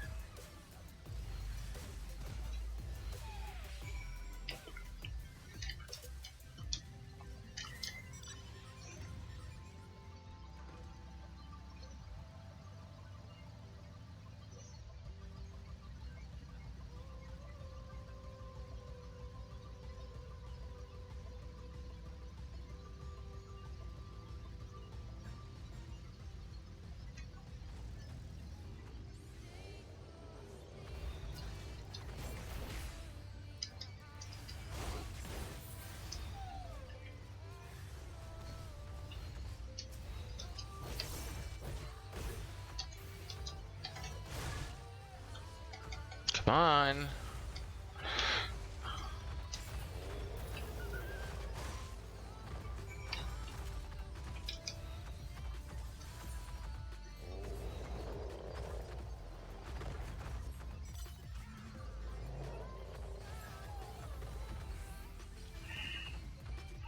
Okay, second time through.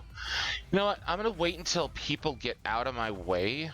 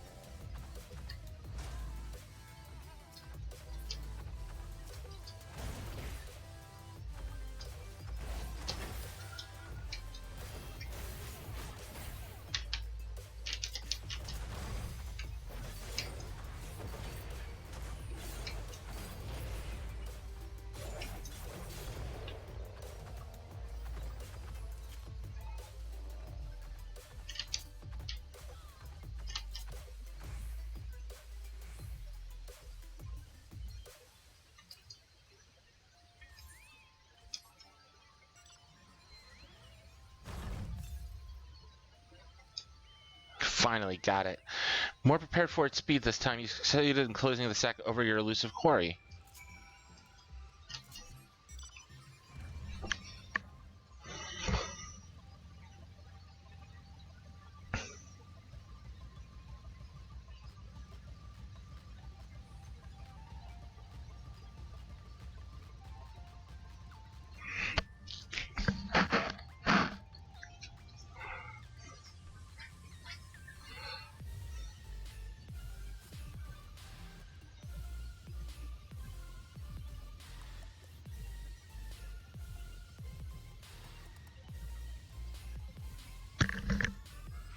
For Wendy's, they don't have the breakfast burritos. I was trying to find out if there was something else that you wanted instead.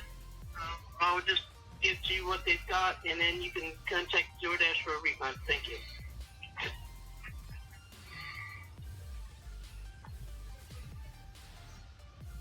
One second, people. I'm gonna mute my mic.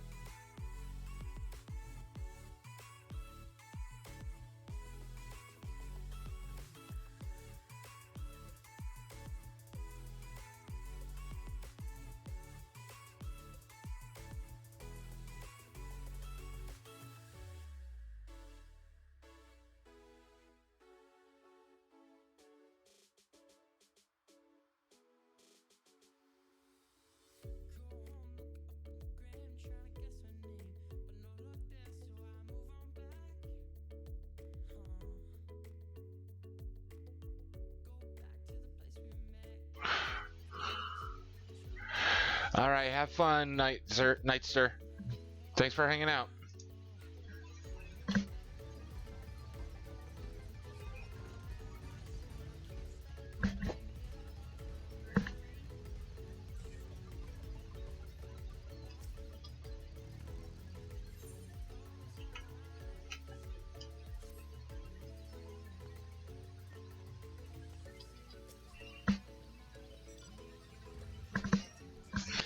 How did you fare? I tracked down 3 of the pack, which leaves 1 accounted for. And I got the last one.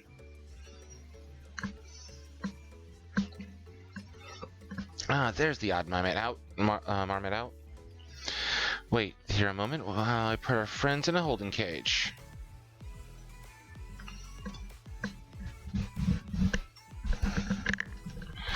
Ooh, I had some dropped frames for a bit, apparently.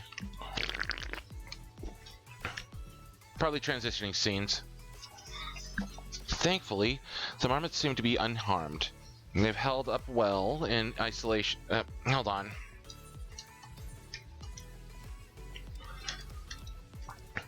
They've held up well in isolation, but it's much too soon to release them into the habitat.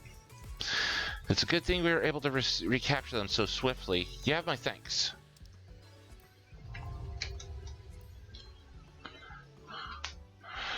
Hey!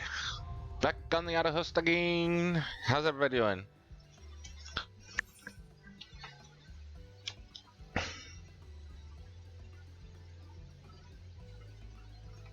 What do you do with the marmots now?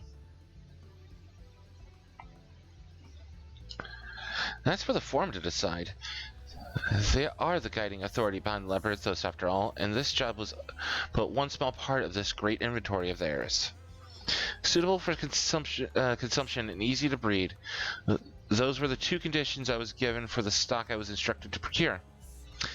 I don't know what the forum has planned for these creatures, but at the very least I doubt they'll be served for dinner today or tomorrow.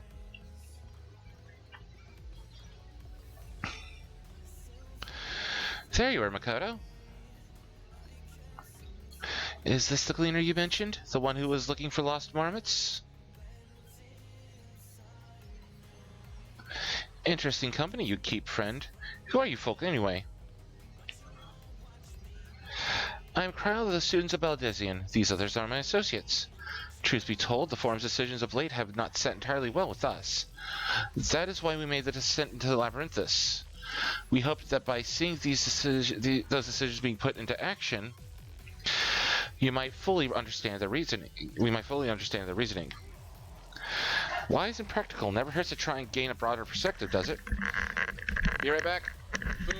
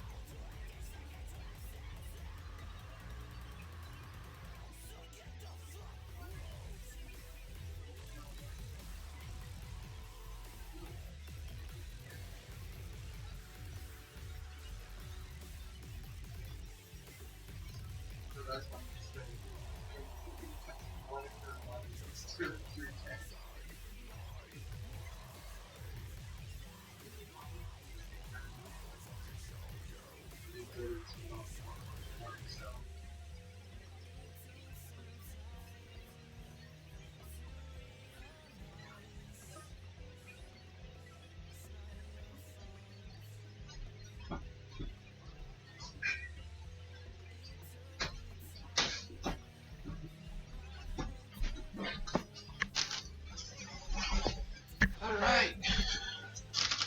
Breakfast is here.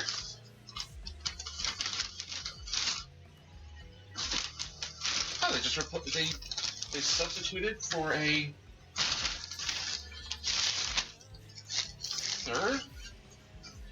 third Baconator breakfast sandwich. 1, 2. Oh, sausage, egg, and cheese biscuit. Okay, that works. That's fine. Guess they didn't have the stuff to make the sausage, egg, and cheese.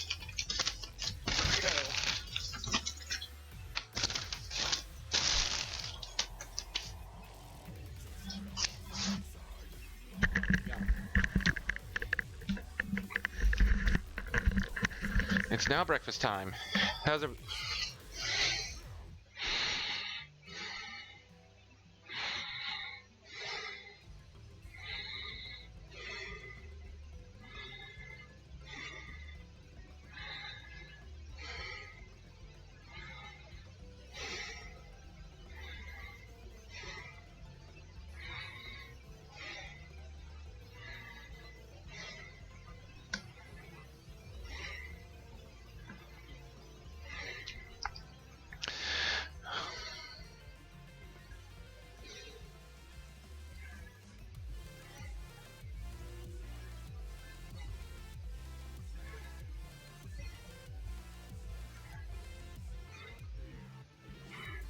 There we go.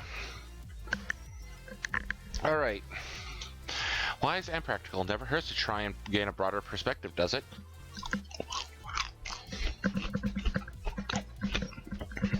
Anyway, duty calls. Other animals to capture and enclosures to empty. Once again, I'm sorry that I can't offer you more for your services. But information is what we needed. Did you learn anything new from your friend there? They're looking for stuff that's easy to breed and easy to eat.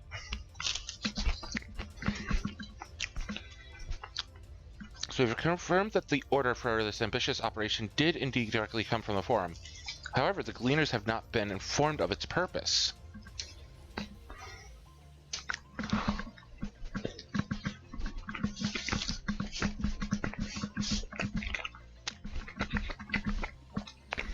I'd say that fits with everything we've heard thus far. We also discovered that when the operation was begun, the Forum contacted the Gleaners Guild ship, and put their people to this great work some 4 days after the Telophoroi made their chilling declaration. So they've been working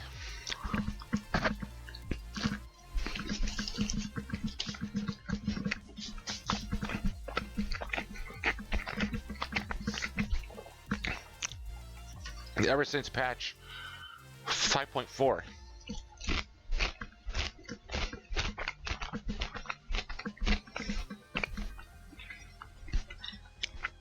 As seasoned travelers, the Gleaners keep abreast of news from every corner of the world out of necessity. Thus, I am inclined to trust that their calendar of events is accurate. Altogether, it gives the distinct impression that this undertaking was a sudden and unexpected development. Yet I find it hard to believe that such a comprehensive restructuring of Labyrinthos and its archives could have been planned in so brief a window. Nay, this plan was long in the making. They were but awaiting the right time to put it into effect. And the Telophoroi's declaration was what set it all in motion? It seems likely, but let us not leap to conclusions just yet. For the moment, I suggest we conduct a wider investigation of Labyrinthus. The more facilities we visit, the more pieces of the puzzle we stand to find.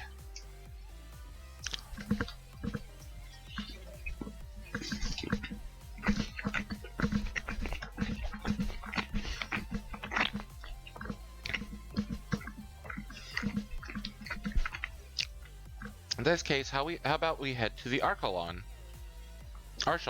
From there, we can reach the lower...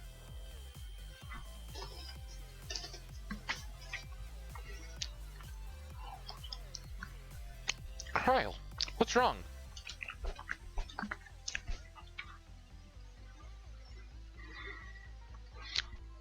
I'm fine, truly. The sun descent has left me with a bit of a headache, that's all. BS! That is BS right there. She's hearing the planets cry.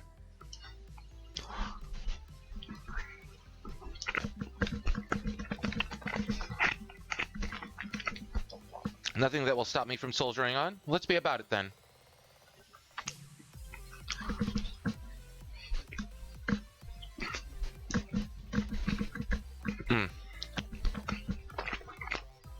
At least allow me to take the lead.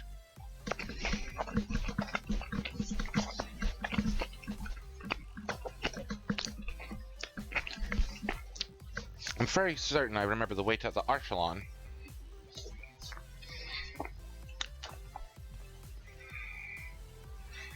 We'll follow the path east through the forest where you were chasing after that mouse, or marmot was it?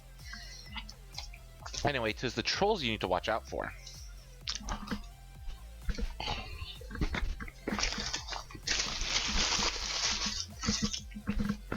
Yep, I'm fairly aware of the locals.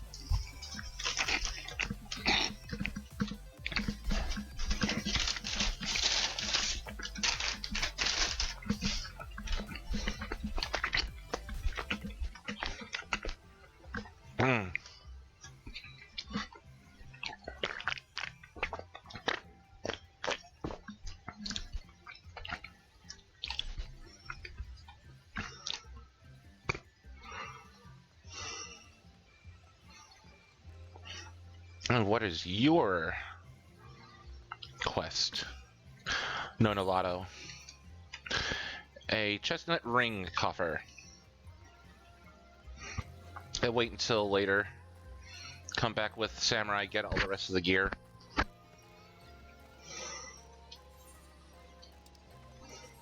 Oh wait, duh. I can just teleport. Archaon.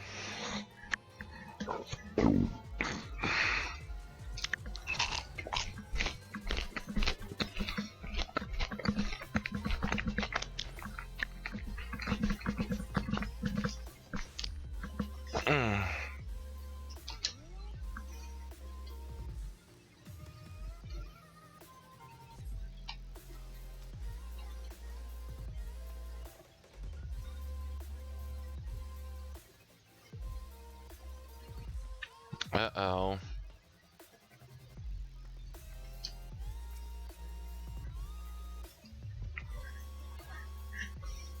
Behold, the Archaon, as Numenon...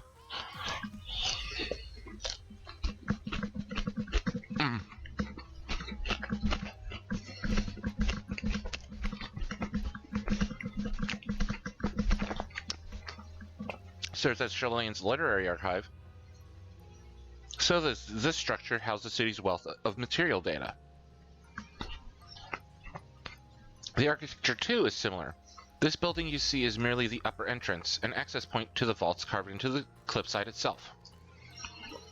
Within those vast rooms are stored countless samples and specimens, as well as the detailed records which describe them. In a manner of speaking, the Archaon contains a physical history of Sharlayan's unwavering dedication to the accumulation of knowledge.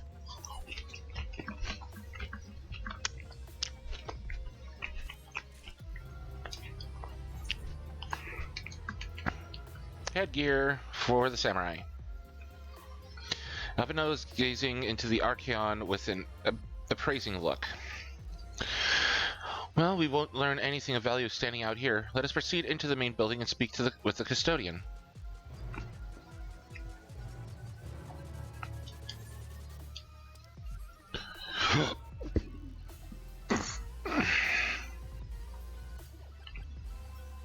VL, you have no gear coffer.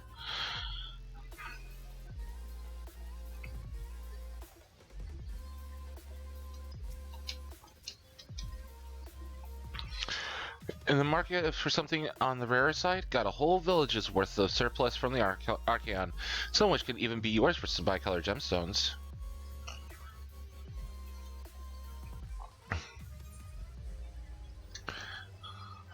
Yakochuk, Luncheon Toadskin, and Birkin and Sap.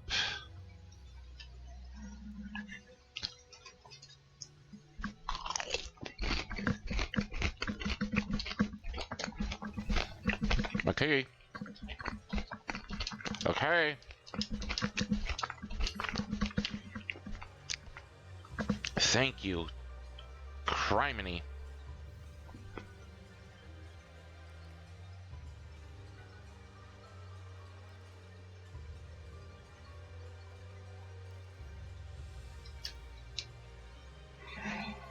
I don't want to stand with the rest of the group.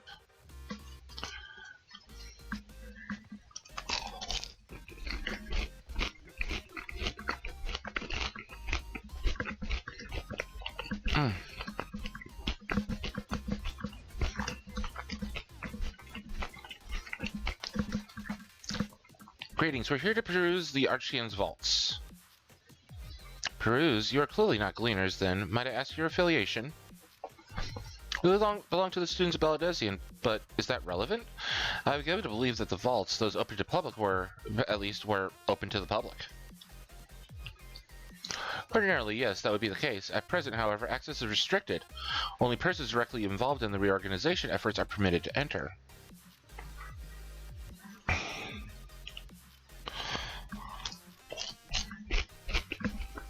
Not us, then. I suppose we had better move along to another facility.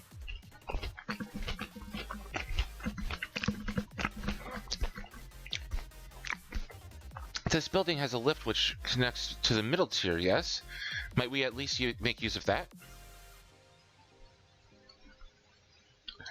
That service has also been suspended, I'm afraid.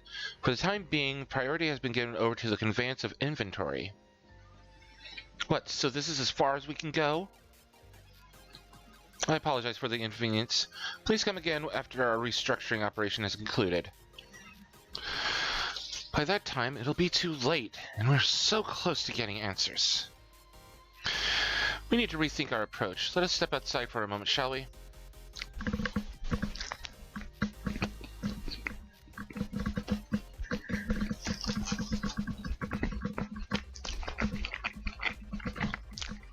Students of Baladesian.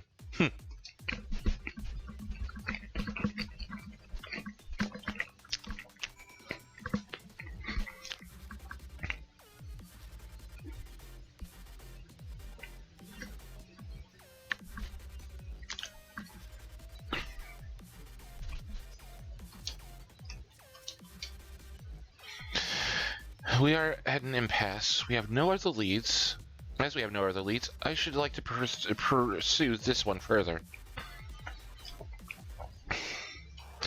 But I doubt that our stone-faced custodian will be swayed by heartfelt pleas. We must seek another means to access the lower levels.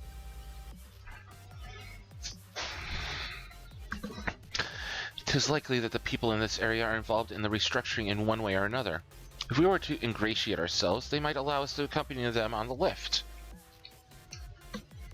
Let's ask around. Surely someone is in need of a few strong backs to lighten the load.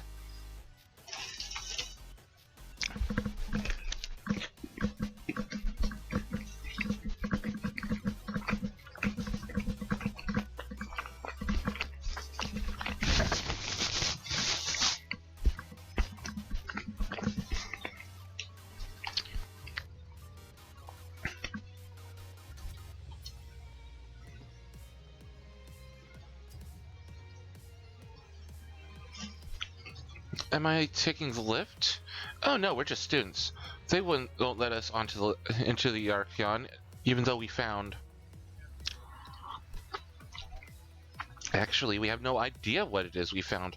There's no record of such a creature anywhere. But it was wandering around Tranquility, so we thought to donate it to the vaults.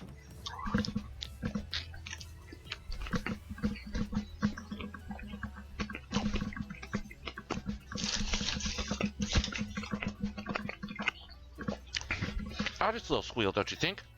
Anyways, I suppose we'll have to take care of it until the Archeon is open again.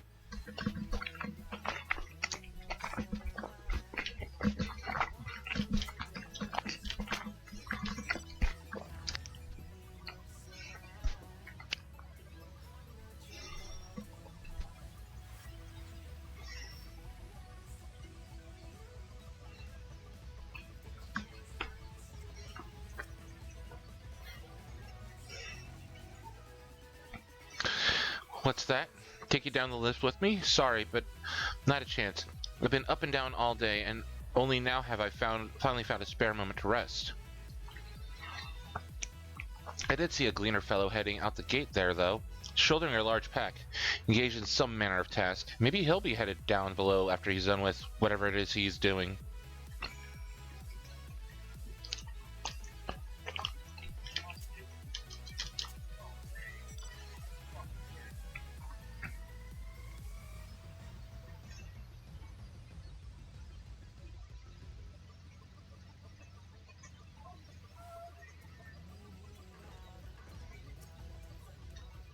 Anvil! Quiet, you'll frighten it away.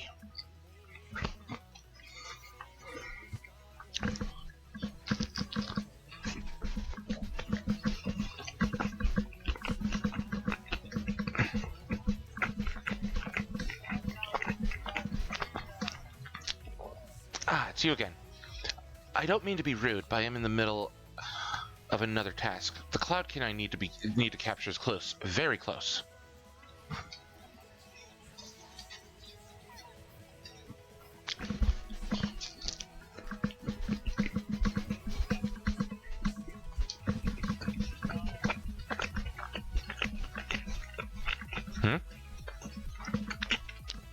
You wish to help me with this too? You spend your time in unusual ways, my friend.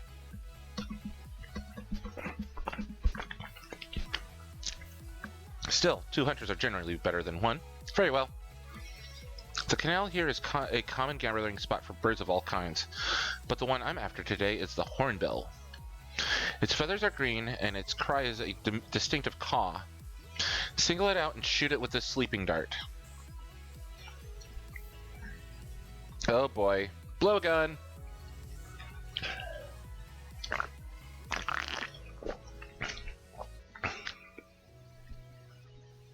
So, green feathered hornbill with a distinctive caw.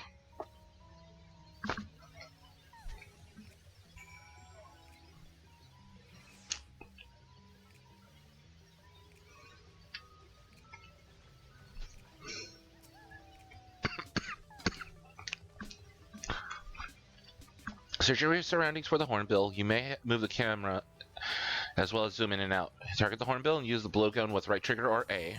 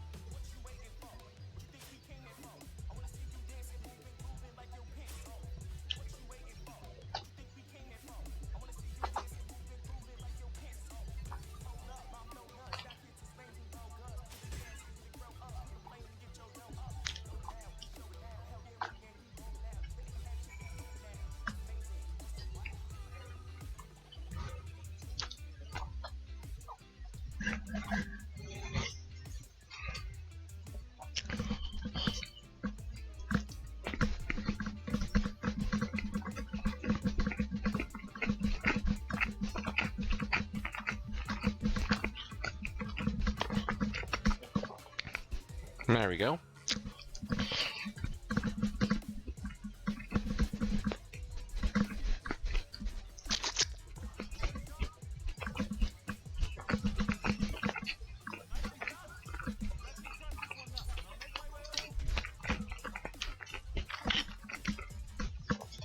Hey, an NPC with a voice actor. Sweet.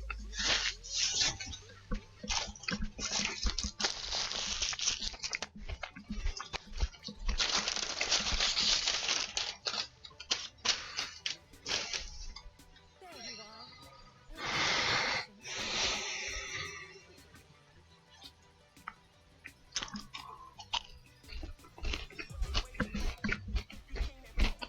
So you met with that Nina again this time.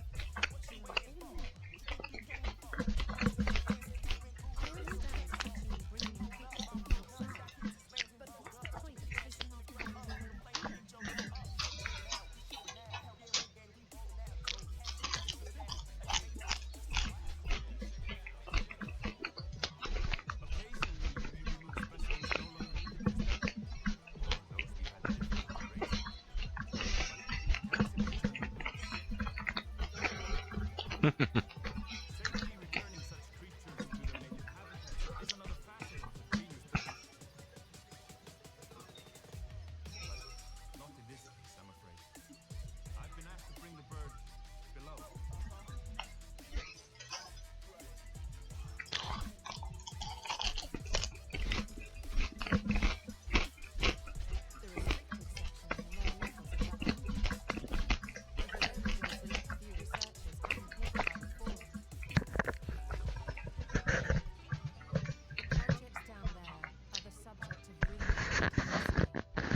we go. magics. Advanced technologies that can never be allowed to fall into outside hands. Even Archons are not privy to the truth. Those who are, the researchers involved in the secretive work, are not permitted to walk freely in the city, and are instead required to live in isolated quarters. I do apologize about the crunching. Subject to such strict security protocols, possibly need with a hole. An experiment? Possibly. I was preferred to an explanation. Hey Venom, how's it going? Judging by the requisition list given to me and my colleagues, I doubt it's for any kind of advanced research. Just getting through the story of the latest expansion of Endwalker of Final Fantasy XIV. Mericidia or thereabouts. What? Why would you say that? Much of the flora and fauna you were asked to procure would serve as plentiful sources of sustenance. Their inherent species could endure harsh climates, and among them are specimens known to be effective in improving soil quality and purifying water. When you put it that way, migration does Awesome. sound like a reasonable assumption. That's okay with me. For some, perhaps it's when the cleaners give some bits and pieces of the forest plants. Our prime concern is not the requisition, be they living or otherwise. Hey, thanks for the raid. Hold on. Knowledge of future generations. Now, I really must be going. I regret that I failed to report to Professor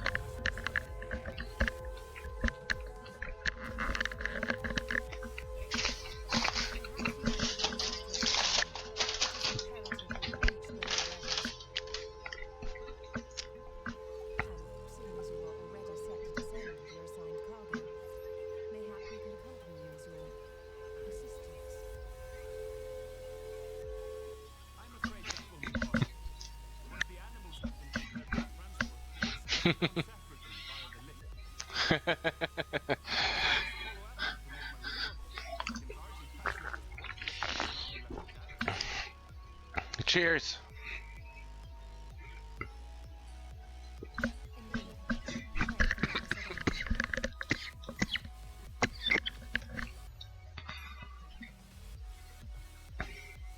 How do you feel about climbing? If you've strengthened and the to break it, then there is another way back. This path is very fast. The mine was excavated during one of our expeditions of Labyrinth. While I cannot guarantee that the passage is safe to traverse, it should provide access to the retail circuit below. I never even knew such a place existed. Then this is the perfect solution. You're quite welcome. But consider yourselves warned. If the going proves too treacherous, you'd do well to turn back. I bid you good day. Hey, our first Bun Boy NPC. Turning back is happening, not when we've come this far. Let's go and take a look at this mansion.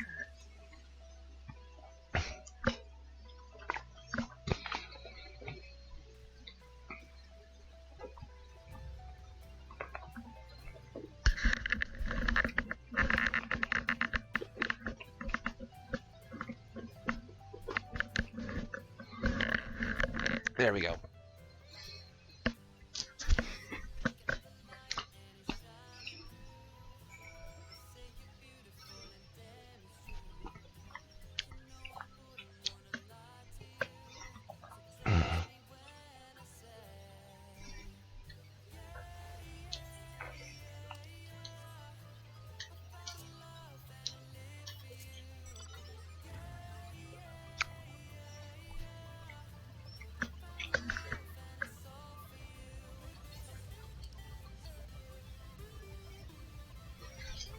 Okay, so yeah, each circuit's going to have a few ether currents. So we go travel, ether currents.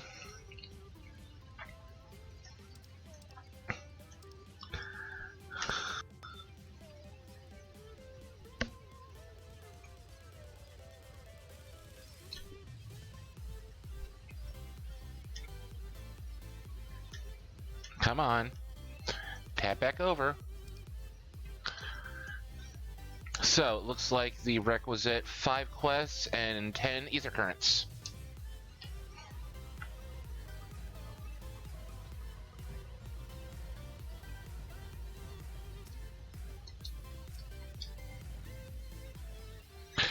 This must be it. The entrance to the mine shaft. 'Tis faint, but I hear something moving within.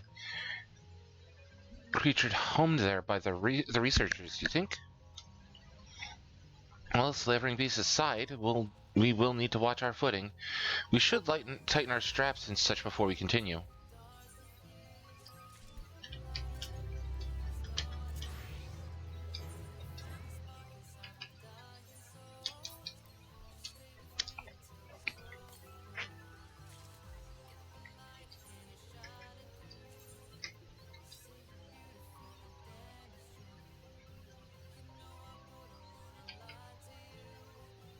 Alright.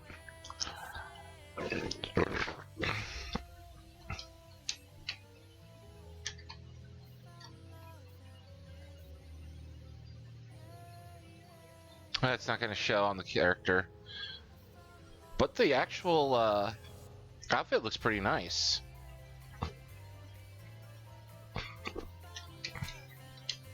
Alright.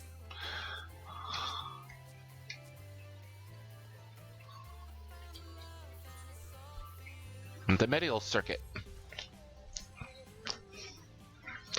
Assuming everyone's tightened their straps and checked their gear, then I say we head in.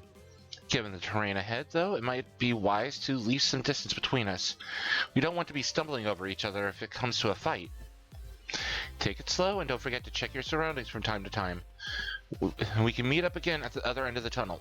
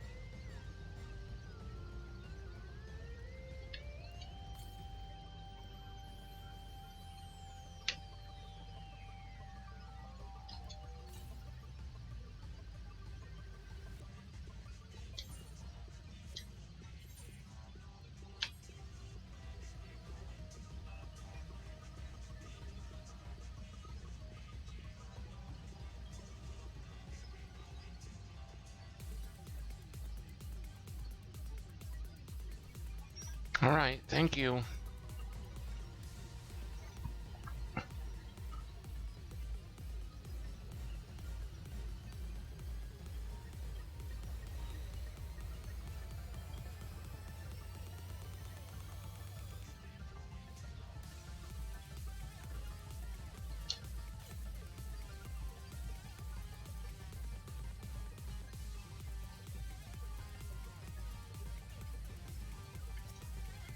There's the ether current.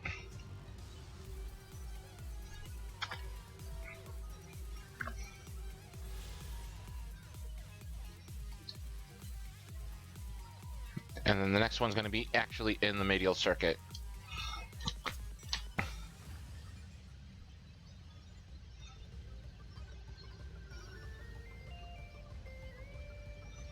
But yeah, the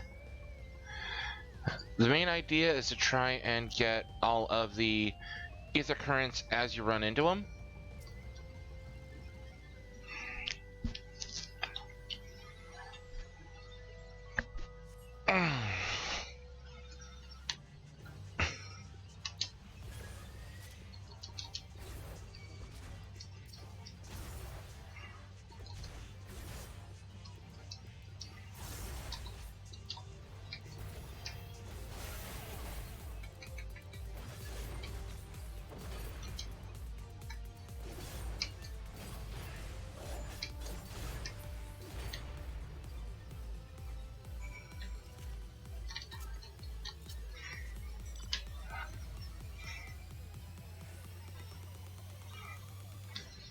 Yeah, I can easily defeat enemies on my own. I'm a tank.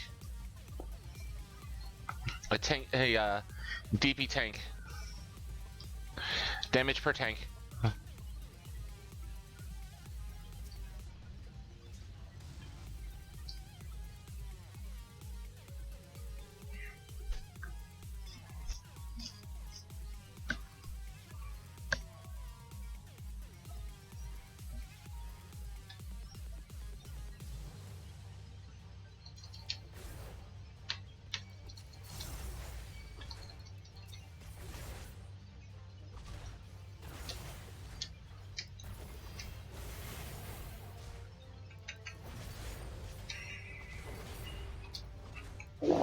Excuse me.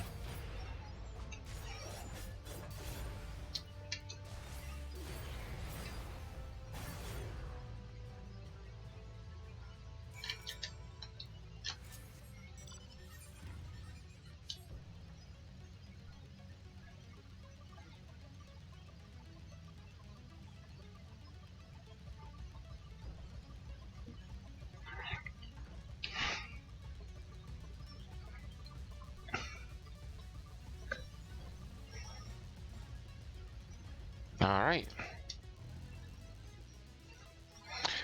Everyone seems to have made it through without incident. Nothing of consequence, at least. And as promised, the tunnel has delivered us into the middle circuit. As I recall, this tier is where they keep a wide variety of samples for agricultural production. If Aaronville's assumption holds true, that specimens are being collected in preparation for a great migration, then we should see evidence of such plans in the area's research projects. Let's follow the path to the nearest farming facility and see what we see.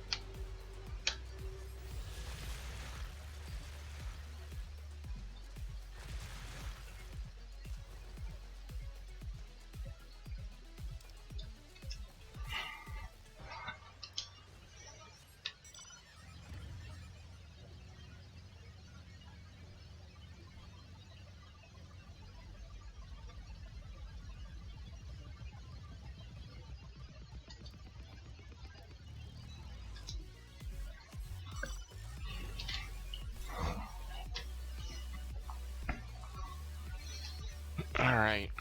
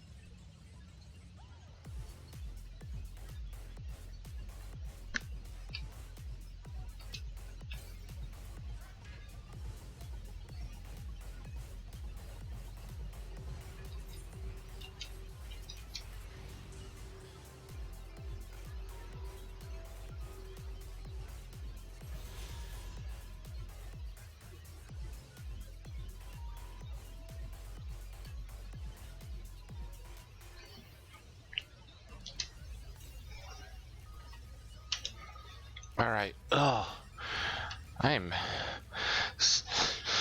really sorry, guys. I'm starting to droop off here. Let me try and get one more ether current.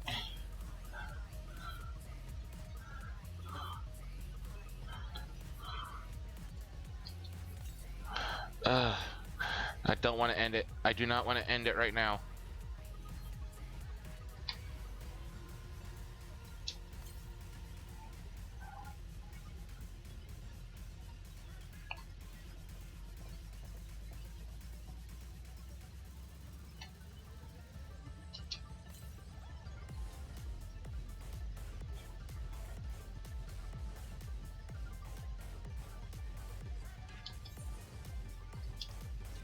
There we go.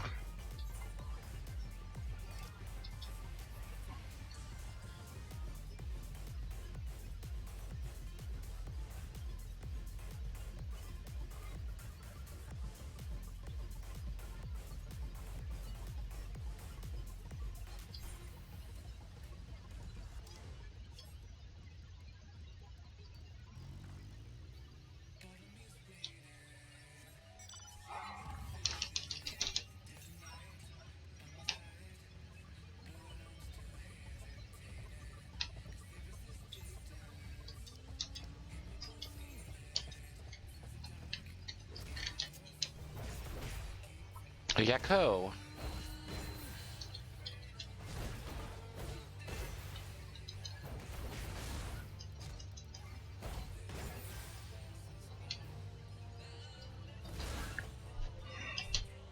Come on.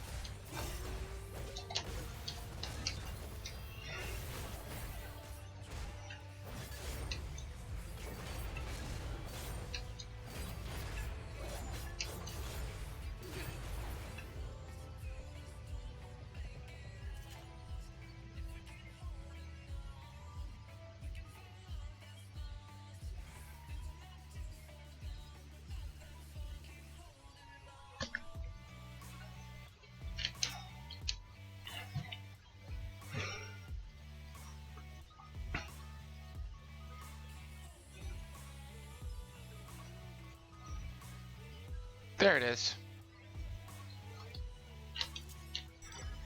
I think that's all we have on this level, I think. Ugh.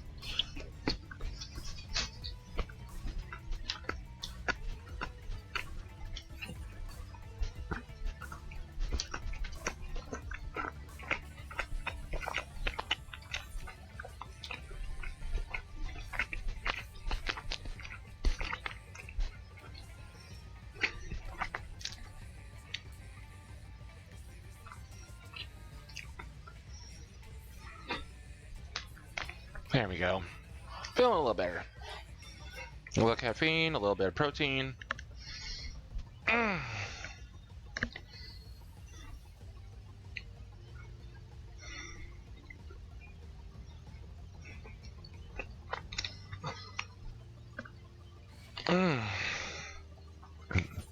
Nope, stay away, Hornet.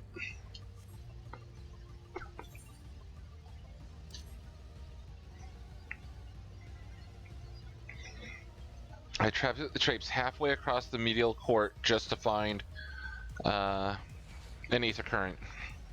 A few of them, actually.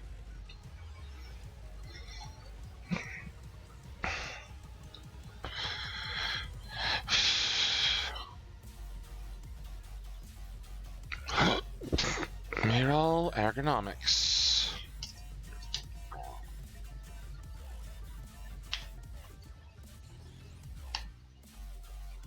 There we go.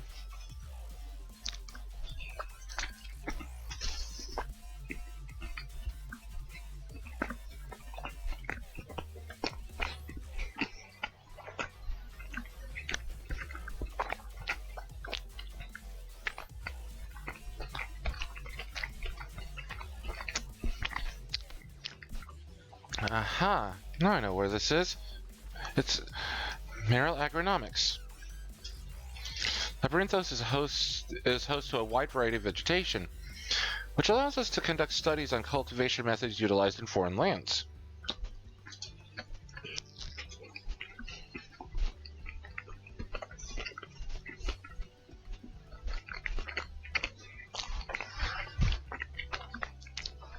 And it is this facility which coordinates and oversees those efforts.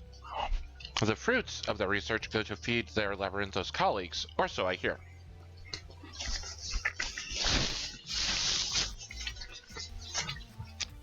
More noble successes might make it to the Agora. Fruits so exotic you'd be hard-pressed to guess their origin, let alone how they might taste.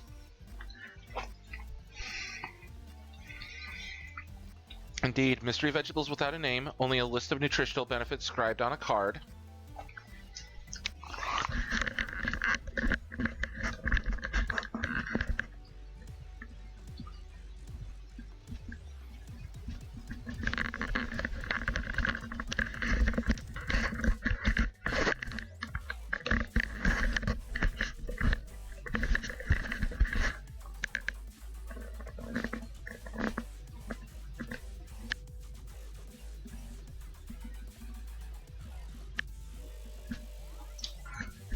Hold on.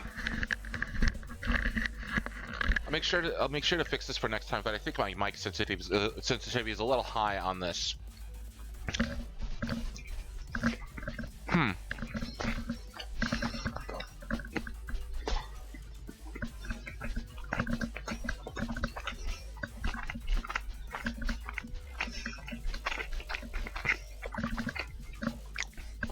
I see no gleaners hereabouts, yet these workers seem to share that same sense of urgency.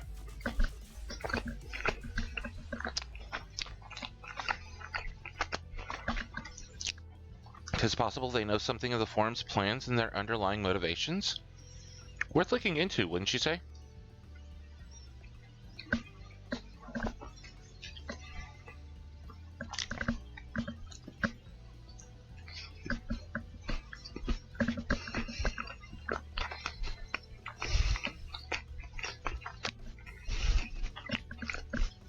See what you can coax from the workers. The rest of us will do the same or cast about for useful clues.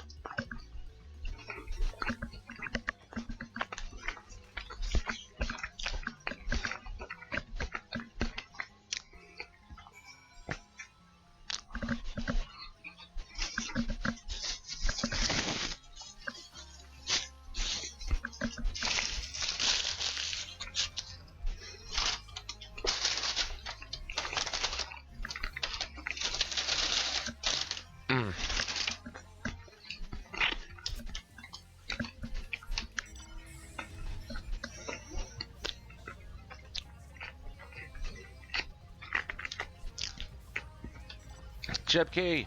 Jeb! Oh, hello there. We weren't expecting visitors, not with the use of the lift being restricted. How did you make it down here, anyway? Or how did you make it down here, anyway? Took the, mine shaft? A mine shaft, you say? Well, you're a much hardier soul than I. Under normal circumstances, I would reward such tenacity with a guided tour of the field. But I'm afraid the form has us filling order lists a mile long. Massive yet detailed requests, literal wagon loads of crop samples, and hardly any time to put them together. When I first heard of this grand reorganization, I assumed we would be shuffling around old stock to make room for the new. Then came the orders for ridiculous quantities of seeds we've already thoroughly researched. Passing strange, eh? I pressed for an explanation, and it was met with vague assurances that all would be revealed in due course. Not the most satisfying answer. Yeah, you're getting ready to help feed a migration.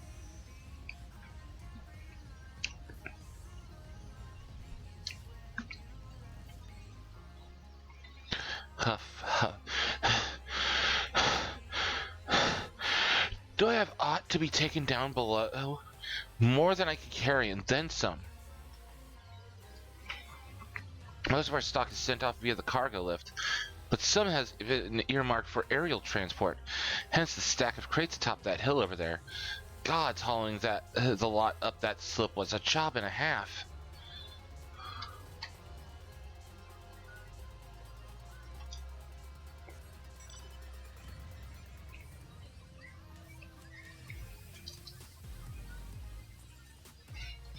What crops are we raising? Well, as you can see, this one is a variety of grape. Oh, it's a Namazu! Or it looks like a Namazu. No, it's a mammoth. Only needs a good source of sunlight to grow, and the conditions here are nothing short of perfect. Hardly surprising, given that it's native to a particular locale in the very place upon which Labyrinthos was modeled, a region in the south of Ilsabard. It boasts remarkable habitat diversity, allowing for myriad flora and fauna to thrive. Chilly peaks in the north give way to swaths of temperate plains, which in turn transition into a hot, humid coastline. Such plentiful territory is ever contested, as you might expect. It used to be called Corvos before the Imperials named it Locus Amoenus. The forum saw it not as a prize, however, but as a researcher's ideal environment, one whose climates we strove to recreate within the confines of Labyrinthos. It's since provided a rich foundation for countless experiments in cultivation.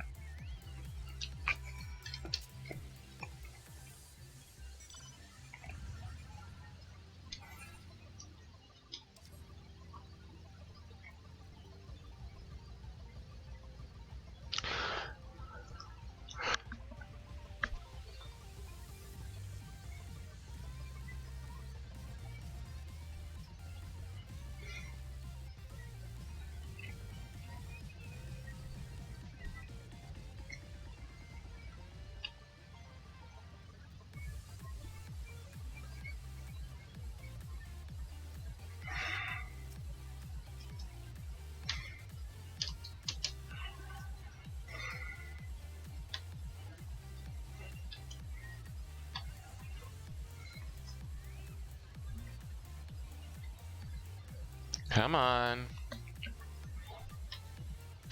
Let's go. Move, please. Hello. There we go.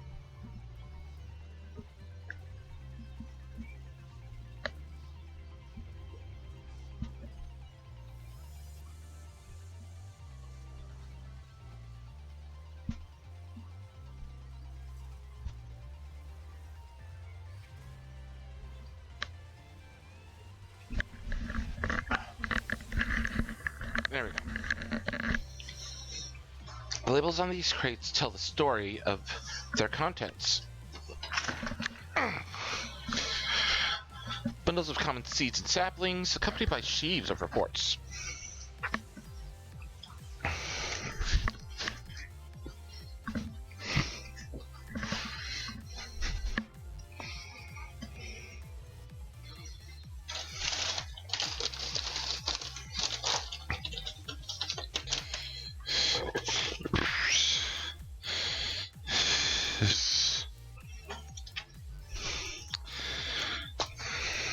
Hello, hello, hello.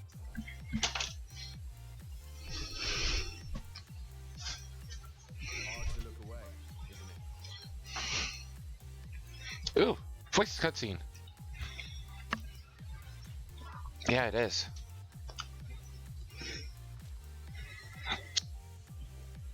But they're more than pretty flowers. They are a to ambient emotion.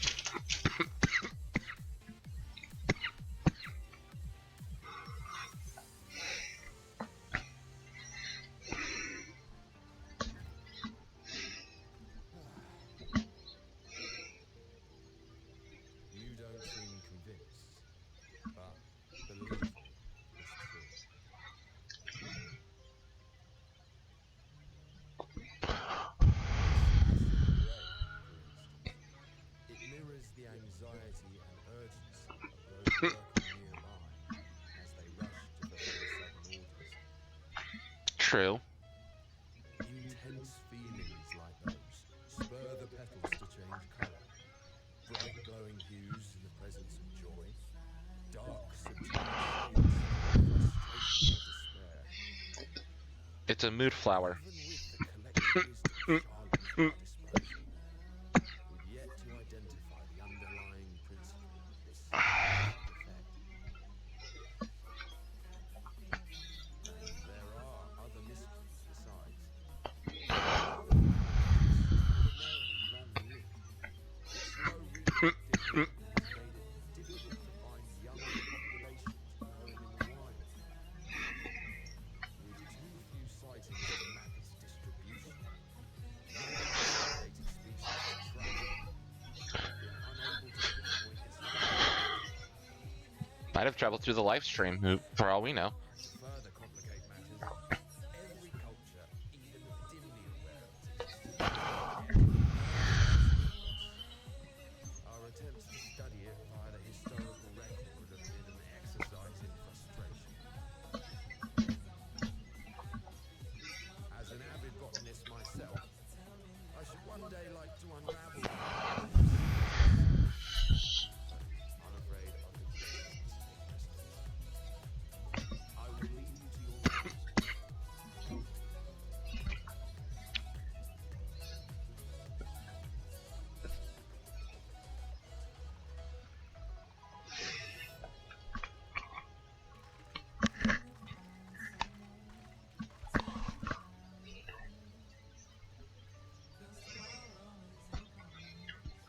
Have you learned what is interest?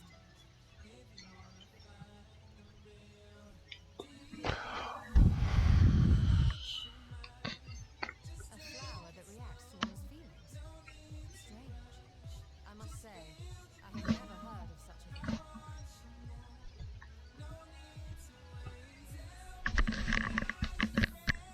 This is all very fascinating, but as it stands, we fail to gain any significant insight into the forum's undertaking. Why am I still seeing reaction? While there is certainly enough activity to support Erenville's supposition that a priority has been placed on improving food production, unfortunately for our investigation, its workers were never informed as to how their duties served the master plan.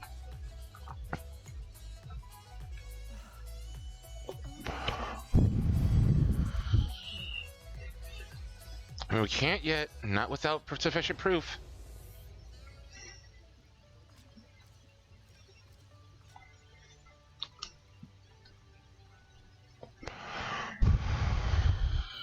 Isn't that the entrance to the arcade?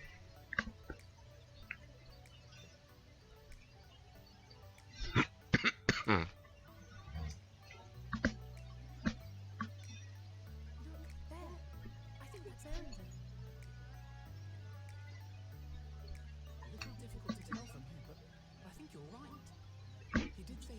down to make his report.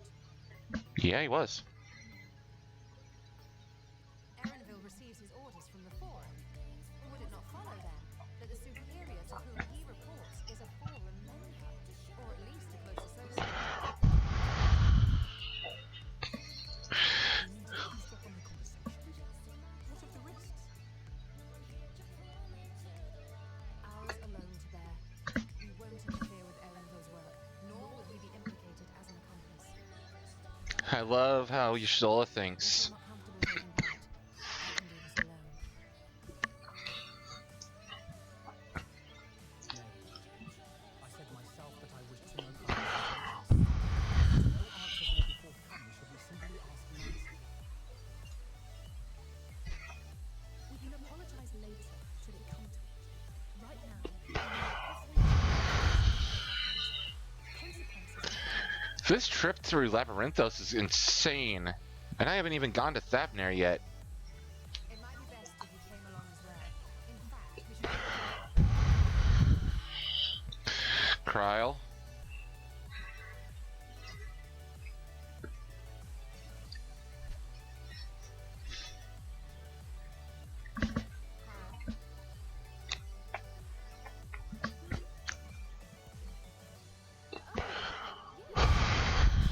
Sounds like a plan. I'm glad you agree.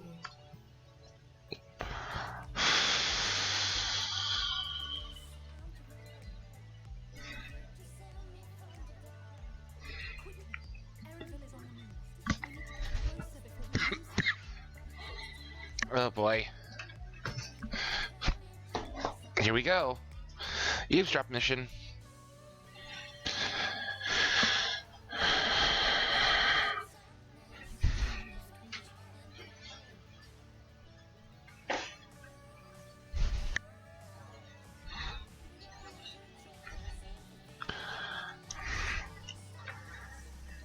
Is she talking to Heidelin?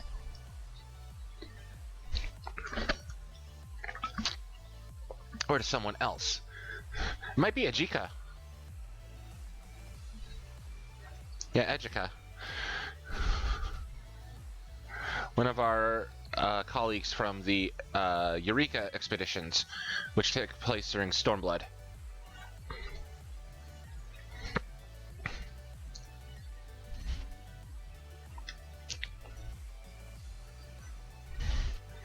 I do need to figure out a stopping point, though, because I've been going at this for 5.5 hours almost. Maybe close to 6. Is Kryl still feeling unwell? I've never seen her so distracted. Keep an eye on her, but keep moving too. We cannot let our quarry slip away.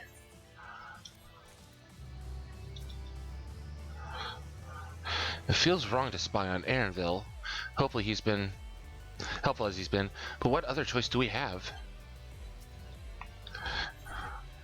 The full report, warts and all. Erenville is headed westward along the path outside the Archaon. Come, we can still catch him.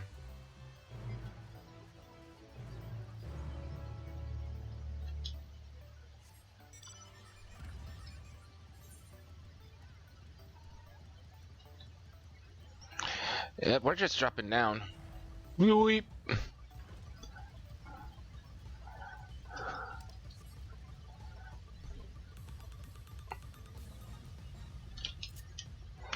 While everybody ran east to loop around, I went west and down the slope.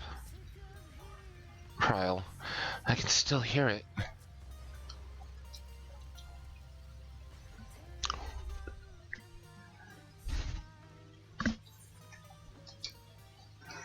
Hold a moment, I have an idea. If memory serves, that colossal wall-like structure is Logisticon Beta, one of Labyrinthos' climate control centers. It should have its own lifts, which one could access the upper or lower tiers. If I were an agent of the Forum, it would make for a convenient meeting place. But even if we happen to find Aaronville in the company of said agent, we cannot expect them to reveal issues of importance as we nonchalantly stroll past. Nay, we shall have to remain undetected. If only Graha and his vanish spell were here. Oh, but there are other ways of turning invisible. Hippity hop, my little toads. Goodness!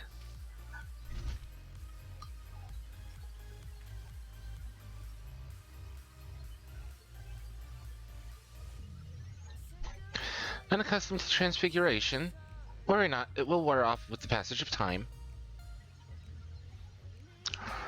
I suggest you and your green companions hop along and catch up with Aaronville. Should you feel the magic's fading, return to me and I will refresh the enchantment.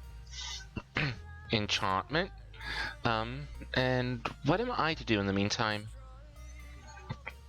Wait here with me. In your current state of mind, you'd be as likely to leap into the jaws of a predator as you would learn anything of note. Which reminds me, where are the creatures hereabouts? In that form, you are essentially defenseless. You have changed into a toad. You must remain transfigured in order to progress with quest objectives. You will return from your transfigured status if you move too far away. Look to your map for the transfiguration's area of effect. Speak with Y'shtola to restore or prolong the transfiguration.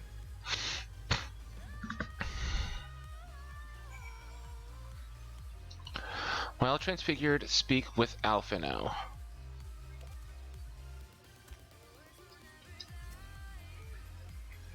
Ribbit, ribbit, ribbit! Alpha Toad and Ally Toad are now accompanying you. Keep them at your side in order to proceed with quest objectives. You can leave your quest companions behind by entering a different area, putting too much distance between you, or by speaking with them and selecting the option to part ways. If you wish to have your companions join you again, return and speak with them at the original location.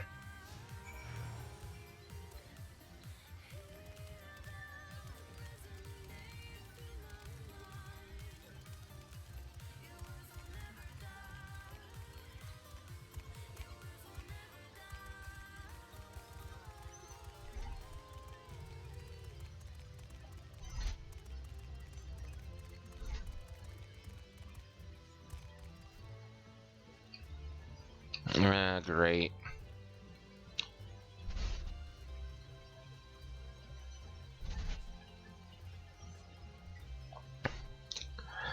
Come on, game.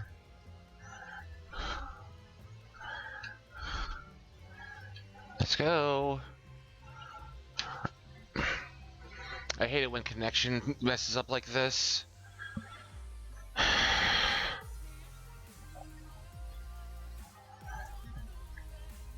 Oh no. I think I'm being disconnected.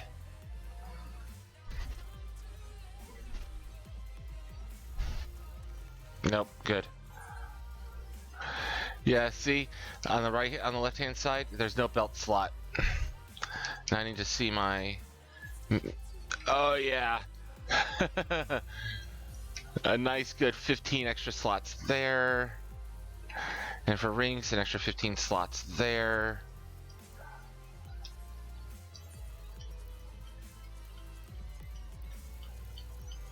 Eventually, they're probably gonna put the other slots. Oh, and there's the other two, the two new slots for the Reaper and Sage Soul Crystals, which I will be picking up later. Now, I'll probably pick them up off stream, and level them up to the level of the expansion.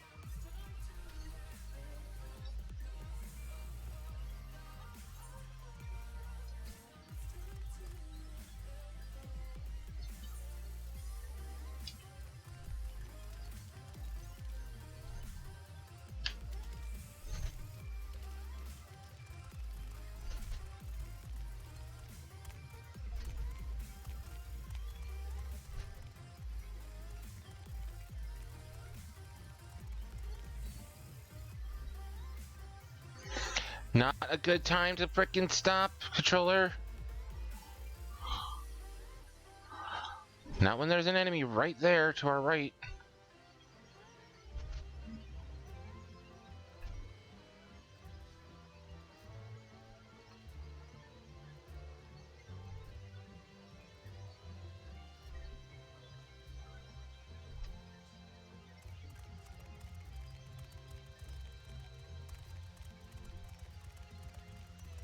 Oh, there it is, up there.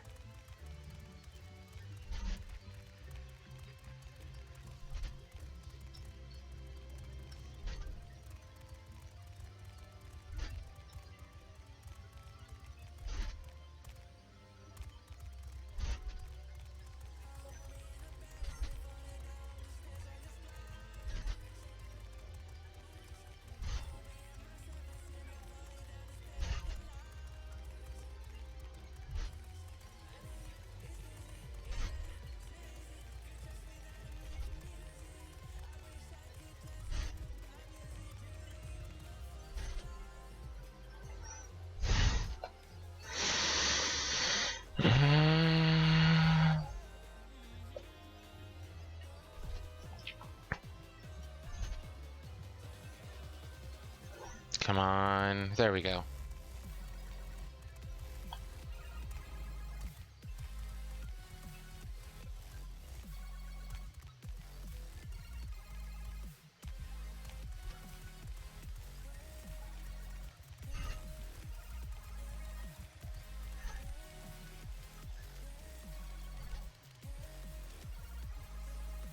There we go.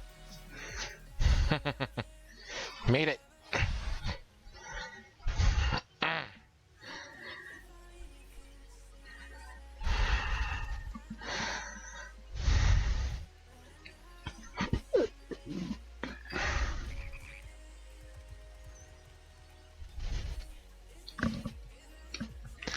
Hoppy, hoppy, hoppy, hoppy. And who is... We wish to make clear that we are pleased with the efficiency and balance of your work.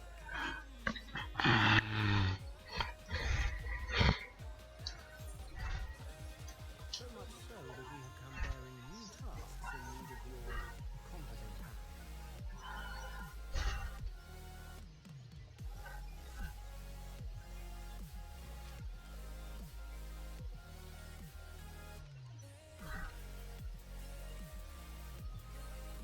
Another lengthy list.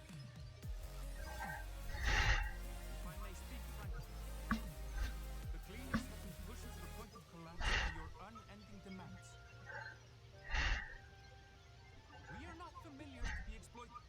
We are Charlian scholars and we deserve an explanation for this unseemly treatment. What warrants such urgency?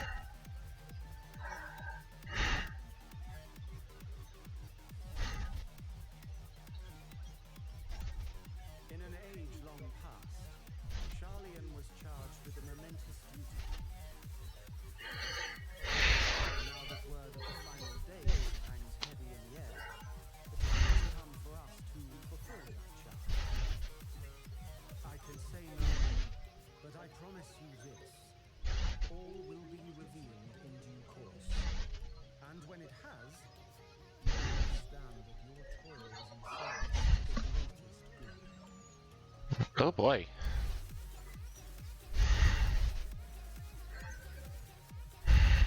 I will do your bidding. Unless you wish the cleaners to rise up in protest, I will improvements to the your promised revelation does nothing to address present circumstances. Oh boy, it does not. Yeah, it does not.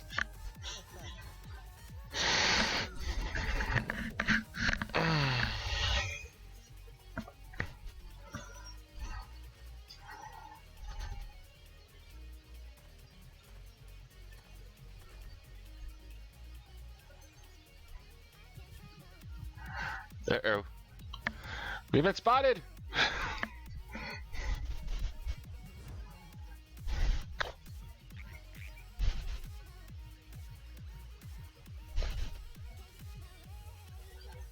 hope that was informative.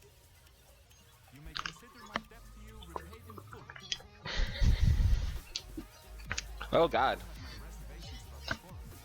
I want to believe that they have our best interests. Oh, he actually knows who we are. Sweet. Which is why I'm pretty sure that you're busy sniffing out the truth of things. We can ill afford to place all our eggs in one basket. This master plan of yours, without first understanding the risks involved.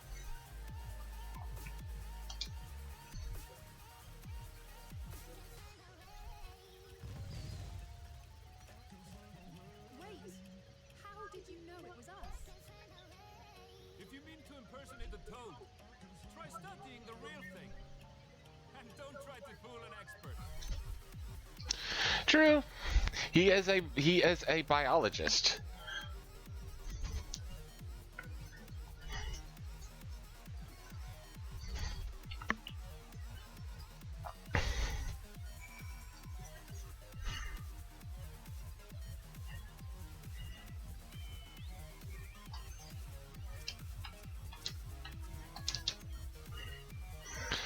I suppose we should have known a gleaner who specializes in animal procurement would not be so easily deceived. Yet he seemed inclined to put his trust in us all the same. More importantly, perhaps, we've discovered a new piece of the puzzle. This momentous duty the forum agent mentioned. Charlian has been called to action, and the Telophoroid's declaration was the catalyst. Whatever the charge is they hope to fulfill, they deem it of sufficient import to disrupt all of Labyrinthos, not to mention ignore Azoria's request for aid.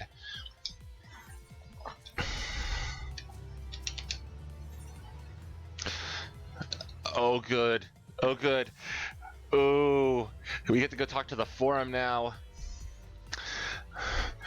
Alize is staring off in the direction of Aaronville departed, a thoughtful look on her face. What duty could warrant the direct involvement of the forum and the commitment of all its resources? Judging by what we just heard, none of the gleaners were offered any kind of explanation. Excuse me. At this point, it seems abundantly clear that we'll learn nothing new by pressing them further.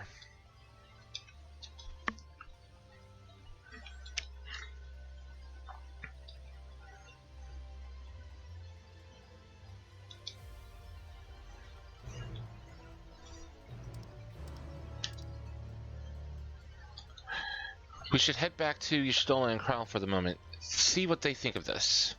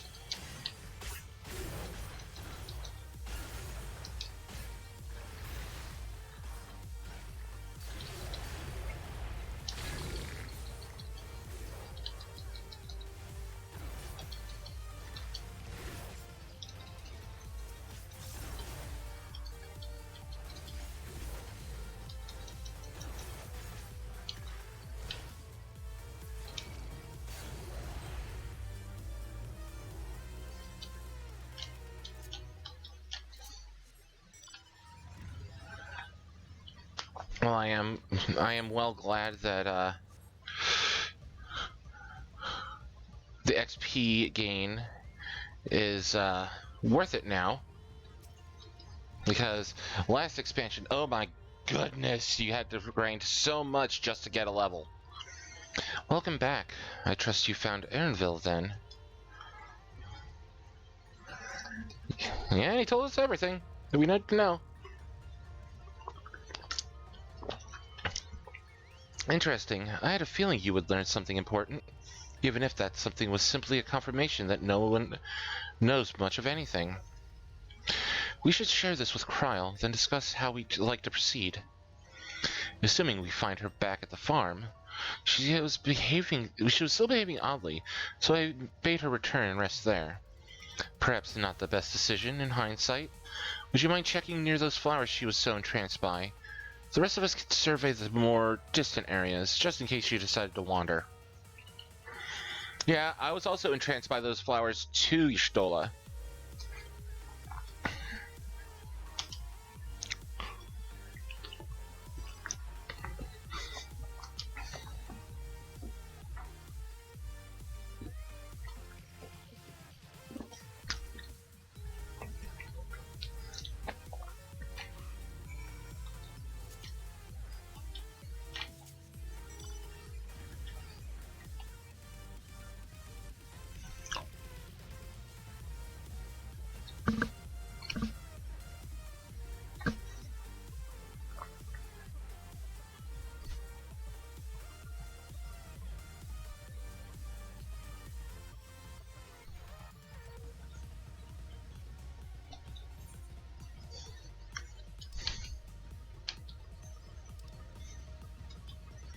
Ah, yes, one of the required quests for flight in the area just opened up.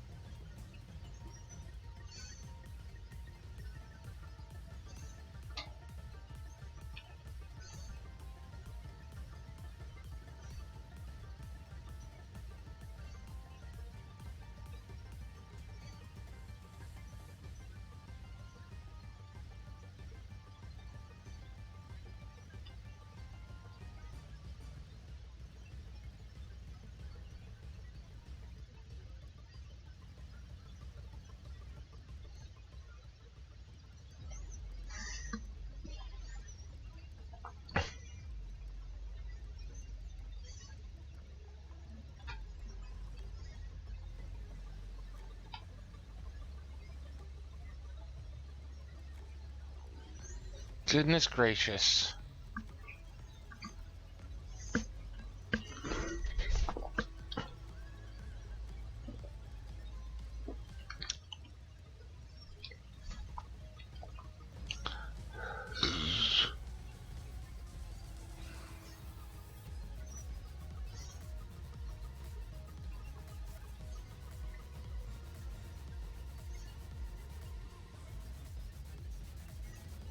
Yep, she's by the heart bloom.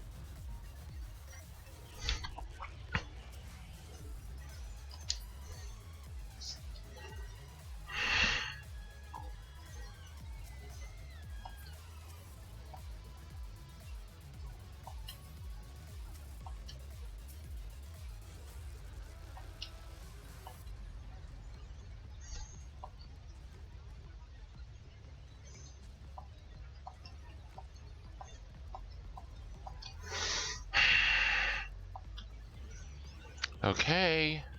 Controller, you can stop now. You can stop now. Or I should say you can start now. There we go.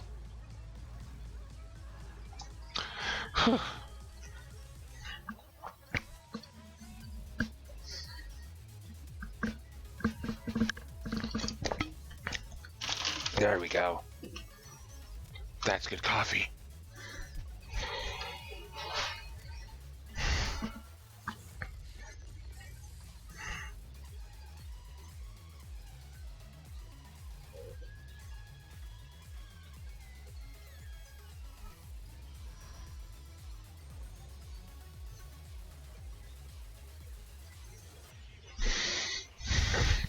Excuse me.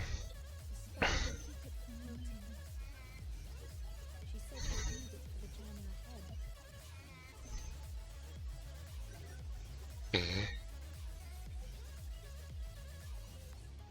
Will you speak with her now? I cannot hope to match Amphilia's clarity, of course.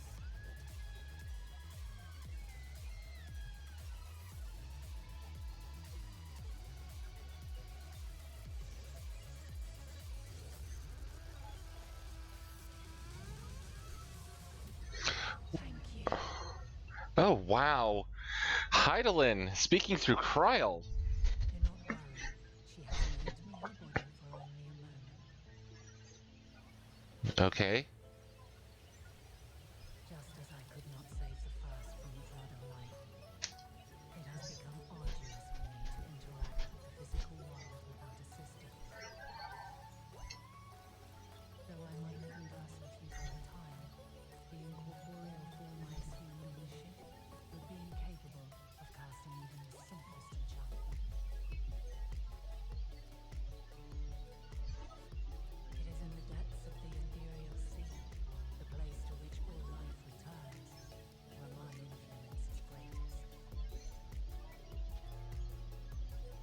After Menphilia's sacrifice on the first, it was to the sea, here in the source, where I buried her soul.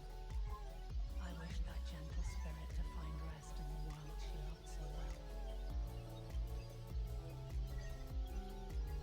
Her, and another who may yet have a part to play, though that will depend on you.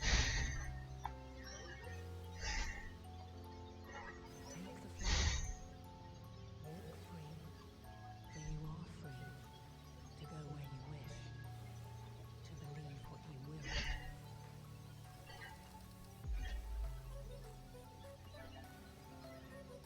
That blue will be your guide, test and proof for your conviction. In darkness, seek joy, surrender not to sadness, and see beyond despair. Walk free, and bear the light for others to follow. Together, raise it aloft and let it shine till the end, blinding and radiant.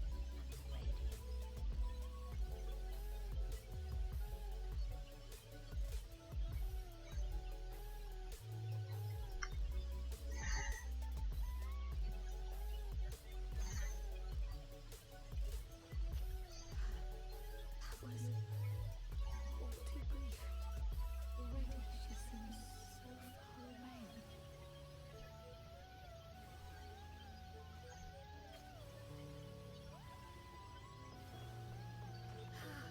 My apologies if I startled you.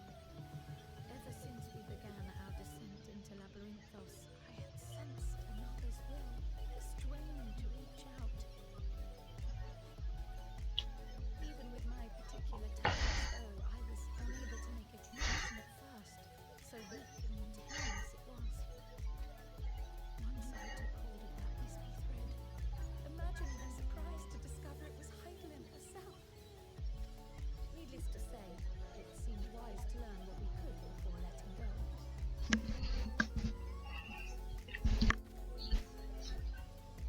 Her answers were more cryptic than I would have liked, but at least she left us with a guide of sorts, that unusual flower.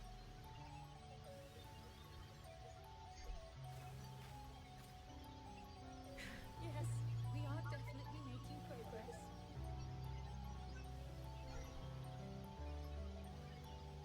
You can't be serious. We've done nothing wrong.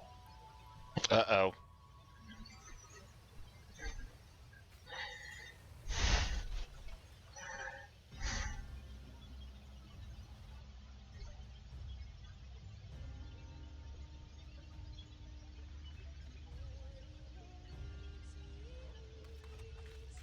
Master Fortuno, what business has the Forum with us? Obstruction and suppression, apparently. Mistress Baldessian, our records show you facilitated the Scions' entrance into Shardian by claiming them as assistants for your organization. We are aware of your investigations. After alerting the major institutions to the presence of potential troublemakers, we received word from Archeon Custodian. A group operating under the auspices of the students, skulking about Labyrinthos and engaging in clandestine behavior. Clandestine? We may not have entered Charlie as Scions, but we did naught to conceal our identities. Our only purpose in this city is to seek the truth. I can think of no reason why our actions should warrant the Forum's intervention. Exactly. It is not our way to discourage the pursuit of knowledge, but the timing of such pursuits must be considered, not to mention their potential impact. With the world in chaos, we, the true caretakers of wisdom, have committed ourselves to an undertaking that demands the utmost discretion. And we will not risk its success by turning a blind eye to disruptive foreign elements in our midst.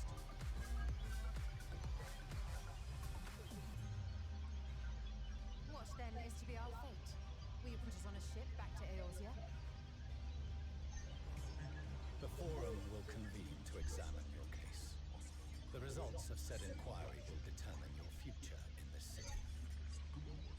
As for your absent companion, he has already been detained. Graham! But why? Is reading a crime now, too? Reading is encouraged, celebrated even. Not, however, of the volumes shelved in the restricted section of the library. If things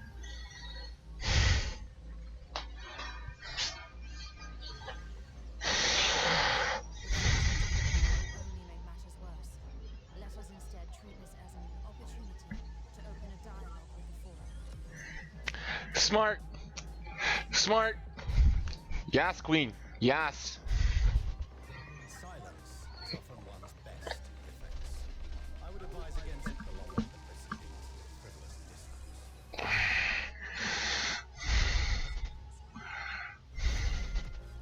But enough. This is not the place for debate. The rostra await.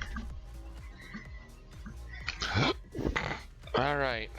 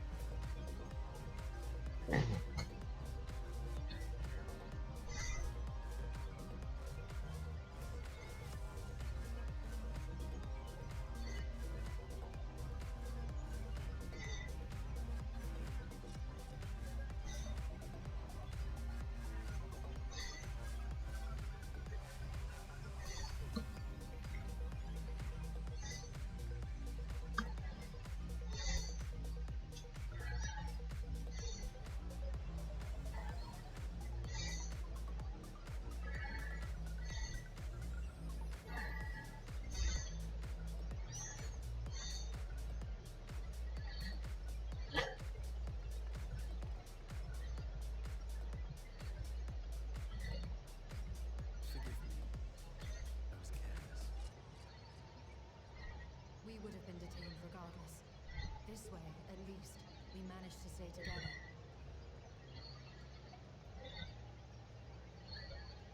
I trust your time within the Forbidden Archives was well spent.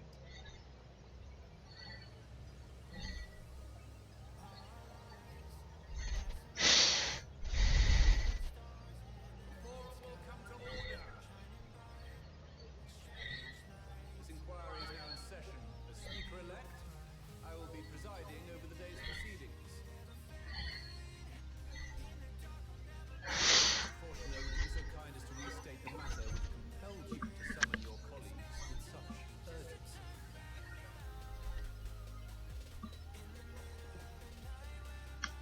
As you are all aware, we recently denied Eorzea's request for Sharlayan assistance. Since then, certain individuals dissatisfied with our decision have taken it upon themselves to interfere with our work. Not interfere. Question. They entered our nation masquerading as associates of the students of Baldessian. But these malcontents are better known as the Scions of the Seventh Dawn. These militants wield influence with both the Eorzean and Eastern alliances, and are inextricably involved with the crises presently afflicting the world at large. Loose in our city,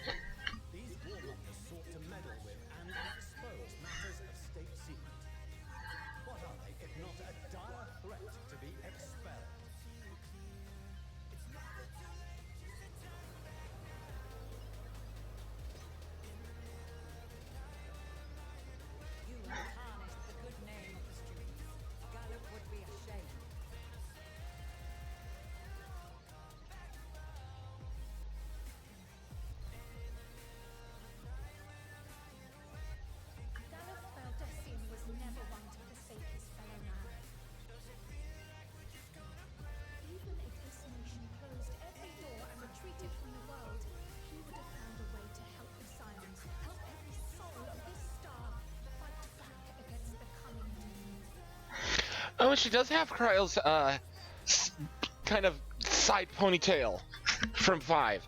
Awesome. That is attention to detail. This horrible enemy stands poised to lay waste to all we hold dear. In the face of such madness, Eorzea reached out to Sharlian, a respected ally, in the hopes of forming a united front. Is dismissal truly the best you could offer? Or are we so preoccupied with your momentous duty of an age-long past that even the end of the world is unworthy of your attention?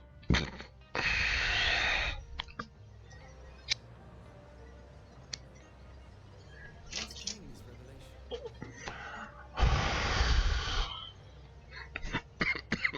From the mouth of a forum member within fortuitous earshot.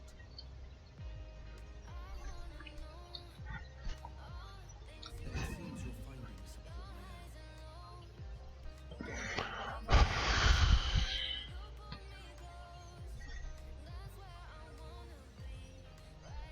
The reason I visited the restricted shelves was to study records of the forum's policymaking process, to better understand the historical trends underlying major decisions. At first glance, the positions of encountering war and the accumulation of knowledge above all else appear constant and consistent, the unchanging pillars of Sharlayan society. And once upon a time, I might have left it at that. These days, however, I am more attuned to the subtleties of governance, and so I noticed something odd.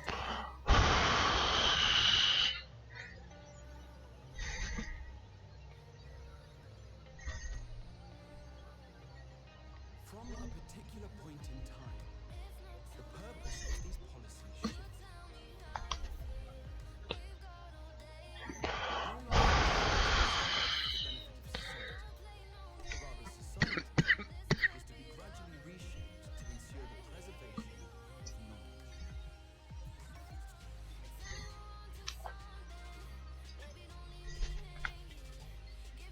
The most conspicuous and telling change was the one which befell Labyrinthus. Once little more than an oversized storehouse, an enormous allocation of funds saw it transformed into a research and archival facility. I also discovered a fascinating account on the finances of our Dravani.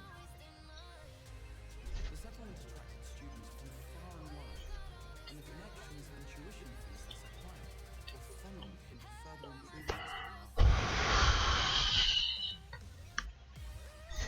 Now, there is no question that our nation's progress is tied to the acquisition of wisdom. Nevertheless, the vast resources diverted for this purpose borders on the obscene.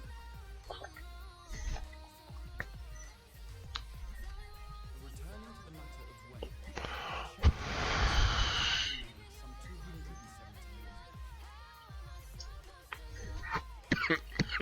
The very same period when Sharlian scholars in the Hinterlands began a formal study of the ethereal sea.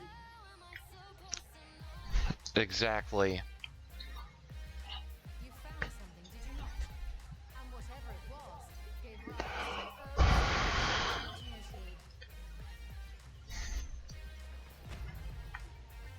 Mind your tongue, Archon. If you have seen,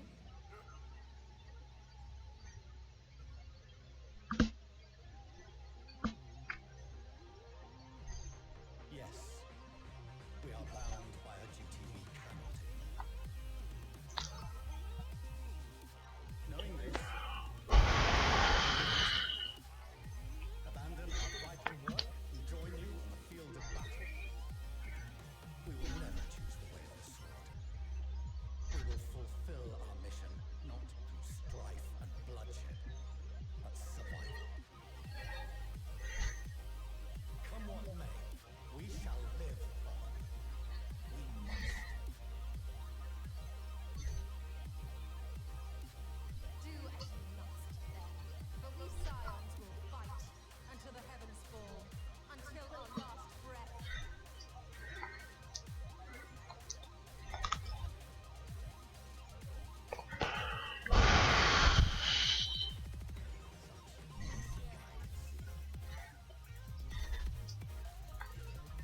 Not misguided.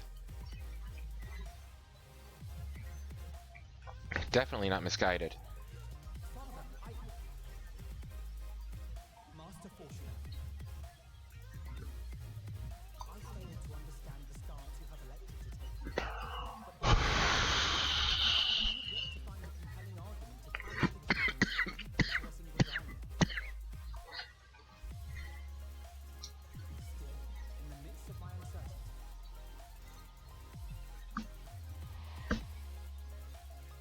I must trust in myself to do what is right, as others have chosen to trust in me.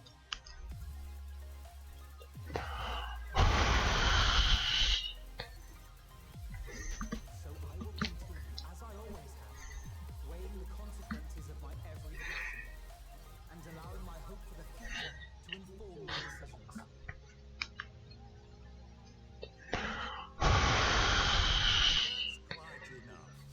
Have you all forgotten the reason for this assembly?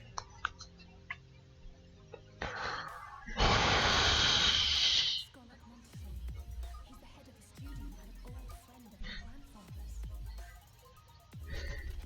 Honestly, every discussion devolves into some interminable debate. Terrible habit. Let's return to the topic at hand. Yes, let's get back on topic, please. By their own admission, these scions have resolved to fight alongside the Eorzean nations against the doom which swift approaches. But there exists no evidence of an attempt to incite our citizens to do the same. Furthermore, while our decision may well have been the correct one, we cannot simply pull our way through these disagreements without inviting doubts or objections. Put yourselves in their place. Who among you would leave a tome unopened if an elder forbid you read it with no reason given? No. If we're to quell further discontent, then we must conclude this matter with a fair and even hand.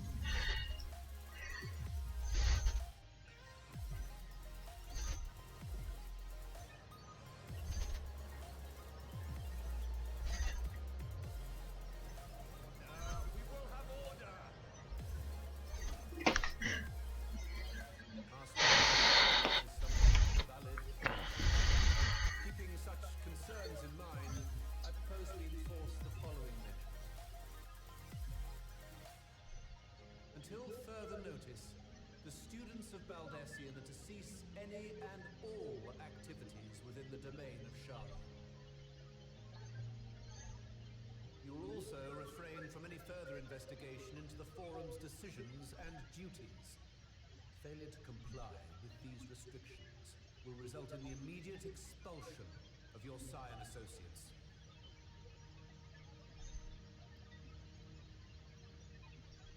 Let us put this judgment to a vote. All in favor, raise your hand.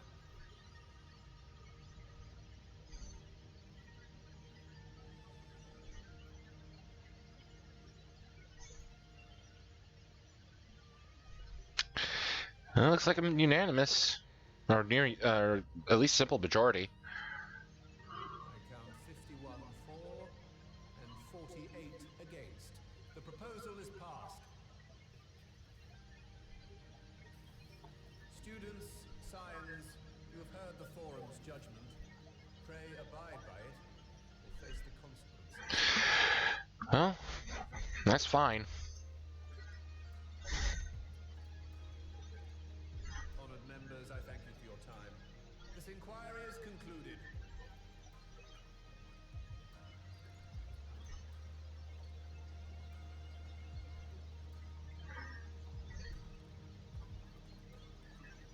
Yeah, simple majority. 2 votes. 2 freaking votes.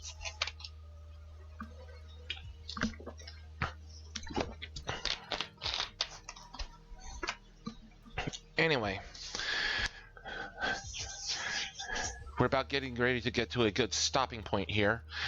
We're almost concluded with the Charlian side of the MSQ. We're going to be heading to Thavnir next, I believe, since we're kind of barred from continuing any further into anything Sharlayan. Which means the lower levels of Labyrinthos will be unavailable to us until later in the story.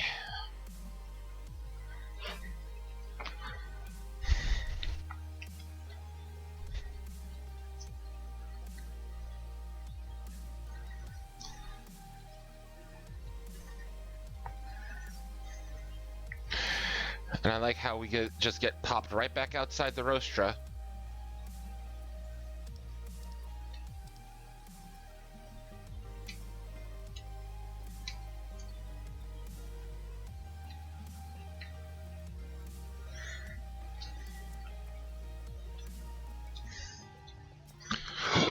Excuse me. Well, at least we've been allowed to remain in the city. And our endless investigations have not been in vain. We now know that this mysterious duty of theirs began with whatever the Forum discovered in the Ethereal Sea. With our freedom so sorely curtailed, however, we will struggle to learn more of substance here in Sharlayan.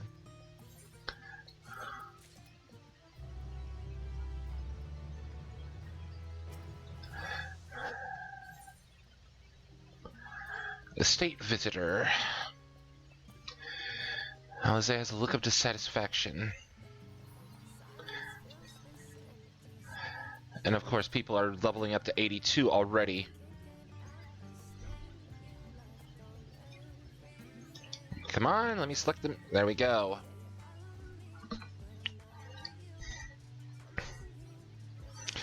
The overall picture has grown clearer, yes, but that's in spite of the Forum being so maddeningly vague about this duty of theirs. Why are they so reluctant to explain their actions in plain words? Survival come what may, is Father's work so vital that it takes precedence over his own family? Alphino? Alize? It is you! When I heard you'd been dragged before the Forum, I came as swiftly as I could. I am so very glad they allowed you to stay. Mother?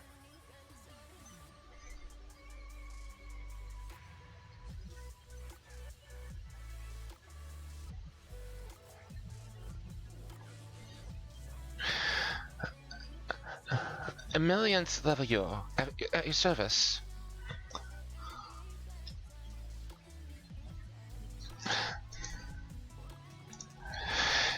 And you fine people must be the signs of the seventh dawn. How lovely it is to finally meet you.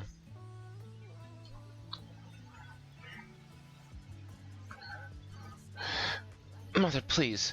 We don't wish to make things difficult for you. If word reaches Father that you were here... Oh, bother that. Am I to be chastised for speaking with my own children? I am very well that you and Master Fortunault are not on the best of terms at the moment, but I've been absolutely desperate to see my darlings again. You will come by the house, won't you? I have gifts waiting. This is where I'll begin to sage! The timing couldn't be better. As matters stand, we shan't be going anywhere till we discuss matters with Thancred's group and reconsider our options. Go visit your home. We'll be back at the Annex when you are ready to rejoin us. I'm not so sure Makoto, what do you think? Makoto? The Makoto Kino? What a splendid day this has turned out to be. Champion of Eorzea, I insist that you join us. Okay. And she's like, my character's like, alright. Yes, ma'am. But we must be quick about it, not for my own benefit, but should my husband return and find you enjoying our hospitality, the servants will be made to suffer the consequences. Makoto, if you would be so kind as to escort my children to the estate.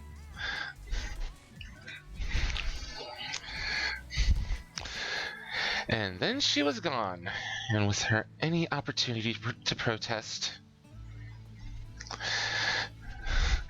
Indeed, the matter is settled. Enjoy yourselves, you three.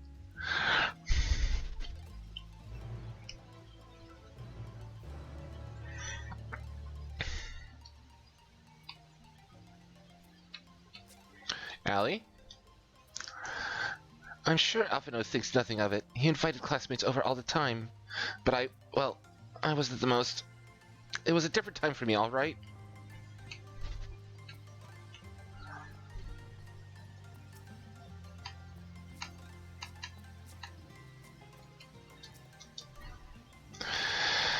I apologize. My mother is not one to take no for an answer. Still, I am glad, relieved even, to see her in such high spirits. What say you, Makoto? Though it seems we shall have little time to enjoy it, will you accompany us on our visit home?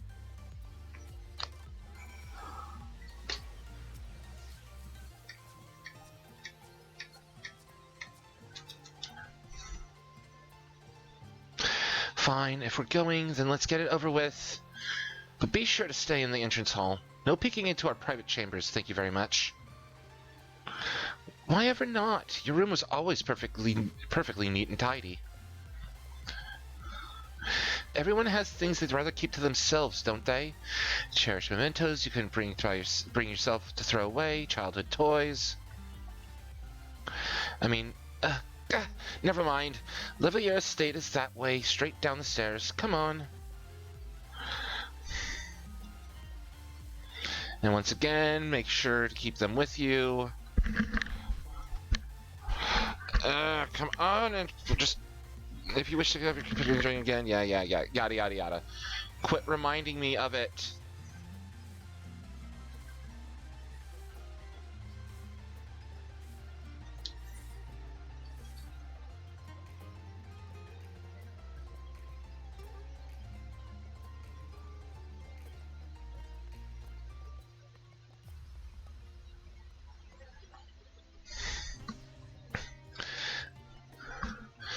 So yeah, once we're done with the Charlian leg of the quest, we will, ooh, there is a bit of...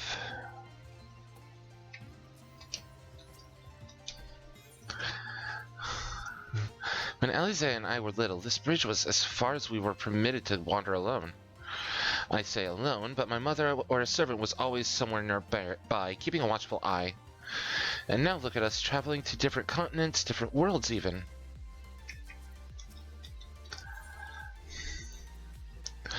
As children, Alphino and I would often wait here for our father to come home from work. It must have been a day when his meetings ran long, because I remember growing restless and leaning out over the railing to watch the water rush by. Father, of course, arrived at that exact moment, came pounding down the path in a panic, crying out my name.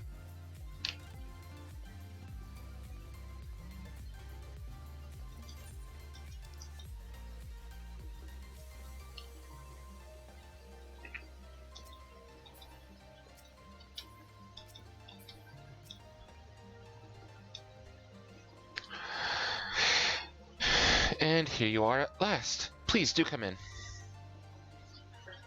And hopefully this is an instanced area, because I'm tired of dealing with people. I know where I'm logging out. Oh my goodness.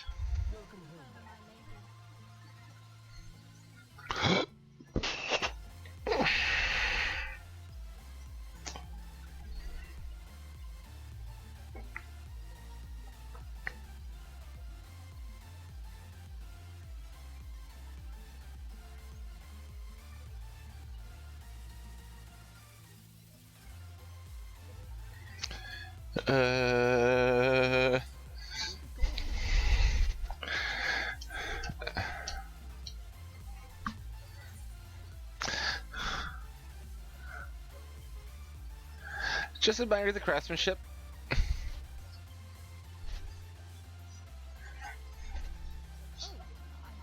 I suppose I never gave the day much thought. I'm glad that you approve. Yeah, Alphino and Alize are mirrors of each other. To hear of this visit. And I should also like the children to have their gifts ere my husband makes his return. As you wish.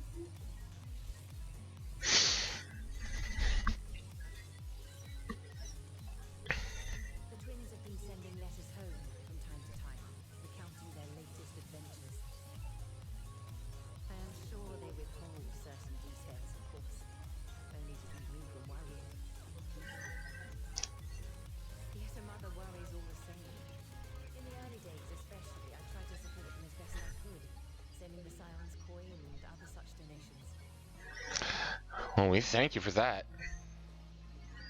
Fortunately, they have found the strength to overcome adversity time and time again. Their words grow more confident with every letter. Their depictions are more vivid. The triumphs and defeats, the joys and sorrows. It is clear that they have come to find value in every experience. But of those they treasure most, it would seem that meeting you might be the most impactful. Why, since that fateful day, I do believe there has not been a single missive in which you were not mentioned by name.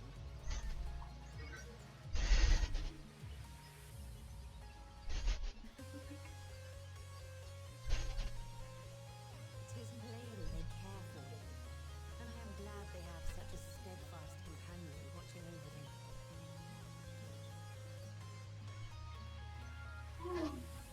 Under normal circumstances, I would have offered you tea, but alas, these are anything but. In any event, why don't you keep me company whilst we await my children's return? Perhaps you might regale me with a tale or two of your exploits. I would love to.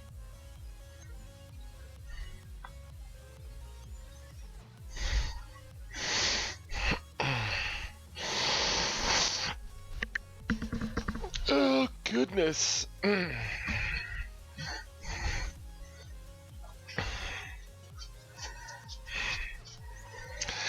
Ooh, Alize in her new attire. I wasn't sure what to expect.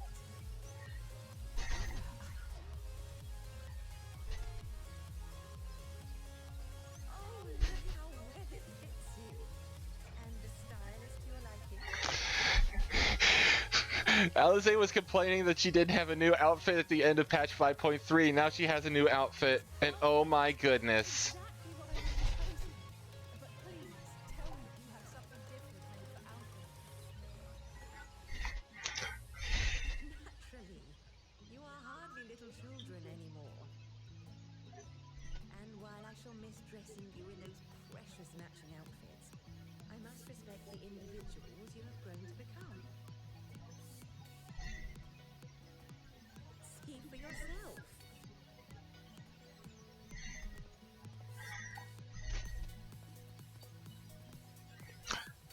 Ooh, Alphino looking smart. Stylish, comfortable, and eminently practical. I am so And that is actually that is the blue colored version of the Sage's AF gear, by the way.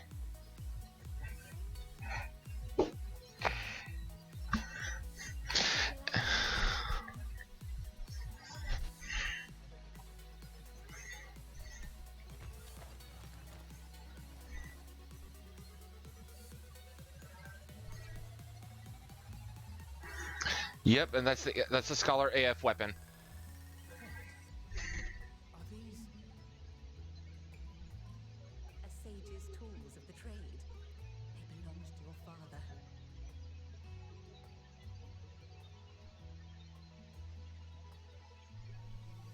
Though he may as well be chained to his desk these days, as a student he was often called upon to venture into the field.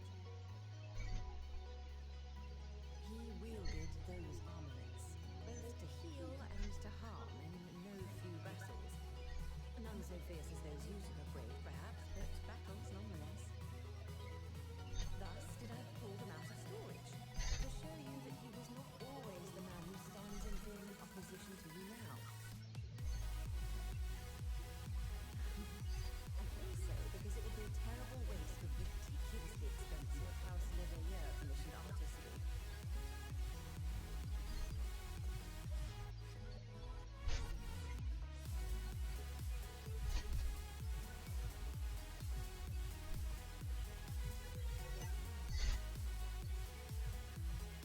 I am told these devices are quite difficult to master, but someone of your extensive experience should soon have them darting about with grace and aplomb. May the wisdom in that crystal serve you well. And please, try to find common ground with your father, that you might come and go without need for this awful subterfuge.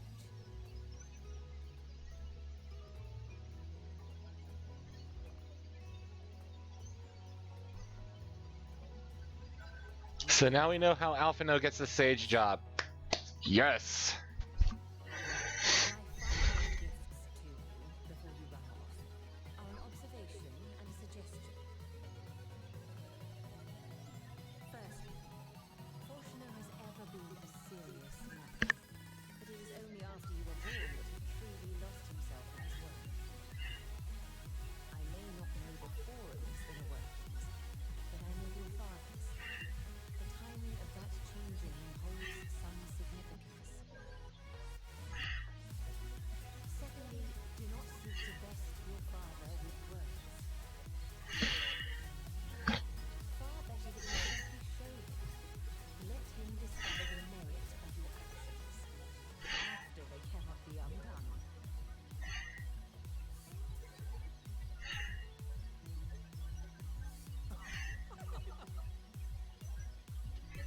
Oh no. We shall take your wisdom to heart. Thank you again for these gifts, and farewell for now. Safe travels, my children. Eat well, stay warm, and keep your friends close.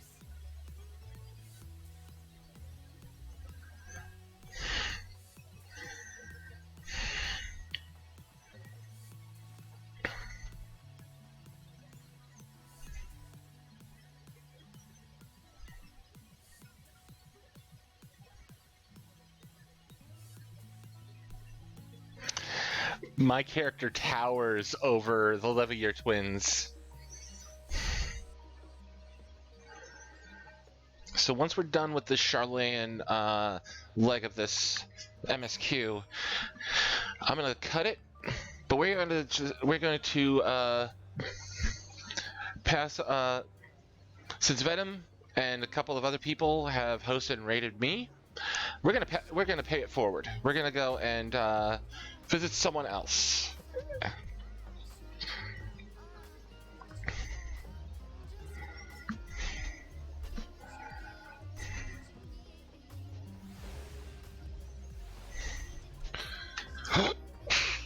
Excuse me.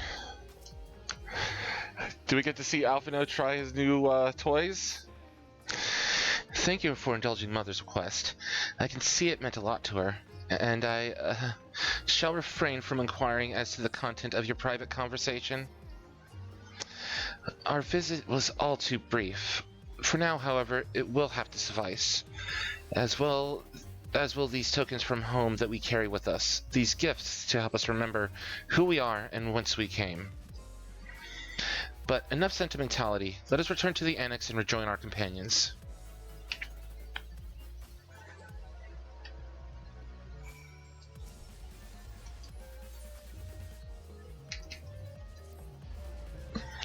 Yep, we're getting close to finishing up the Charlene side of things. So let's take a look at our gear, see if it needs to be repaired.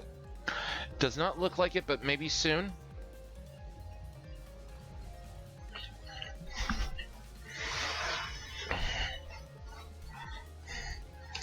And I have to wait for the actual node to load up because there are so many people here gathered around the desk. This is what happens on launch day. You're quite literally waiting for the server to catch up to what you're doing. So you are all on this adventure with me, experiencing how things are being done.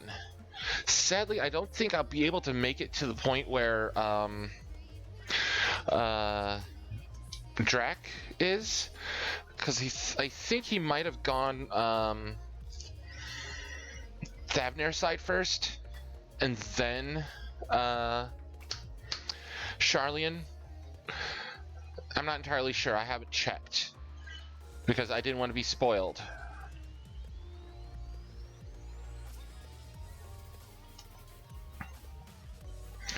Enjoyed your time with the Levios, I hope.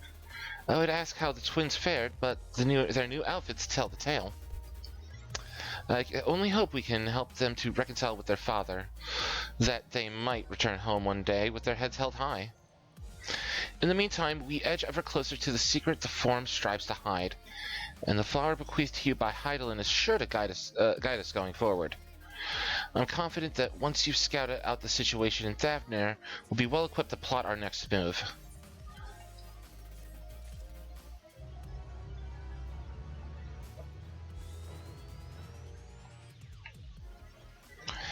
And there we go.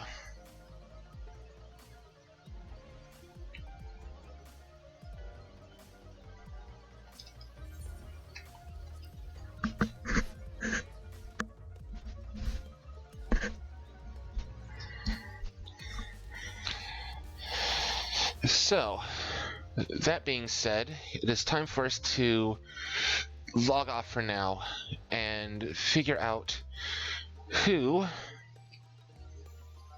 pray tell, we are going to be sending forth this train.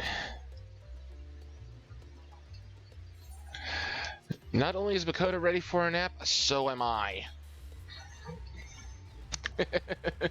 I have been up since 4 o'clock this morning. Finally got logged in around 4:30-ish. It is now 11:15. So,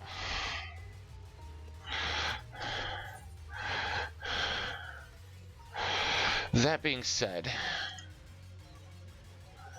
we are going to enter into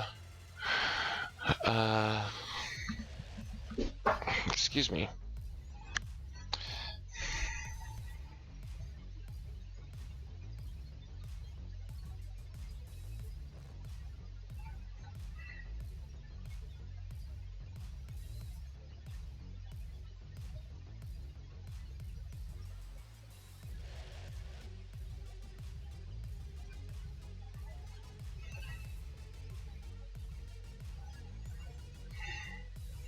Aha, I have our target. Since this person helped me out starting out, we're gonna pay him back.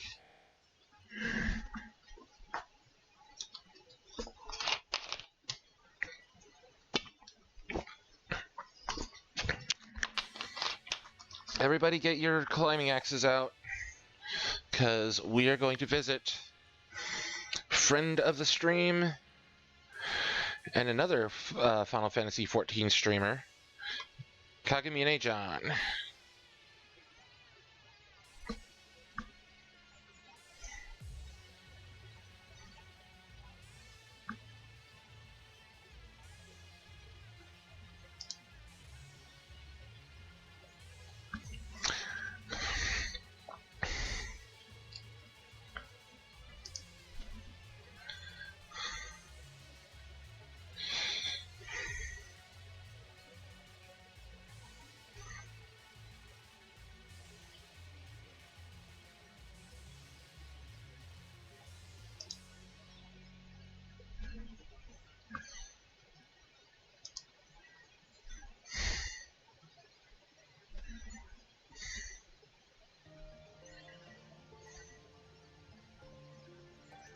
Come on. Come on. Open up Opera, please.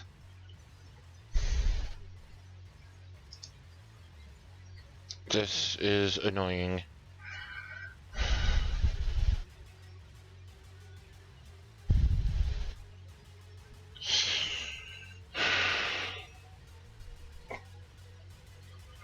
And of course it's, there we go. I'm gonna say non-responsive.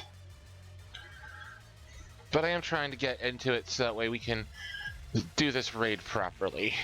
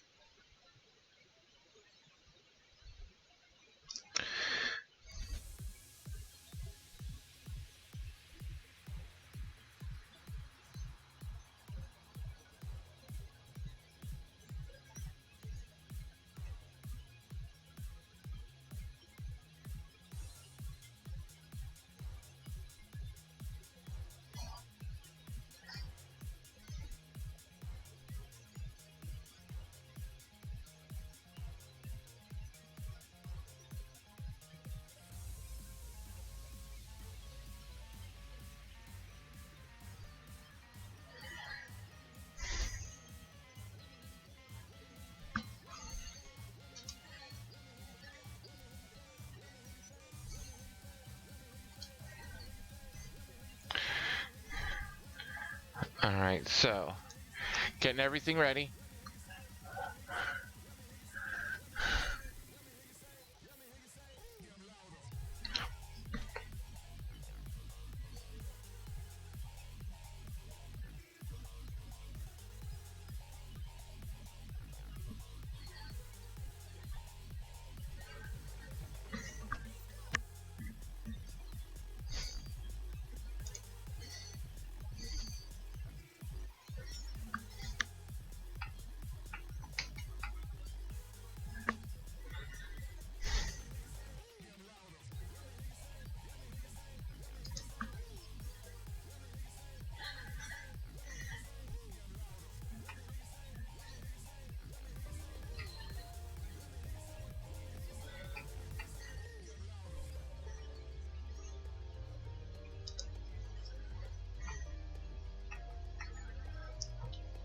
Okay, come on. Can you let me exit?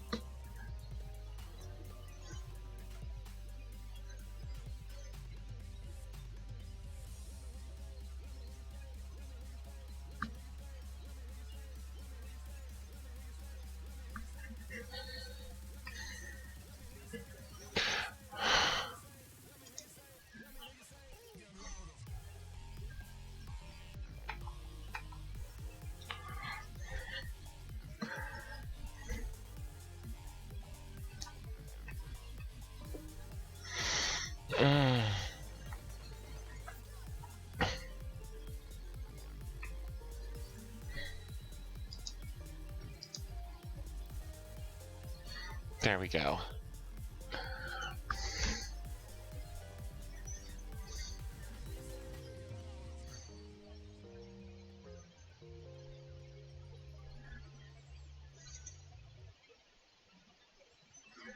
And now that everything's slowly getting...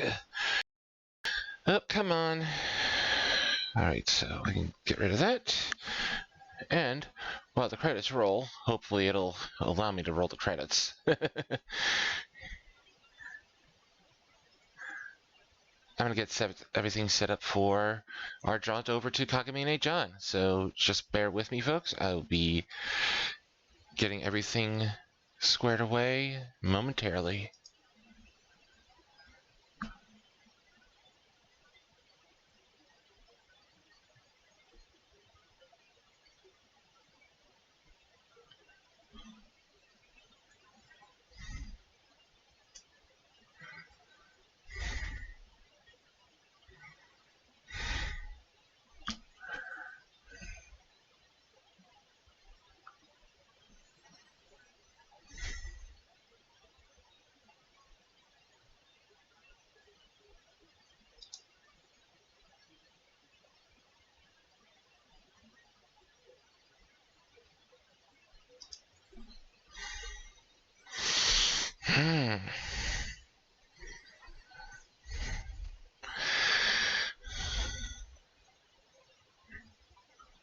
Alright, there goes Spotify.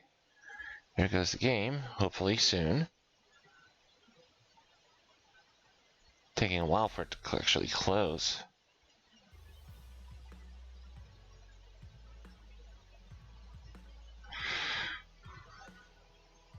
Alright, there we go.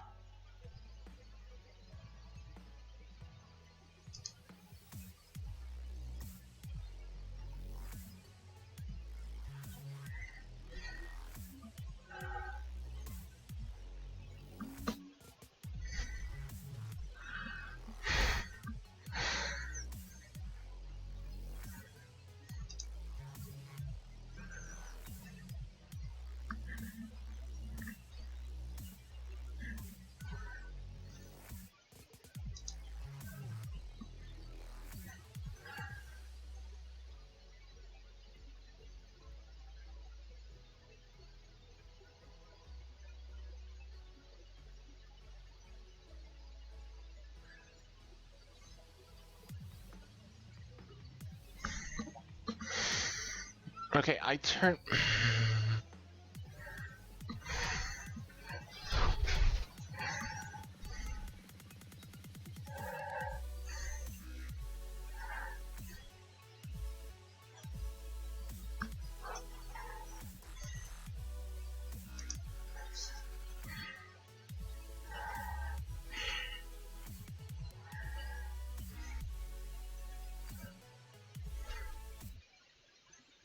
There we go.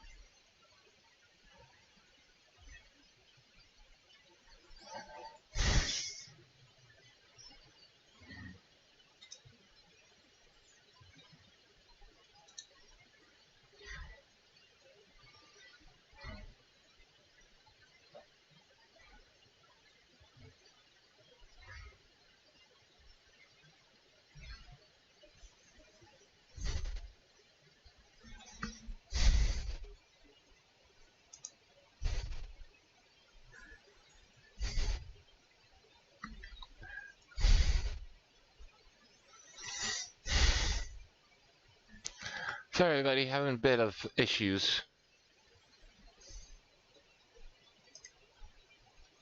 There we go.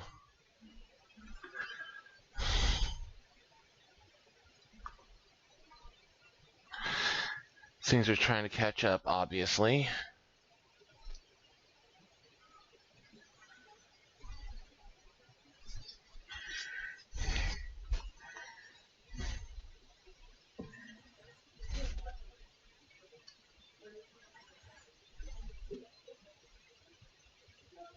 Hi guys, Whitney Shepherd. Whitney, are you there? Are you there? Hey, hello, Hey, hello. thank you so much How for are making the you? time to be with us. I'm doing well. Thank you so much. How are you doing this Friday morning? Thank you. Yeah, thank you for having me. Really excited to be here. This is our first official meeting, and you're killing it on complex news. So congrats to you. Yeah. How am I at 100 CPU? What's eating up my CPU? OBS, of course. And Discord, which I'm not in at the moment. No, I'm not in Discord. Okay, Discord, you're actually supposed to be off. What the hell? End task. Thank you.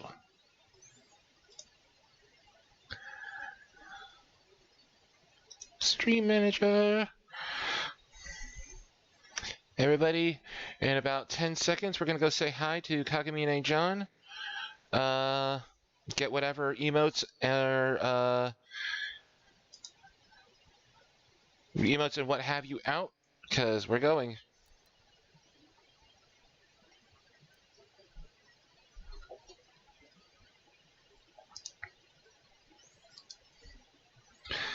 Oh, wait.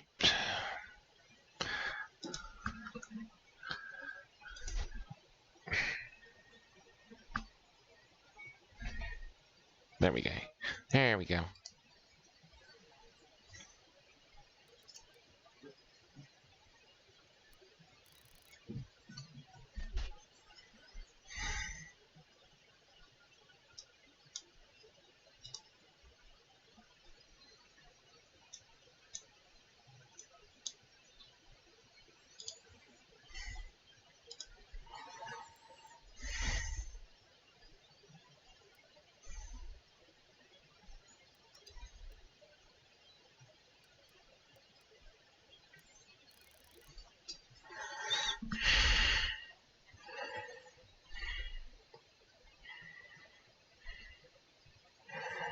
Give me a second.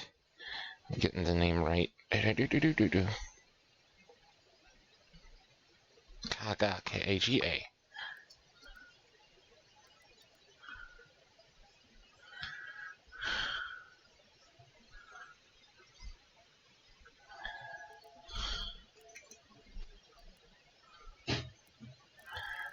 She's not on. Huh. Thought he would be streaming it.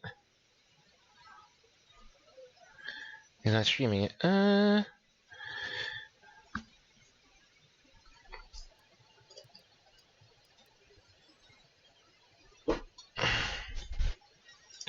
We're gonna go hang out with Iron J Gaming in 10, 9, 8, 7, 6, 5, 4, 3, 2, 1. So, man, 91 player, we're gonna go hang out with Iron J Gaming. Everybody, give him some love. Show him some love.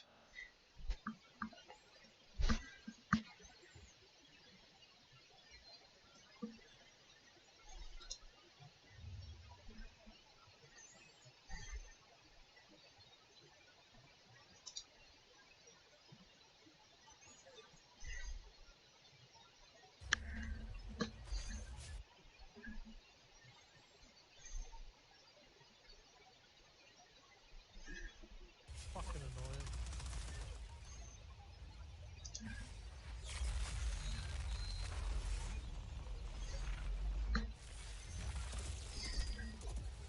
Come on, big dude. Told you to sit